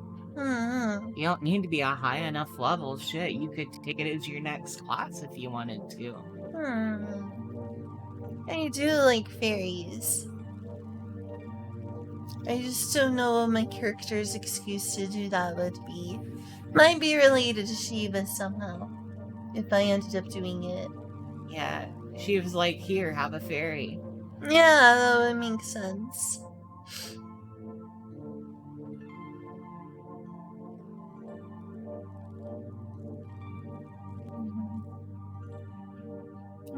Thanks.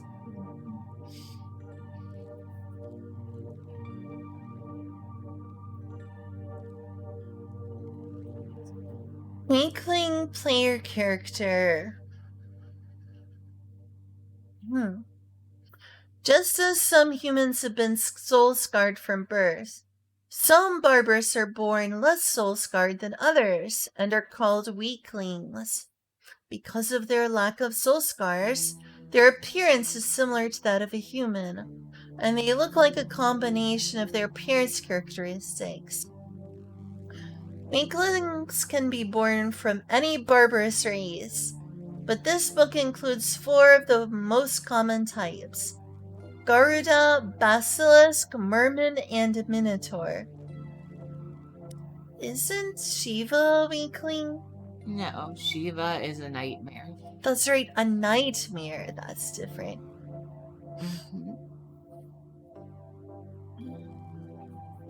Their abilities tend to be outstanding in strength and vitality, though they lack intelligence and spirit.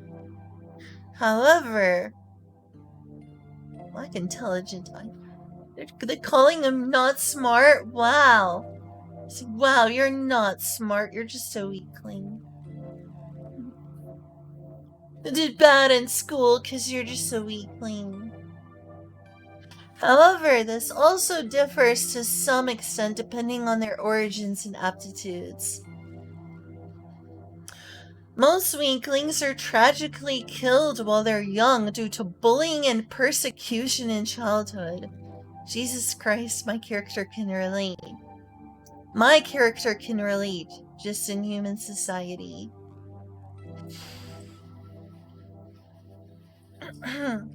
But those who miraculously make it to adulthood have developed excellent abilities in their own right.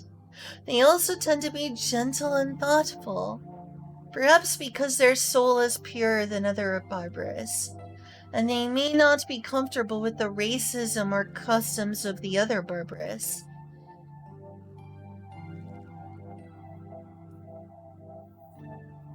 Can I have one of the waters? Oh, thank you. Nice pure water.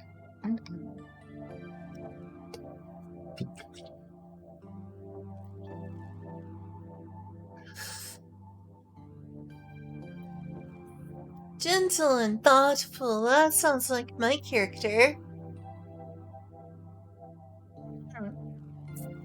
Weaklings vary greatly in terms of appearance depending on their parent race, but they are usually as tall or slightly taller than humans, and physically reach adulthood at the age of 15.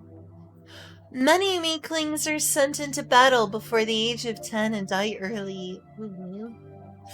But there have been cases where they have been lucky enough to live as long as 100 years.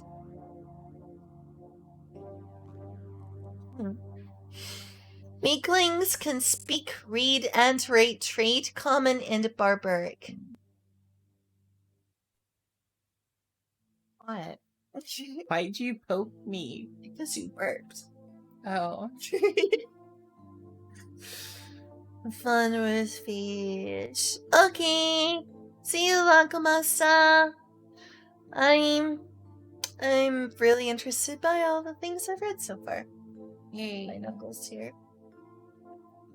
It's like get really cramped. I guess I shouldn't have popped them when I was younger. I think they warned me this would happen if I did this when I was a kid.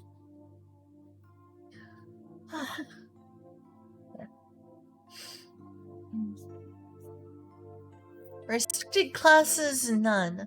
Starting Soul Scars, 2. Racial abilities. Barbarous bloodline. The blood of a barbarous race influences the weakling, granting them a +3 bonus to an ability score as well as a weakness. Original race. Garuda. Well, I should read this out. If your original race is Garuda, your ability score is agility, but your weakness is bludgeoning damage 3 points. If your original race... Well, Arctic's voice glitched out. If your original race is Basilisk, then your ability score is intelligence, and your weakness is water ice damage, which is +3 points. If your original race is a merman, and then that means your ability score is spirit, and your weakness is fire damage, which is +3 points.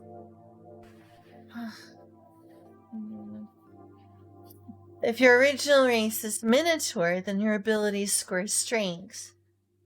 And then your weakness is magic damage +2 points.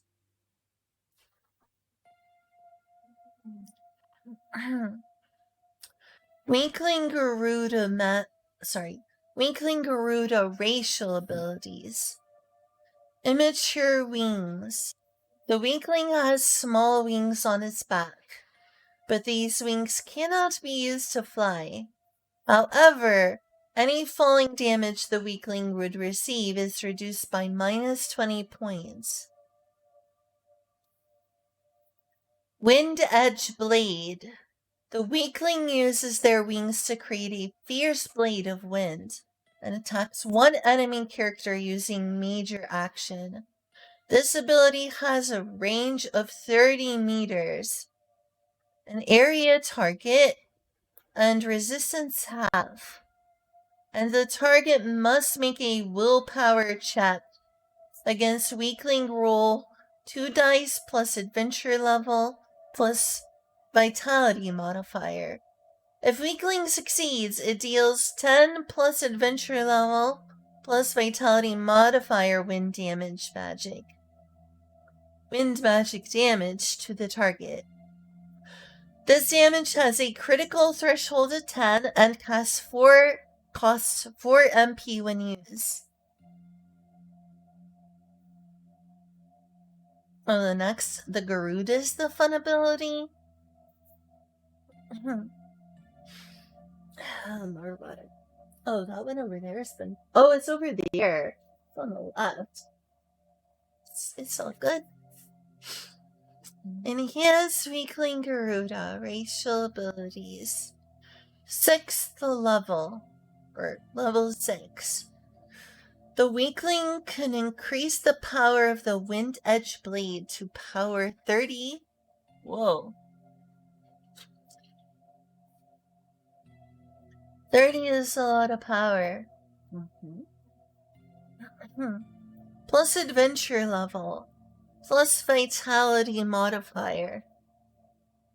Though this increases the MP consumed to 8 MP, so it does cost a lot of MP, but that is a really strong attack. At the 11th level, the weakling can increase the power of the Wind Edge Blade to power 50. Dang. Plus adventure level. Plus vitality modifier. Though this increases the MP consumed to 12. That's ridiculous! With power 50, it almost seems like it could go toe-to-toe with a Drake. I mean, that is an 11th level ability. Reaching adventure level 11 isn't very easy.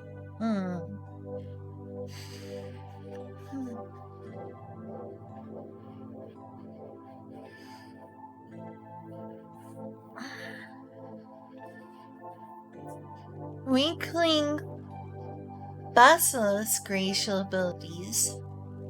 Petrifying Gaze. Weakling looks at the opponent with an evil eye.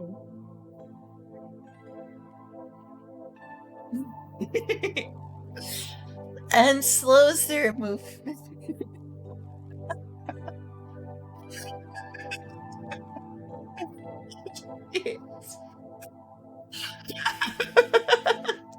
I'm just doing the anime page.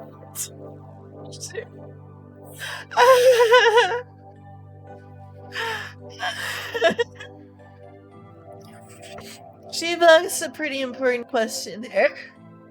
What is that maximum adventure level? 15. Technically, there is 16 and 17, but I can't do any of that until I see rules about it in the Fortuna Code expansion, which does not seem to have any significant progress started on it yet. In terms of translation, needs to be translated first. Or we need to become fluent in Japanese. Let's learn Japanese. We have to level up our Japanese ability. Well, if we take one level in Sage, we can learn Japanese. Yeah! Yeah! Let's go! Let's go! Honestly, that's like the most busted thing about Sage. Is just like, oh, every level of Sage, you just learn one whole new language. Dang, that's pretty cool. I'm glad I'm a sage. Speaking of which, you forgot you need to pick a language to learn. Good point. Very good point.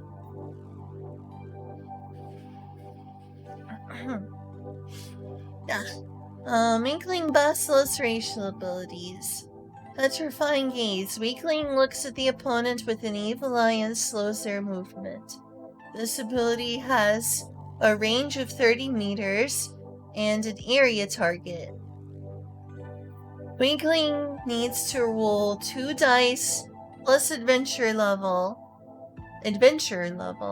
plus spirit modifier against the willpower of the target. Genki desu ka?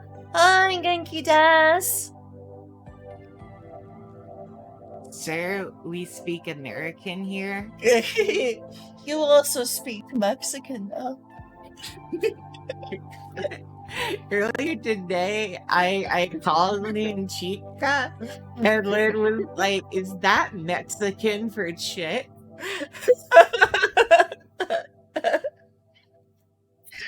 I am very smart and not a redneck at all. A very not redneck Arkansas girl. Spain, what is that? Spain, what is that? Spanish belongs to the Mexicans. It's only fair.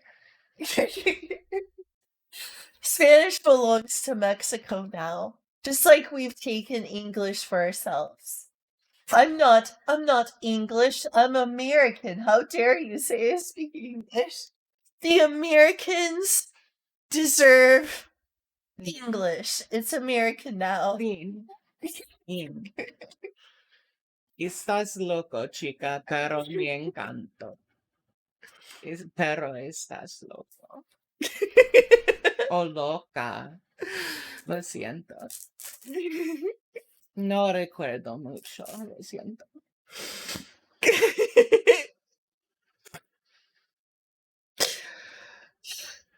Yes, I agree. See.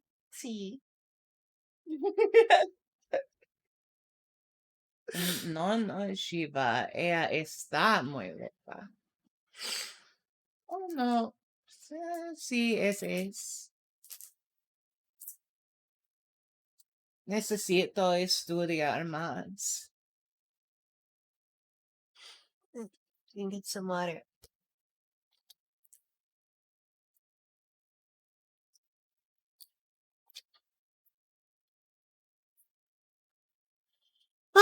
Yeah, I corrected myself because esta would be like if Lynn is acting crazy, but no, she just is crazy. Thanks.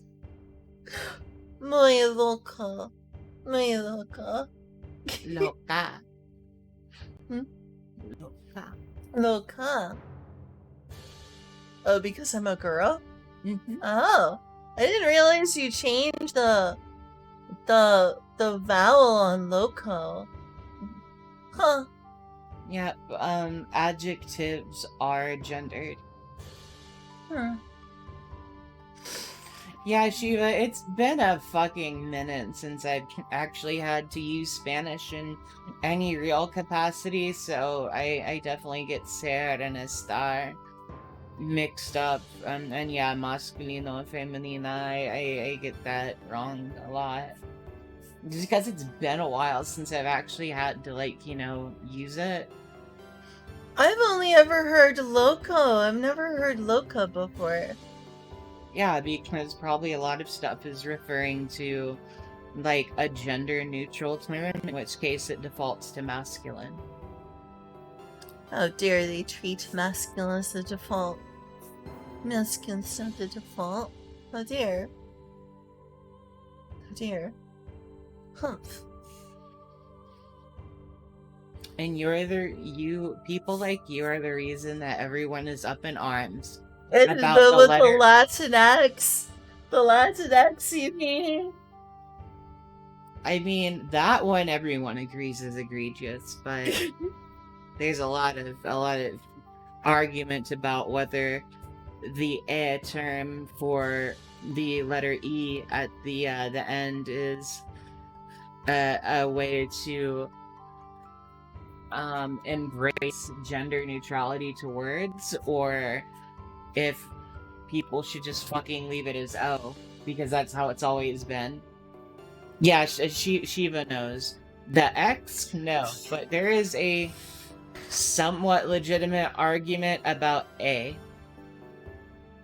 Yeah, Latinx does not roll off the tongue. It sounds terrible. Latinx sounds terrible. Latinx does not sound good. It is a sin on the ears. It is a sin on the ears to say Latinx. Well, like, not necessarily Latine, but like I know if I'm like referring to a non-binary friend, it's like chique. Literally. I mean, you're not wrong.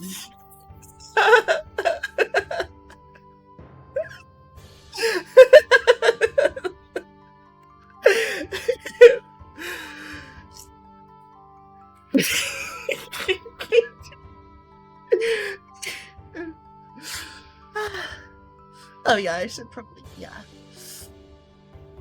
I'll read this all over. That got kind of sidetracked here. Weakling Basilisk racial abilities. Petrifying Gaze. Weakling looks at the opponent with an evil eye and slows their movement. This ability has range 30 meters, range of 30 meters, and an area target. Weakling needs to roll 2 dice plus adventure level plus spirit modifier against the willpower of the target, and if successful, the opponent will be petrified. With a parentheses of dexterity, agility, -6. See BT. Which one was BT again? That's the second time I've seen that. See. I don't know. Maybe it was the original Barbarous, but Maybe. I'll have to check into that sometime. maybe it was blazing something, I don't know. Maybe. This ability can only be used once per round with a minor action, but not in consecutive terms. It is curse type effect and costs 5 MP when used. Poison Blood. If the weakling takes physical damage from a melee attack, the attacker takes 1 dice -2 with a minimum of 1 poison magic damage at the end of the basilisk turn.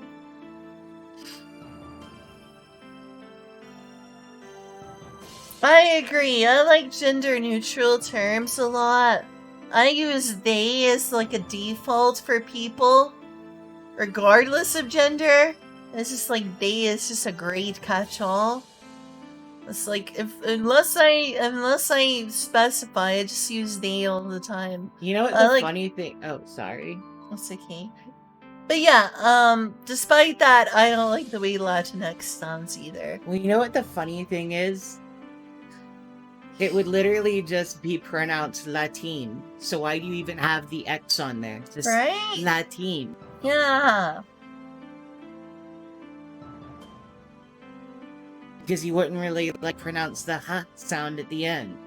You would just leave it Latin.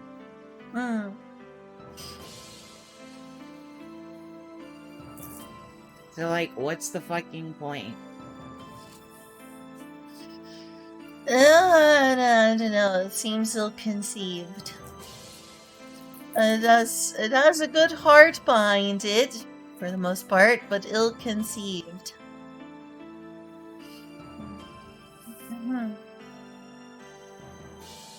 Enhance weakling basilisk racial abilities. At level 6, the damage dealt by poisonous blood increases to 1 dice damage. At level 11, the damage dealt by poisonous blood increases to 1 dice plus 2 damage. I agree, Shiva.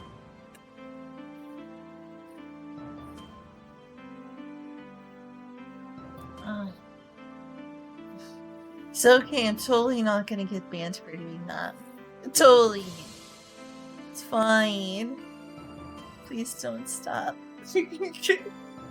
By the way, I noticed something just now. I think today is like my first day in forever, I've actually seen you wear clothes around the house. Because it's cool. I know. I just noticed that though. It's like, you're not naked. I'm not, because I'm not burning up. Why would I be wearing a bunch of clothes if it's gonna make me hotter?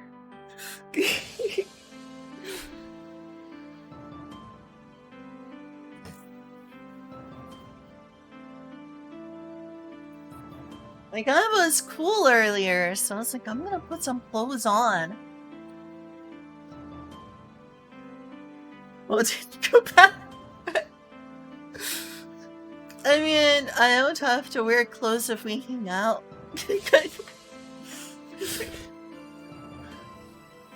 Clothes can make a person more attractive, though. If you just see me naked all the time, wouldn't it be boring? It's true. It's lower condition. No, I'm gonna get a heat stroke.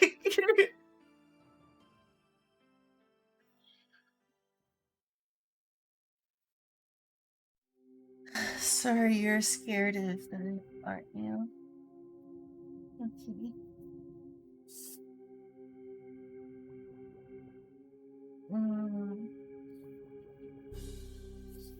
So, underwater aptitude.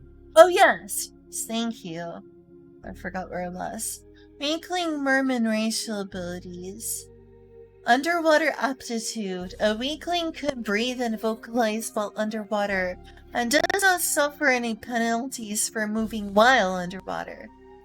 I love the water. How are you supposed to go on the adventures underwater, though? Undersea adventures. Undersea adventures solely. That would be cool. We'll go beat up Cthulhu. You dive down to the bottom of the ocean and you find a pineapple. I can't hear you. Aye, Captain. Under the sea. It's better. Fish It's better. Take it from me.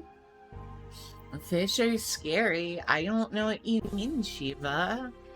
You go to the market, you look at them, and they look back. What's scary about that? Water/ice resistance.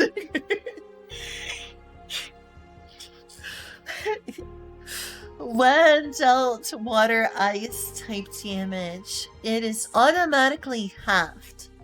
It's not very effective. It's not very effective. If the source of the damage has resistance half, then a successful fortitude or willpower check, as appropriate, will reduce damage to 0 instead. Any other non-damage effects from water-ice sources are also prevented on a successful resistance check. Wait, didn't it say they had weakness to water and ice type damage up there, though? Like, up. At the table. You remember the table? I don't remember seeing that. There's others that are weak to ice. No, like, look at the table. Oh, it's the basilisk. My bad. Yeah. See, the thing is with,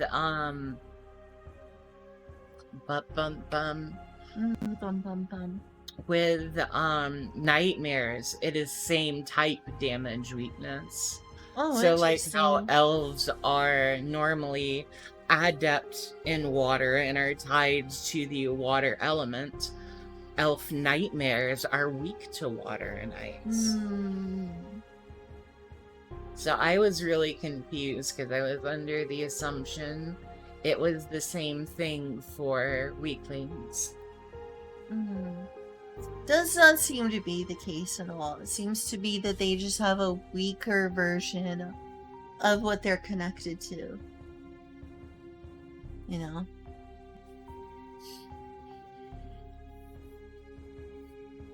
Mhm.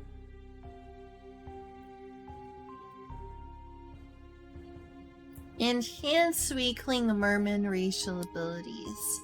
At level 6, they gain a new racial trait, Bubble Form. I love bubbles. Bubble.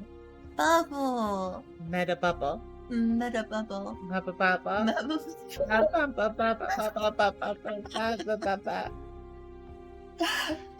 see that. That.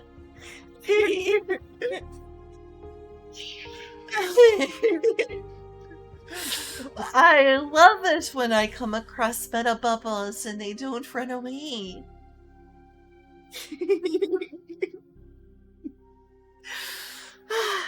Thanks, whoa, Areola Roland. Yes. Bubble form. By concentrating underwater for 30 seconds, or taking a major action for 3 rounds. The weakling can turn their entire body, including equipment, into a bubbly form or change back into their original form. They can only move while transformed, but are not subject to any effects such as attacks, magic, or unique skills. That sounds cool. While in a bubbly form, the weakling can move freely in a continuous body of water. Even if the space is only small enough for one finger to pass through. One finger. One finger. One finger. One finger passing through is not too bad. That has some implication. That sounds familiar. Smuggle a weakling in by putting them in an enema. Yes. Yes. Yeah. Gotta go behind the stables and take a shit for the weakling to be able to come in. Stop. Gross. Sweetest infiltration method ever. God dang it.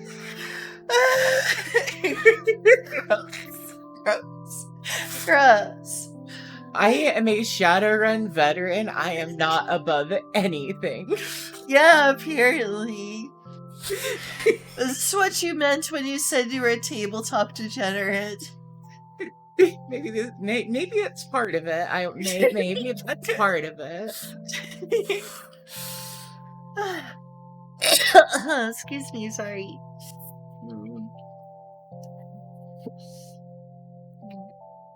Water.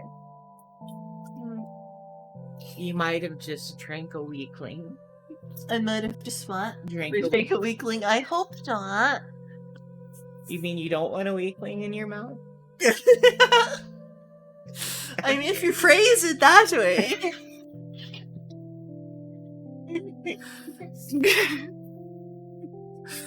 Gosh. How are you? Oh, thanks. Thank you.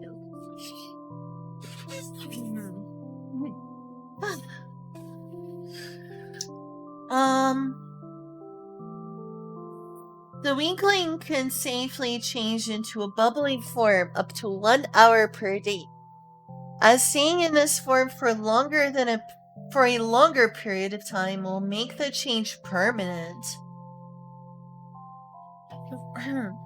And the player will not be able to play this player character in this situation. That doesn't sound good. 11th level. Changing form using bubbly body now requires 10 seconds, or 1 major action of concentration. Weakling Minotaur racial abilities. Dark vision, wow. Where have I seen that before? Oh no. I don't either. What a rare ability. Herculean's ring, that sounds cool. When attacking with a two-handed melee weapon, Increase the extra damage dealt by +2 points. Enhance weakling Minotaur racial abilities at the 6th level or level 6. When attacking with a two-handed melee weapon, increase the extra damage dealt by an additional +2 points or +4 points total. At level 11, when attacking with a two-handed melee weapon using the Cleave combat feat, gain a +2 bonus to accuracy. If the revised combat feats from Ignis Blaze are not used, this bonus will offset the penalty from the combat feat. And we have the potential background rolls if that's how you choose to play the game in a default way.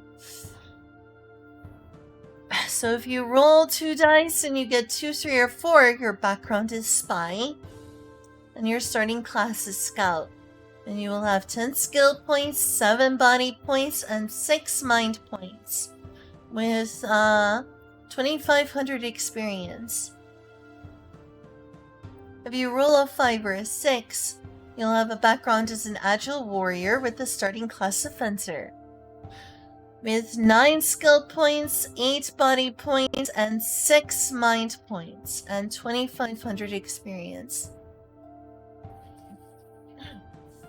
If you roll a 7, you have a background of a warrior with a starting class of fighter or grappler, with 8 skill points, 10 body points, and 5 mind points. So not a lot of mind points because you're a fighter.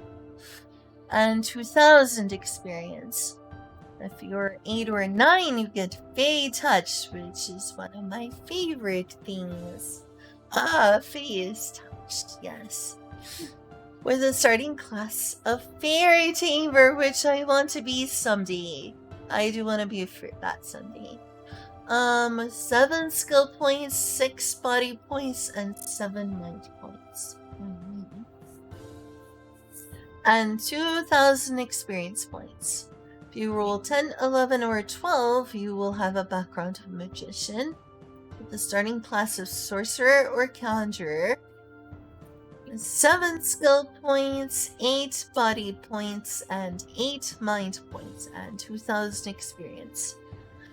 Determination of weakling ability squares. A is 2 dice, B is 2 dice, C is 2 dice, D is 2 dice, E and F, all of them are 2 dice. Every single one. That's how you ended up with really nice ability scores? Ah, that makes sense. Or to a dumper? Dompier? Dumpier. We are so close to page 100. We're 3/4 of the way through. Yay. She looks elven.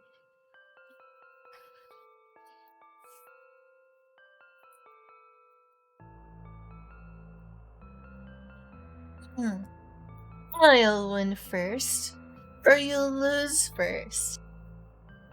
Let's play for our lives. Okay.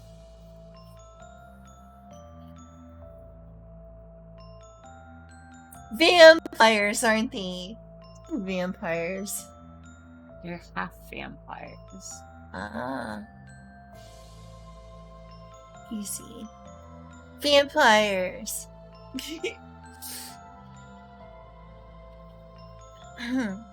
Character commentary. Dompiers are children born between Nosferatu. I've never known how to pronounce that. Nosferatu would be the appropriate one. I always just say Nosferatu. Nosferatu. And a humanoid. Dompiers are extremely rare juvenile vampires. Yeah! There we are. We got vamps. Go in the sun and sparkle. Sparkly.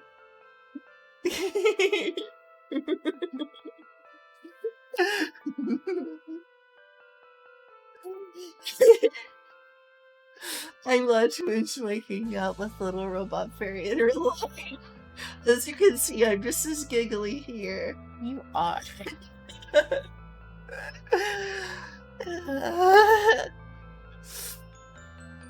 They have excellent ability squares, aptitude for both warriors and magicians, and several unique skills. However, they are weak in sunlight and have poor vitality, so they must take considerable risk to survive a fierce battle. Beware, they might randomly ask you what is a man. But enough talk. Have at you. This character's main objective is to stay in the front line as much as possible, while moving forward with the Fencer class and recovering with the Priest class on time. Nothing. I was remembering something. I see. To this end, they have the combat feat of defensive stance to compensate for their poor vitality. The Sage class also uses their high intelligence to fight with precision-based information about the enemy. Dampier is difficult to manage, but they can outperform with their high scores in various racial abilities. Right, high score. Yeah! Finally, we're gaming! See, I'm actually worthy of being called a gamer, even if I'm just reading. I'm gonna get a high score. The high score is how much I can read in one day.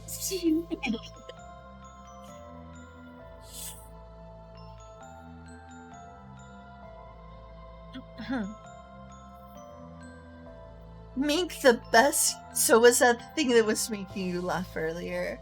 No. Oh, I see. Make the best use of your unique abilities, and victory will be in your Oh hands. my god, Jesus Christ. I looked back over there the Oh entire yeah, chat. that's a lot of Shiva. Shiva, stop hogging the chat. Oh my gosh. Christ. Don't scare off Shiva. Obviously, no one else is talking just because of the sheer spiritual energy of Shiva's thirst. Apparently. It's too strong. It's too strong.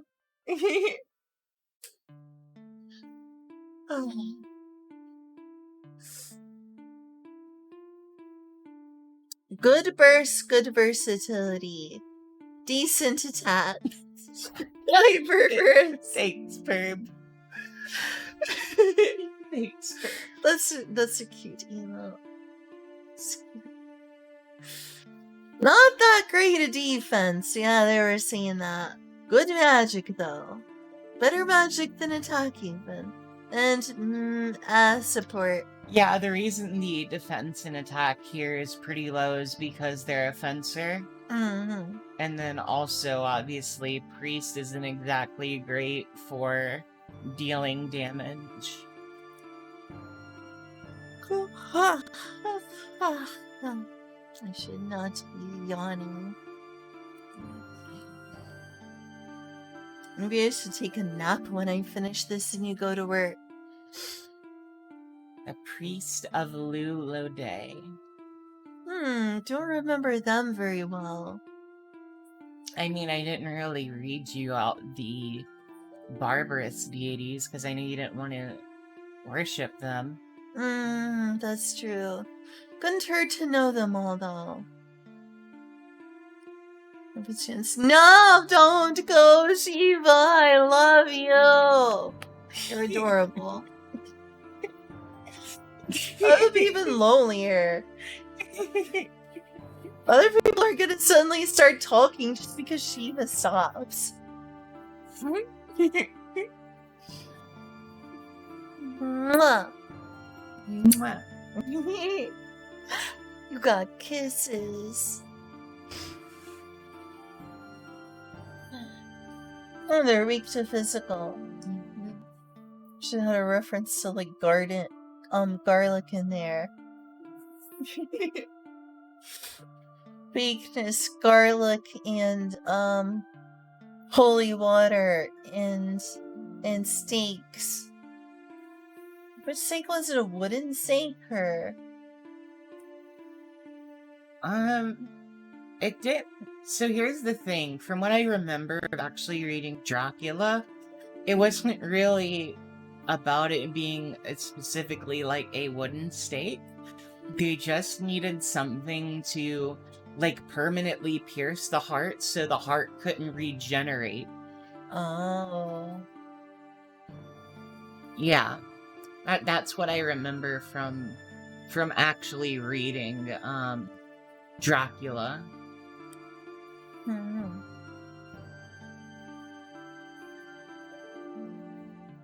Thank you. Monster knowledge. Saber bite. Wow, I wonder why they have bite.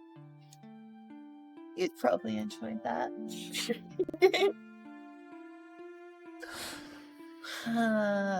Soft leather, buckler, smuggler's stone. I guess I should find out more about this so late I'm going, no! Too scared Shiva away, I'll never see Shiva again. Never. Alone. Never. So alone. I'm alone. You are.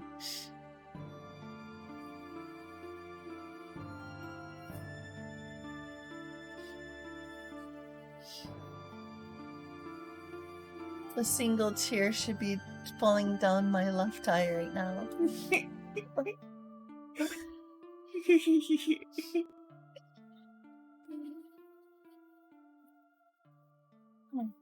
Dump here, player character. Children of forbidden love. Born from an... I guess you could say that's my parents too. Just in a different way. But that's forbidden love. Forbidden love. Forbidden. Born from an illicit affair between Nosferatu, father, and a human mother. Why specifically father? I guess because Nosferatu mothers might not be able to give birth. That's the only thing I can guess. I guess. Like, what happens if you pork a vampire woman? Well, I imagine it's probably pretty cool. I see. If you have, I shouldn't say woman, if you have your way around with a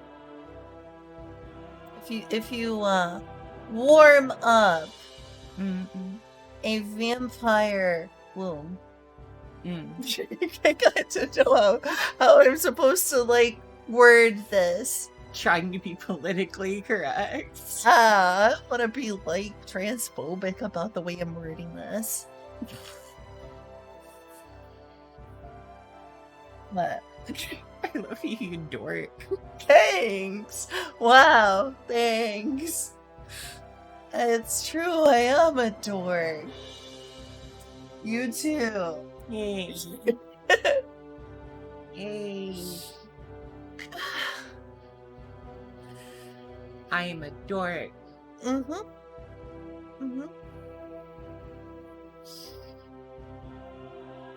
Oh, Shiva really did leave. Sad.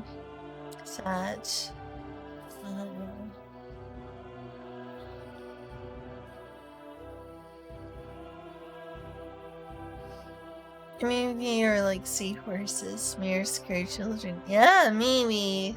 Maybe so. Totally makes sense.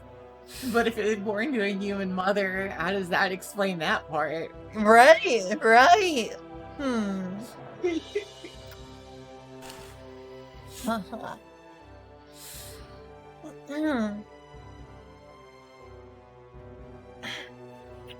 Vampires are rarely encountered in barbarous society due to this mixed parentage, though their appearance does them no favors.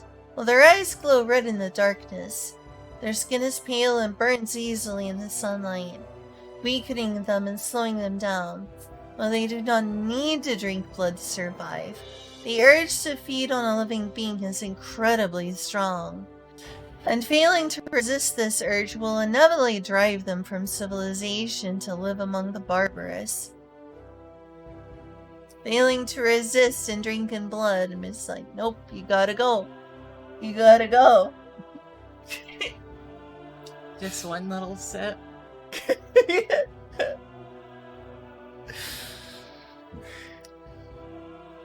can stop at any time. You've had too much, buddy. Come on, go home.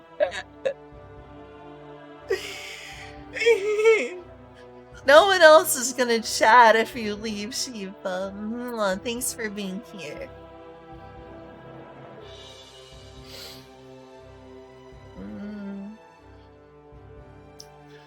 Vampires reach adulthood at the age of 15, but do not physically age further. Oh, you see.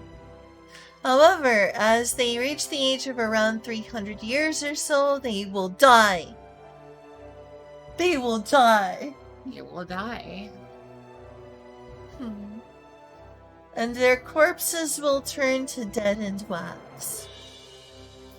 At this stage, there is a low probability that the vampire will return to life a year later, awakening as a full-fledged Nosferatu. In most cases, though, the corpse does not awaken and simply becomes a revenant. Lovely. The blood of a Nosferatu will inhabit this awakening process, and by ingesting the blood, the vampire will be able to live their life to the fullest without awakening as a Nosferatu.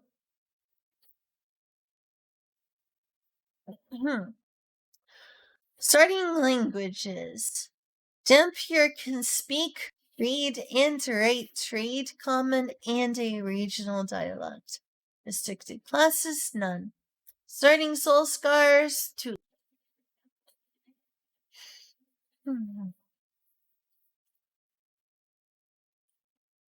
Racial abilities.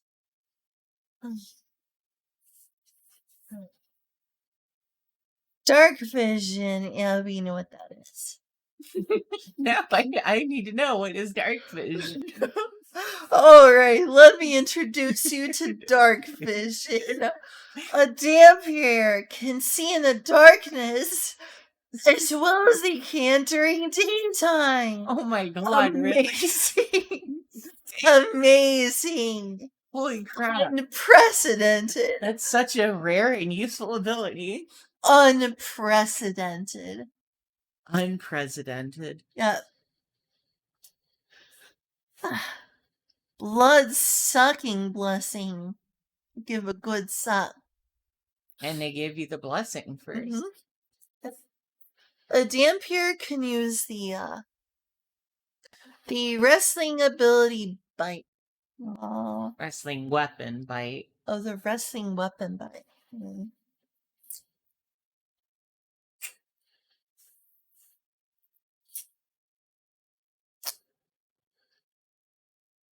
Numb. Okay. That sounded like something else. That really did, yes.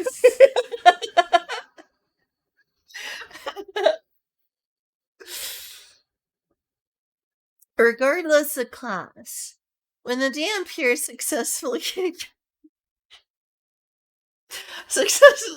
with a bite attack, they can suck blood from the attack target, healing HP equal to the applied damage.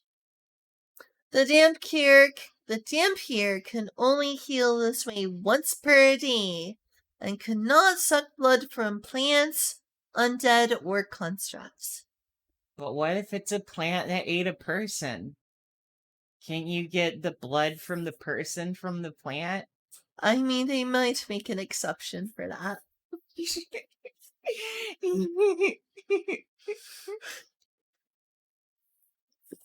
Oof. There we go.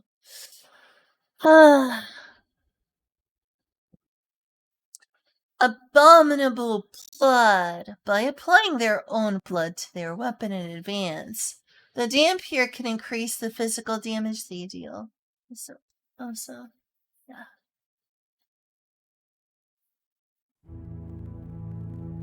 By applying their own blood to their weapon in advance, the Dampier can increase the physical damage they deal.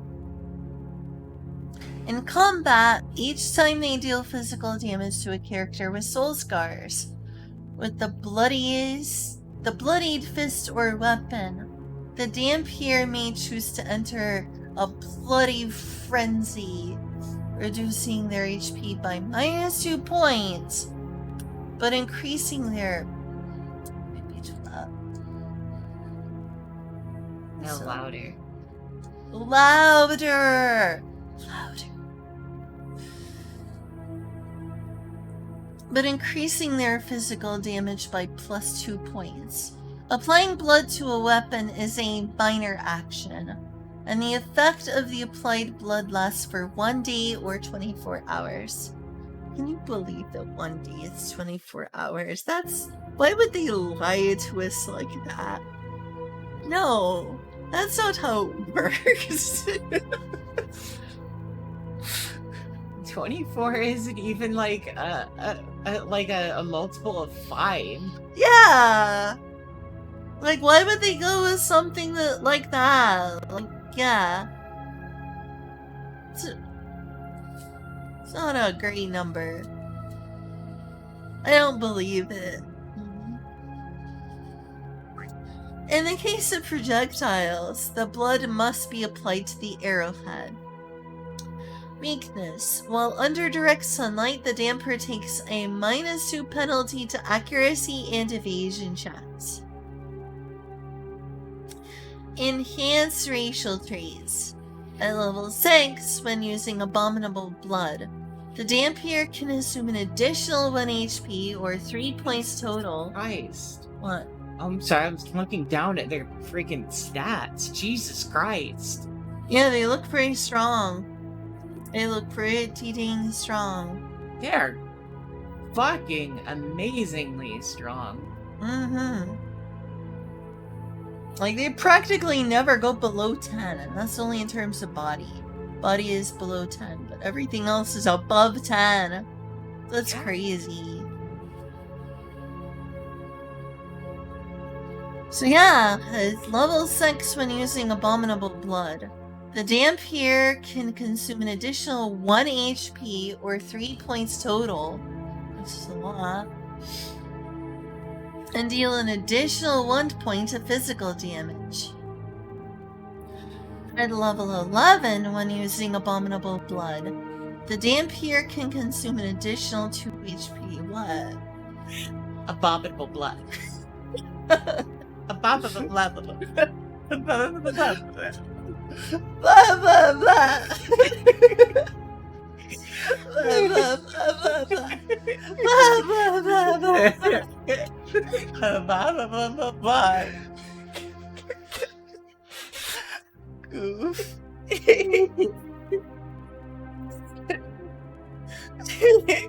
Yeah, they're vampires. They're vampires. Blah, blah, blah.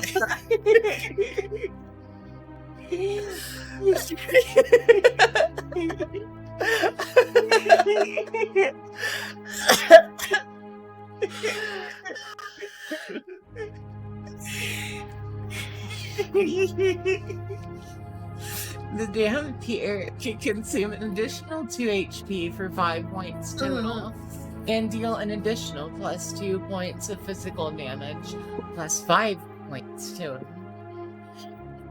And deal an additional +2 points of physical damage or +5 points total. Wait, did you hear say that? Yes. Okay. Sorry. Weaknesses. During combat weakness, check to hide weakness, physical damage, +2 points. Oh, thanks for helping. Yeah. And if you decide to play the game in a way that the dice roll chooses your background, then use 2 dice. 2, 3, and 4 means your background is magician, and your starting class is sorcerer or conjurer. You have 10 skill points, 6 body points, and 15 mind points. Lord, with 2,000 experience. 15 mind points, Lord. They're gonna blast your ass. They sure are. Dracula's coming for you. Watch out.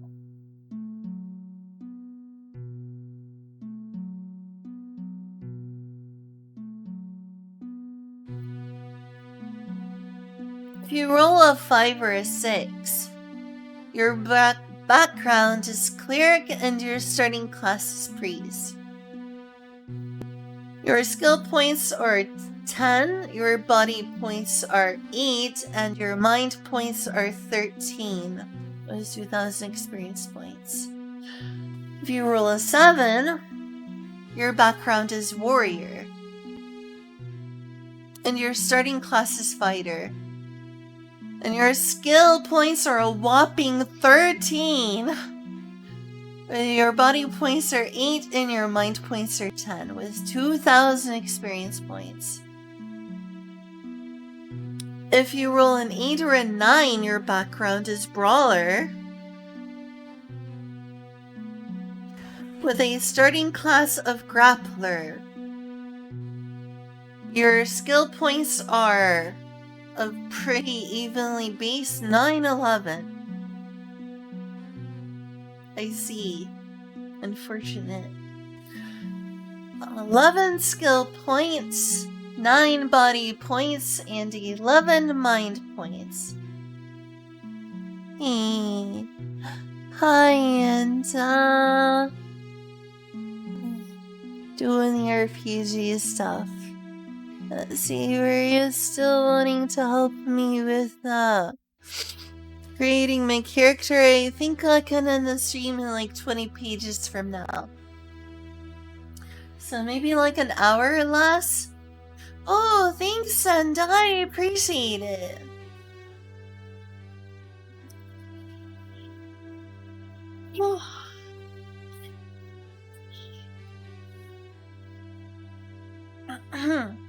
If you roll high, such as 10, 11, or 12, your background is an agile warrior. Your starting class is a fencer, and your skill points are a whopping 14.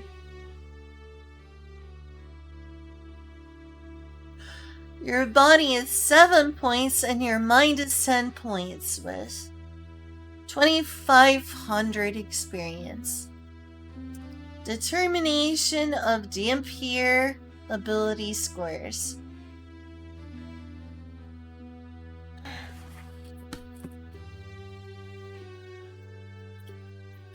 A is 1 dice, B is 2 dice, C is 2 dice plus 6, D is 1 dice, E is 2 dice, and F is 1 dice.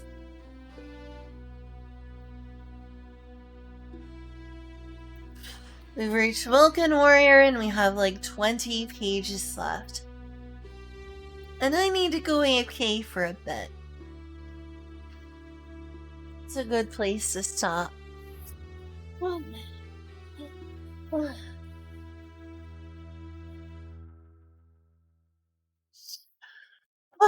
Let's read. Vulcan Warrior. If you stand in my way, I will not relent. I'll smash you and move on. Okay, here.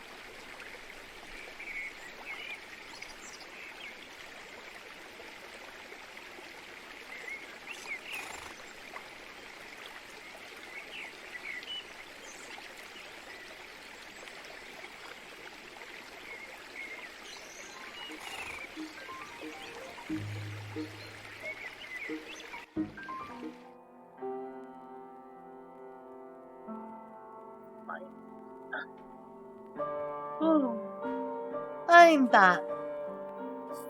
I think Gunda sent me some art on Discord for my character. I'm excited, but I should hurry up and finish this before I pass out. I think I'm getting tired. I need to take like a nap before our campaign tonight.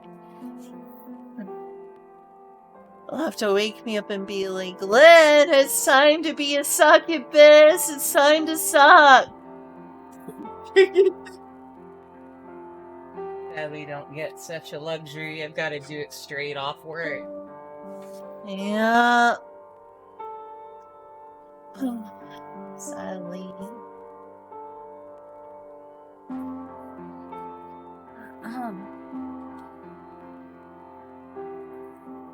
Character commentary. Vulcanus erased the swears loyalty to Ignis, the Sword of Liberation, and dedicates himself to battle. Prepare for battle. Prepare for battle! Loyal to Ignis. She's a fiery looking girl, that Ignis. I've seen her picture. I wish I could see a picture of Lyphos, like you have the swords. Yeah. All the same, I can't lie, the swords are definitely waifus. They are definitely waifus, 100%.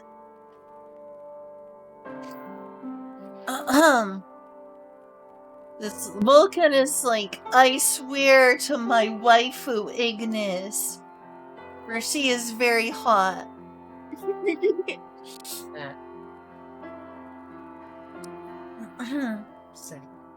Exactly. With bull-like horns, dragon-like wings. Yeah, I guess kinda. And red-black hides. Their silhouette is very similar to that of demons. It is known as a race with a lot of individual differences, and has a very different form depending on gender and tribe. They are known to be highly resistant to fire, and are known to forcefully use fairies